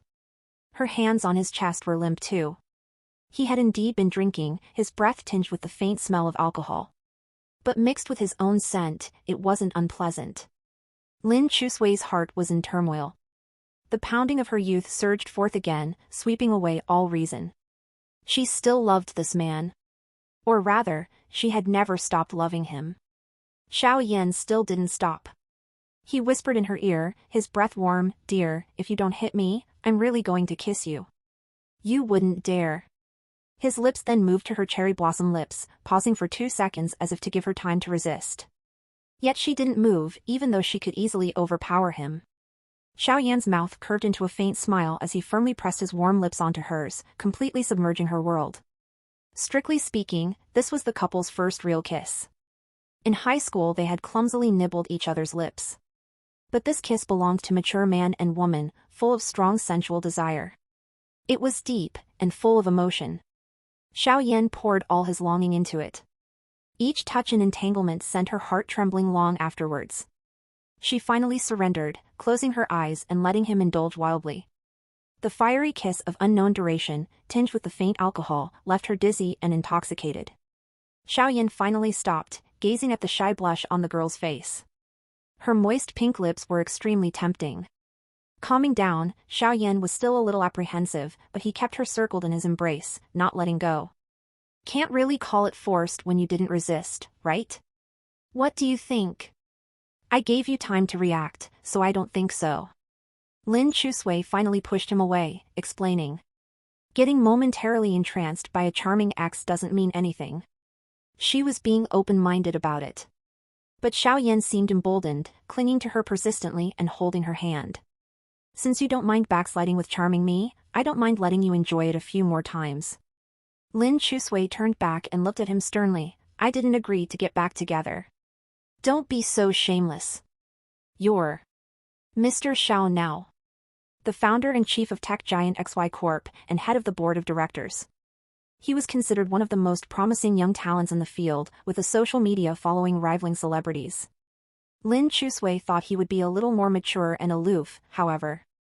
After interacting with him a few times, she realized that in this world, mountains, rivers, grass and trees may change, but Xiaoyan would always be Xiaoyan, he would not change. He still held her hand, unwilling to let her leave easily. "You know me, what I want, if I can't ask for it, I'll snatch it, if I can't snatch it, then..." "Then what?" Lin Chusui said angrily. "Are you going to trick me again like in the past?" "I won't trick you again." He looked at her with a faint smile. "Let me start pursuing you now, okay, darling? I'm going to start chasing you now, is that okay, baby?" Lin Chusui was so amused by his shameless attitude that she laughed. She twitched his shirt collar with her fingertips and mocked, "Now President Xiao is rich, and finally has confidence and doesn't feel inferior? It has nothing to do with money." Xiaoyan said seriously, "Mainly because I'm cultured and refined with poetry and books, thus naturally elegant." He hasn't changed after all. Lin Chusui's eyes fell on the black headband on his wrist. She saw that the headband was very old. It seemed that the elastic cord inside was broken, only the black thread was left connecting it. She took it off Xiaoyan's wrist and deliberately asked, "Which girlfriend gave you this big gold chain?" "My favorite girlfriend." Xiaoyan said lightly, "Also the only one. On the night we broke up, I held her, thinking about secretly taking something from her, to bring with me." "Bring where?" Xiaoyan paused for a few seconds and said truthfully, "Take into the grave." When Lin Chusui heard these 4 words, her heart was squeezed hard. She knew what Xiaoyan was ready to give up that night. In the night breeze, the two faced each other for a long time, silently for a long time. Lin Chusui tugged at his sleeve and said, "Xiaoyan, you are the man my dad saved with his life. I really want to hate you, but I can't." Xiaoyan knew that on that night, Lin Chusui had kept him alive with 100% of her love. He held her hand in return, looking at her, and said seriously, "You can't keep me, but then ignore me." Lin Chusui admitted that she almost fell for him that night. Dealing with this man Xiaoyan, she must maintain 200% sobriety and vigilance, otherwise she would be abducted by him in minutes. Just like that night, she drove the drunk Xiaoyan claimed he was home. This man's tactics of selling cute and playing innocent were unmatched. The atmosphere in the car was thick, emotions were brewing, he didn't have to do anything else. One fiery gaze was enough to lead the confused Lin Chusui upstairs to have a drink with him. At the critical moment, Lin Chusui received a call from the police asking her to follow the inspection team to investigate a certain entertainment club tonight, and thus escape the danger. After returning from investigating the illegal club, Lin Chusui casually threw her shoes aside and lay on the bed, her mind blanking out. She had made up her mind not to forgive Xiaoyan so easily, but she just couldn't help liking him and feeling distressed for him. It had been like this since high school. This man was like a carnivorous plant, biting her lifeline, and she couldn't break free. Lin Chusui suddenly felt a little depressed and indignant. She took out her phone and sent a message to Xiaoyan, whom she had re-added as a friend, to vent her frustration. "Not that easy." Xiaoyan replied almost instantly, sending a selfie of him brushing his teeth in front of the mirror. In the photo, he was wearing striped pajamas. The ceiling light shone on him, enveloping his silhouette with a lazy yet sexy expression. Lin Chusui changed the subject, "Not that easy, unless you show me your abs cack." Xiaoyan showed Lin Chusui his abs, but Lin Chusui went back on her word and even blocked him directly. For a long time after that, she ignored him completely. With the Spring Festival approaching, Lin Chusui was busy with many police tasks. She didn't have time to think about Xiaoyan at all. However, her mentality had changed a bit. Even Lin Chusui's colleagues at the police station said she looked spirited and cheerful recently, she must have met with some happy event. Qin Nai also noticed her change and would make sarcastic remarks to provoke her from time to time, but Lin Chusui couldn't be bothered. During the Spring Festival holiday when she went back home, her middle school classmates from Class B at Nanjing No. 1 Middle School organized a reunion at Zitting Club, a place they were all familiar with. "Why did you guys choose this place?" Lin Chusui asked Lu Tianbai beside her. "Even the private rooms are the same, it feels like you just turned 18 yesterday." Lu Tianbai majored in German in university and now worked at a foreign company as a simultaneous interpreter. She had completely shed her silly and timid image from her school days and now exuded an elite aura. After that unrequited crush in the past, she had also grown up quickly and made herself more outstanding, with no lack of pursuers around her. "Yeah, because it's an old place, it has memories," Lu Tianbai said with a smile. "Picking here for the reunion is meaningful, we can reminisce about our youth." "Are you sure everything that night is a fond memory?" Lin Chusui glanced at Su Jianing in the corner. This place might evoke someone's dark history. Su Jianing was playing dice games with Zhang Qingyu and the others. Gone was his aloofness from his student days, his temperament had become much softer and he blended in easily. Over the years, Xiao Qian had changed him a lot. He wasn't so arrogant anymore. "Is Jianing going to get married soon?" "Yeah, he and his sister have always had a great relationship." In the years Su Jianing stayed in Nanjing for university, his bond with Xiao Qian had grown seamless. The two were so close it was like they had become one person. Even after 5 years, they were still as lovey-dovey as when they first started dating. Not long ago, when Lin Chusui accompanied them to an amusement park, she even let them feed her dog food. Su Jianing kept calling sister, sister, sounding all mushy and sticky as he clung to her like a little puppy. Lin Chusui whispered to Lu Tianbai, "Don't tell me you still like him?" "No way, I have a boyfriend now." Lu Tianbai took out her phone and showed Lin Chusui a photo of her with a guy. "See, he's my senior from university." Looking at the photo, the boy was clean-cut with sunny good looks. Just Lu Tianbai's type. "Not bad, your boyfriend is handsome." "I know, right?" Lu Qi asked Lin Chusui, "I heard you got back together with the school genius?" "Don't say such cryptic things in front of Officer Lin." Lu Qi came over with a laugh and asked Lin Chusui, "I heard you rekindled things with the school genius?" Lin Chusui frowned. "Who told you guys that?" "The school genius who disappeared for years recently posted something on Moments." Lu Qi said with a grin, "You didn't know?" "How would I know?" Lin Chusui had ruthlessly deleted him already. Lu Qi handed over his phone. Indeed, Xiaoyan rarely posted anything on Moments, with only 3 posts total. One was "I'm sorry" after the fire incident. Another was on the day they became official, under the floral arches at Xianglixiang Cafe, he posted a lyric, "It feels a lot like summer." The third post was half a month ago, the day they reunited. At 2 a.m., he posted, Deleted me again. Looking at his moments posts, Lin Chusui didn't know what to say. The stars tonight are not like last night's, for whom does the wind and dew stand in the deep of night?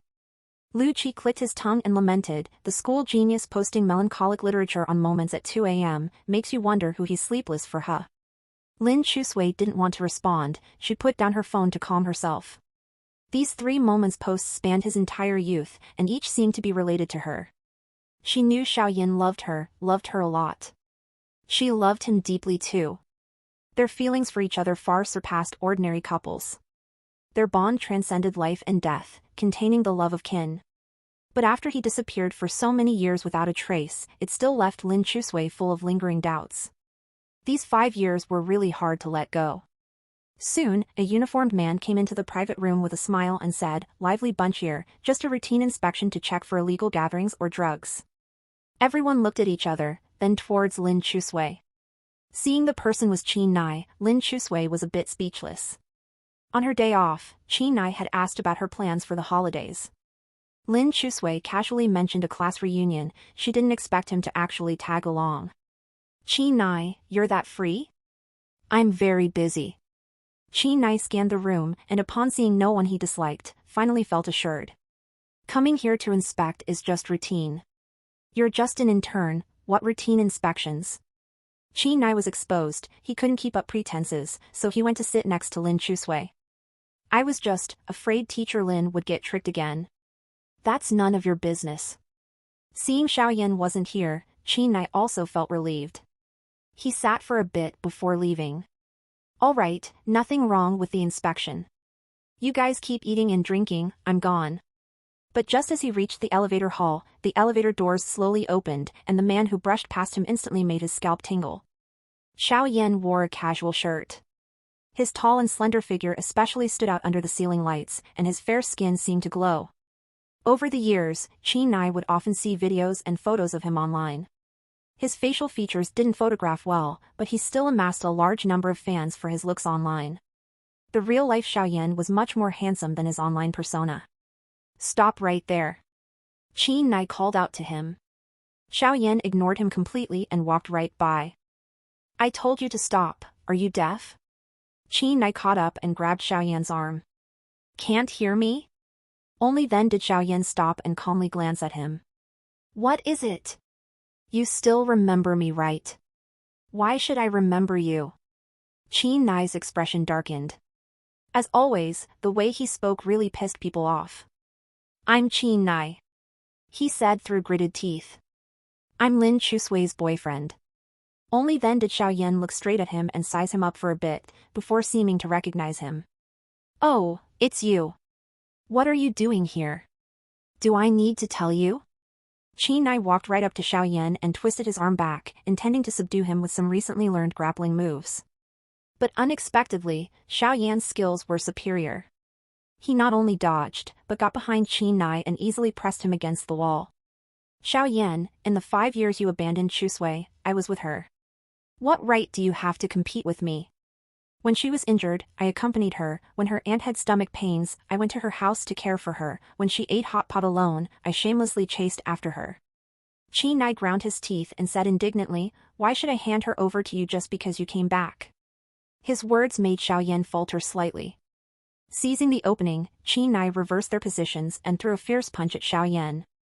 Xiaoyan stumbled back from the blow, his mouth bleeding. The club's security guards arrived promptly. Seeing Qin Nai in uniform fighting with Xiaoyan, the burly guards immediately grabbed hold of Xiaoyan. Qin Nai walked over and slapped his face, coldly ridiculing, I won't fail twice with the same person. You have no chance, she's mine. She belongs to herself. Xiaoyan said expressionlessly, not even her dad would say something like that, who do you think you are? Qin Nai was provoked to anger by Xiaoyan again within seconds. He ordered the guards, this guy is no good, throw him out. The guards were also intimidated by Qin Nai's uniform and decisively dragged Xiaoyan out of the club. Xiaoyan was pushed down onto the road by them, looking very disheveled. Qin Nai was leaning against the door, smoking a cigarette, as if watching a defeated dog, and mocked, as long as I'm here today, you can forget about getting through this door. Xiaoyan tidied his collar and calmly said, are you sure? I'm telling you plainly, as long as I, Qi Nai, am here, no matter what tricks you try, they're useless. The corners of Xiao Yan's thin lips suddenly turned up slightly. Qi Nai felt a tingling in his heart. What are you smiling at? There's a reason I haven't caught up to her in 5 years. His eyes were faintly contemptuous, as immature as ever. I may be immature, but I didn't abandon her. So what do you have now? What do I have now? Xiao Yan looked at him calmly, his gaze making Qi Nai's heart tingle. I heard your family is well off, so for the girl you like, you can willfully choose which university and major, and when she's injured or on her period, you can stick to her like glue, and then complacently use your so-called deep feelings to morally bind her, calling her yours. Who do you think you are? Diascover dated novels on N.O.V/E/Lbin. Co. Xiao Yan spoke very calmly, without emotion, but his words cut to the core. Qi Nai was stunned for a moment, suddenly at a loss for how to respond. Indeed, all these years, he had never seriously considered the future. He had followed her to university, to her workplace, then moved himself with his persistence, believing that one day, she would be touched by his perseverance. But so what, he had the financial resources to persist. Xiao Yan, you're more eloquent than me, I can't beat you in an argument, but you're still not getting through that door today. Is that so? Xiao Yan made a phone call, and soon after, the manager of Soot Club personally came out, smiling. Mr. Xiao is here. Please come in, please come in. You should have called ahead, I would have arranged for you. He enthusiastically welcomed Xiao Yan inside. Qi Nai watched incredulously, not understanding what was happening. Hey, you. Forgot to mention, I had my eye on this club back when I was working odd jobs. Recently got the funding, so I bought the place. He looked at Qi Nai and enunciated, I worked hard and crawled my way out of the mud, and finally made it to her side. What right do you have to block me outside? Having said that, Xiao Yan strode inside with large steps. Xiao Yan attended the class reunion, to everyone's surprise. In the past, he had never attended such gatherings. By now, his status was different from the past. He could be considered a famous public figure. After entering the private room, classmates immediately stood up to greet him, wanting to chat with him. Xiao Yan politely declined, then glanced at Lin Chusui. Lin Chusui was originally sprawled on the sofa eating shrimp chips. The moment he entered, she sat up straight, threw away the snacks, and was on high alert. Xiao Yan strode towards her.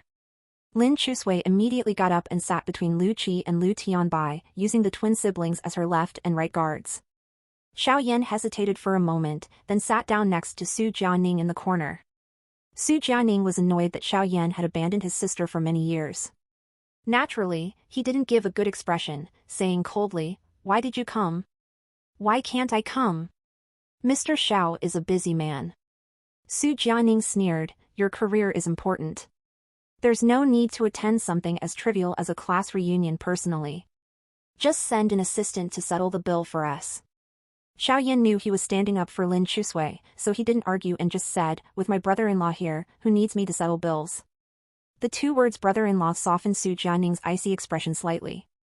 He stopped quarreling with him.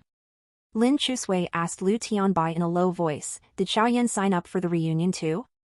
He did. Why didn't you tell me earlier? I didn't even put on makeup. She resentfully glanced at Lu Tianbai, are we still besties? Lu Tianbai innocently spread her hands, I told you to put on makeup.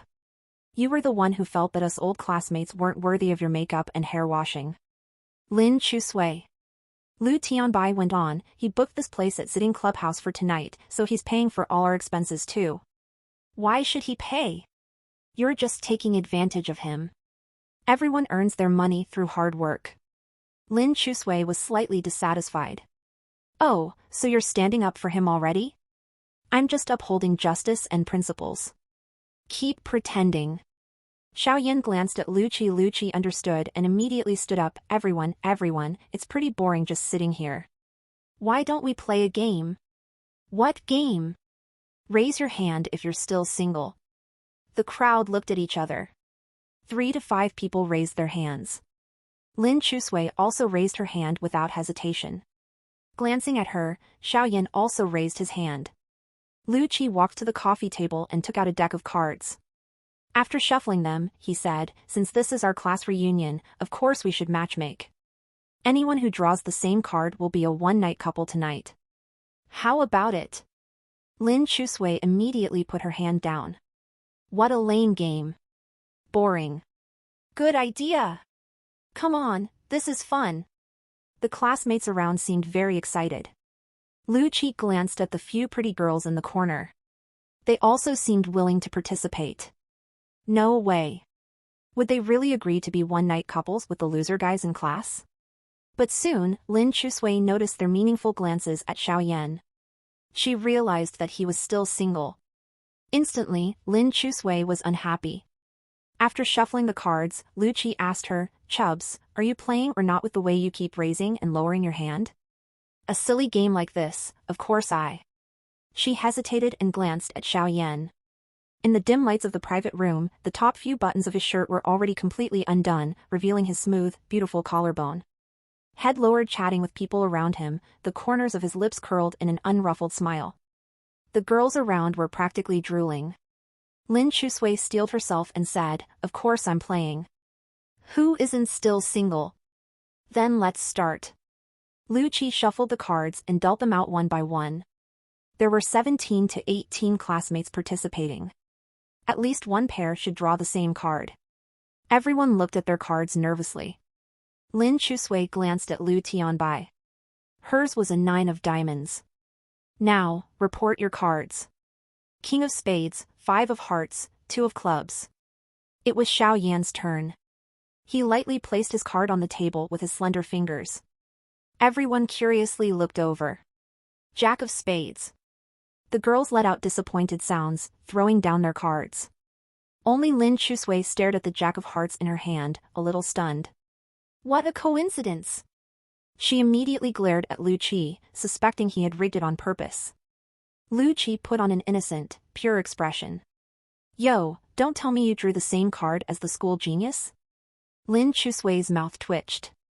Could he be any more obvious with his rigging? She put down her Jack of hearts and said, someone cheated this round. It doesn't count.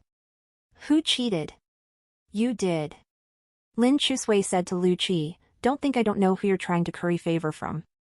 Chubs, aren't you being a bit narcissistic with that? Lu Qi laughed. If you're unhappy following the rules, you can abstain. I can abstain? Of course. Take a penalty of 5 drinks and abstain, giving up your chance to date the school genius tonight. There are plenty of girls here willing to take over. The girls looked hopefully at Lin Chusui. Lin Chusui. Reluctantly, she picked up the Jack of hearts again, hesitating and struggling for a while, then muttered, let's just play. Who's afraid of who? Great. Lu Qi said happily, then let's start. How do we start? By dating. How? Lu Qi, however you used to date him, do that now. Lin Chusui glanced at him awkwardly. Xiaoyan smiled gently and romantically at her, extending his hand, come here, girlfriend. Since he took the initiative to invite her, Lin Chusui reluctantly shuffled over. He naturally took her wrist, and they sat together on the same sofa. As she got close to him, Lin Chusui felt the temperature around her rise. She shook his hand off hers and asked, did you bribe Lu Qi? Yes, Xiaoyan admitted frankly. I did entice him. Boring. It is pretty boring. Lin Chusui saw the bruise at the corner of his mouth. Earlier from a distance in the dim private room, she hadn't noticed the abnormality on his face. She couldn't help pinching his jaw and gently turning it to look closely. There was indeed a bruised mark at the corner of his mouth as if he had been punched. Who hit you? Lin Chusui asked sensitively, who bullied you? Xiaoyan turned his head away, wiping his mouth. It's nothing. Did you run into Qin Nai just now? As she spoke, she took out her phone to call Qin Nai. Xiaoyan quickly snatched away her phone, saying, this is our date. I don't want to waste another second on irrelevant people. Lin Chusui didn't insist either. She gently touched the corner of his mouth, don't you have a press conference next week? I almost forgot. Xiaoyan smiled lightly. If you stop being Officer Lin, you can come be my personal assistant. I'll pay you a high salary.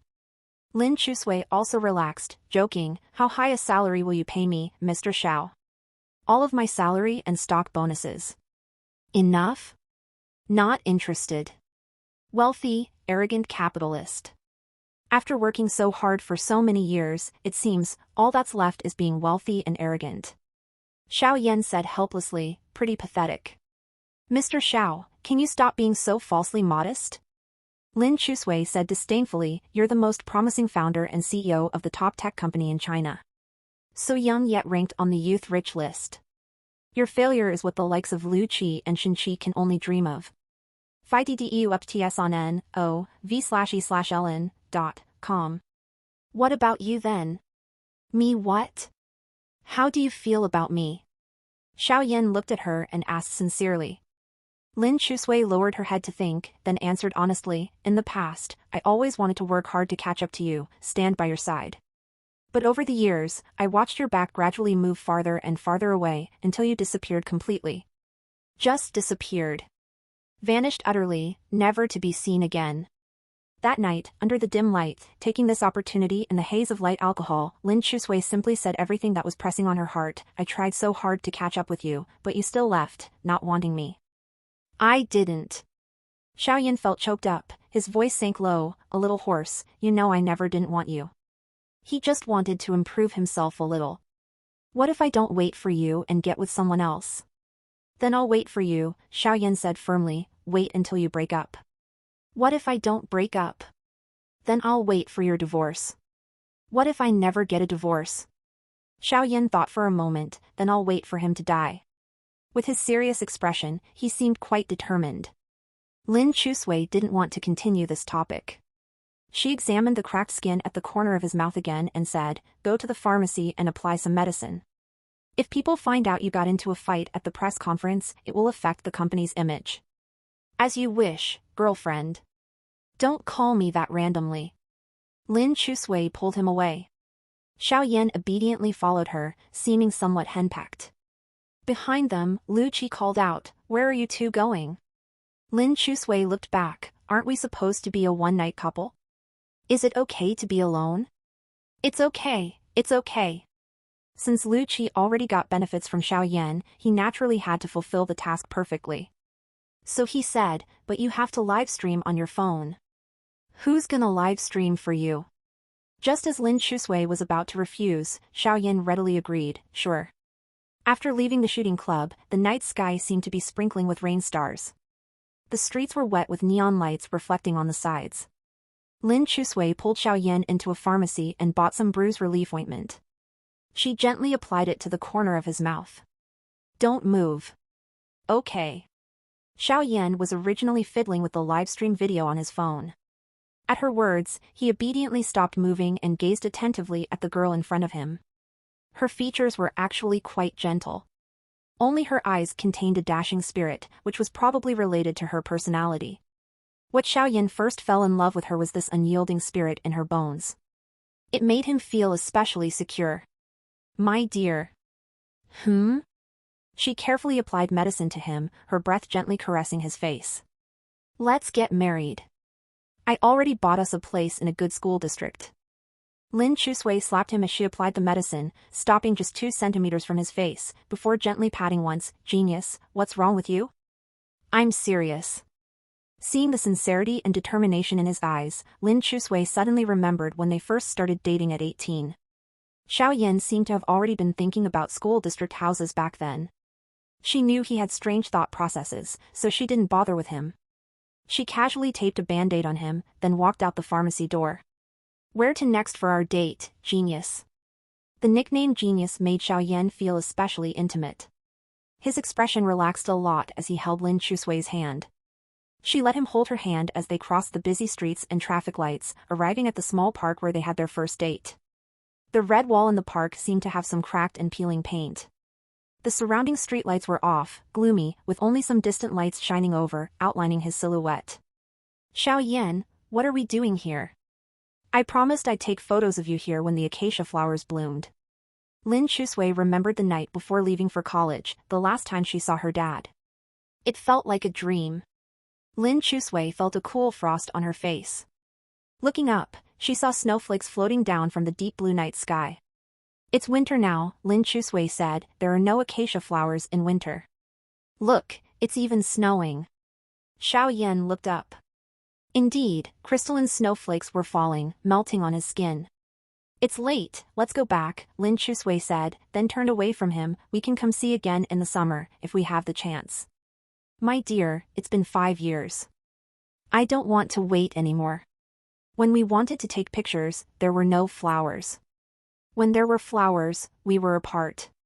Lin Chusui stopped and said helplessly, between us, there have been too many missed opportunities. I spent 5 years desperately working hard. Not for us to stand here today and hear you say we missed our timing. Then what else can be done? Lin Chusui shook her head. Unless you can make acacia flowers bloom in winter. Before she even finished speaking, the surrounding streetlights suddenly all turned on. Lin Chusui looked back in surprise. The glaring lights made her eyes hurt. She reflexively shielded them with her hand. But when her eyes adjusted to the light, she saw lush green vines with white flowers blooming like stars hanging along the dark red wall. Xiao Yan stood by the red wall. The backlighting obscured his features in shadow, his expression unclear. Behind him, large clusters of acacia flowers cascaded down, even spilling outside the wall. Lin Chusui's eyes widened as she walked over, touching the little white flowers on the vines. They were real branches. How can there be? She turned around in confusion. But Xiao Yan had already taken out his phone, pointing the camera at her. Can I take pictures now? Go ahead. Seeing the lush acacia behind her, Lin Chusui's irritation dispersed. She smiled sweetly for the camera. You really came prepared. Seeing the sweet smile of the girl in the camera, Xiao Yan's mouth couldn't help but curl up too. After taking the photos, he asked again, can I hug you? Don't take liberties. I flew these flowers overnight from Yunnan. I didn't sleep last night, planting them here. Xiao Yan started acting pitiful again. I had an upset stomach this morning too. I have a stomach condition, did you know? My lifestyle was irregular in the past 2 years, and I drank. Lin Chusui finally opened her arms, hugging his waist. Genius, if you used less tricks, maybe I'd hug you longer. Xiao Yan held her tightly against him, gently asking in her ear, can I kiss you now? If I say no, are you going to get a headache and stomachache again? Then that means yes. Xiao Yan lowered his head, kissing her neck, then up to her earlobe, gently biting it. Lin Chusui didn't expect this kind of kiss. A tingle ran up her spine and her whole body went soft. Do you love me? No. He gently bit her earlobe, as if punishing her. Yes. Lin Chusui finally gave up resisting, closing her eyes. Xiao Yan, I've always loved you very much. Xiao Yan whispered in her ear, his breath hot, and asked again, so can we tonight? No. This man's brain seemed problematic. She was almost moved. Xiao Yan smiled faintly, then let me change the question. Can you marry me first? Before she could answer, his fingertips nimbly caught her hand, and a warm ring slid onto her ring finger. The ring was clearly clenched in his hand for a long time, absorbing his body heat. Lin Chusui looked down at the flawlessly cut ring on her hand. I'll sell this later. This is just an engagement ring, not too valuable, at most worth $1 million or so. I suggest you pretend to accept first. At the wedding, take the $50 million ring I buy and then sell it. The wind blew the swings with a creaking sound. Lin Chusui looked back and saw a deep blue diary sitting where her dad used to sit on the swings. The gentle wind flipped open the book, pages rustling. Curious, she walked over and saw the familiar handwriting in the diary. It was Lin Chusui's diary, recording every little thing after she was born. My darling can say daddy today. I'm really a dad now. My darling cried for a long time at preschool today. I feel awful, so I asked the captain for leave and waited outside the preschool gate to pick her up after class. I hope I can hug her immediately. Today Xiao Guai's elementary school teacher told me that she has an astonishing memory and may be a genius. I find this hard to believe since my daughter usually acts like an idiot. How could she be a genius? Lin Chusui flipped through page after page of her diary, laughing and then choking up with sobs. She came to the final page. The date on the last page was from 5 years ago on the night he left for good. The only line written said, Xiao Guai, don't be afraid. I will become an angel to love you. Lin Chusui closed the notebook and looked back to see the youth standing under the osmanthus tree. The cool breeze carried misty rain. He gazed at her gently. Just like when they had first met at 18. He really did find an angel for her. That's all for this video, trackers. See you in next video.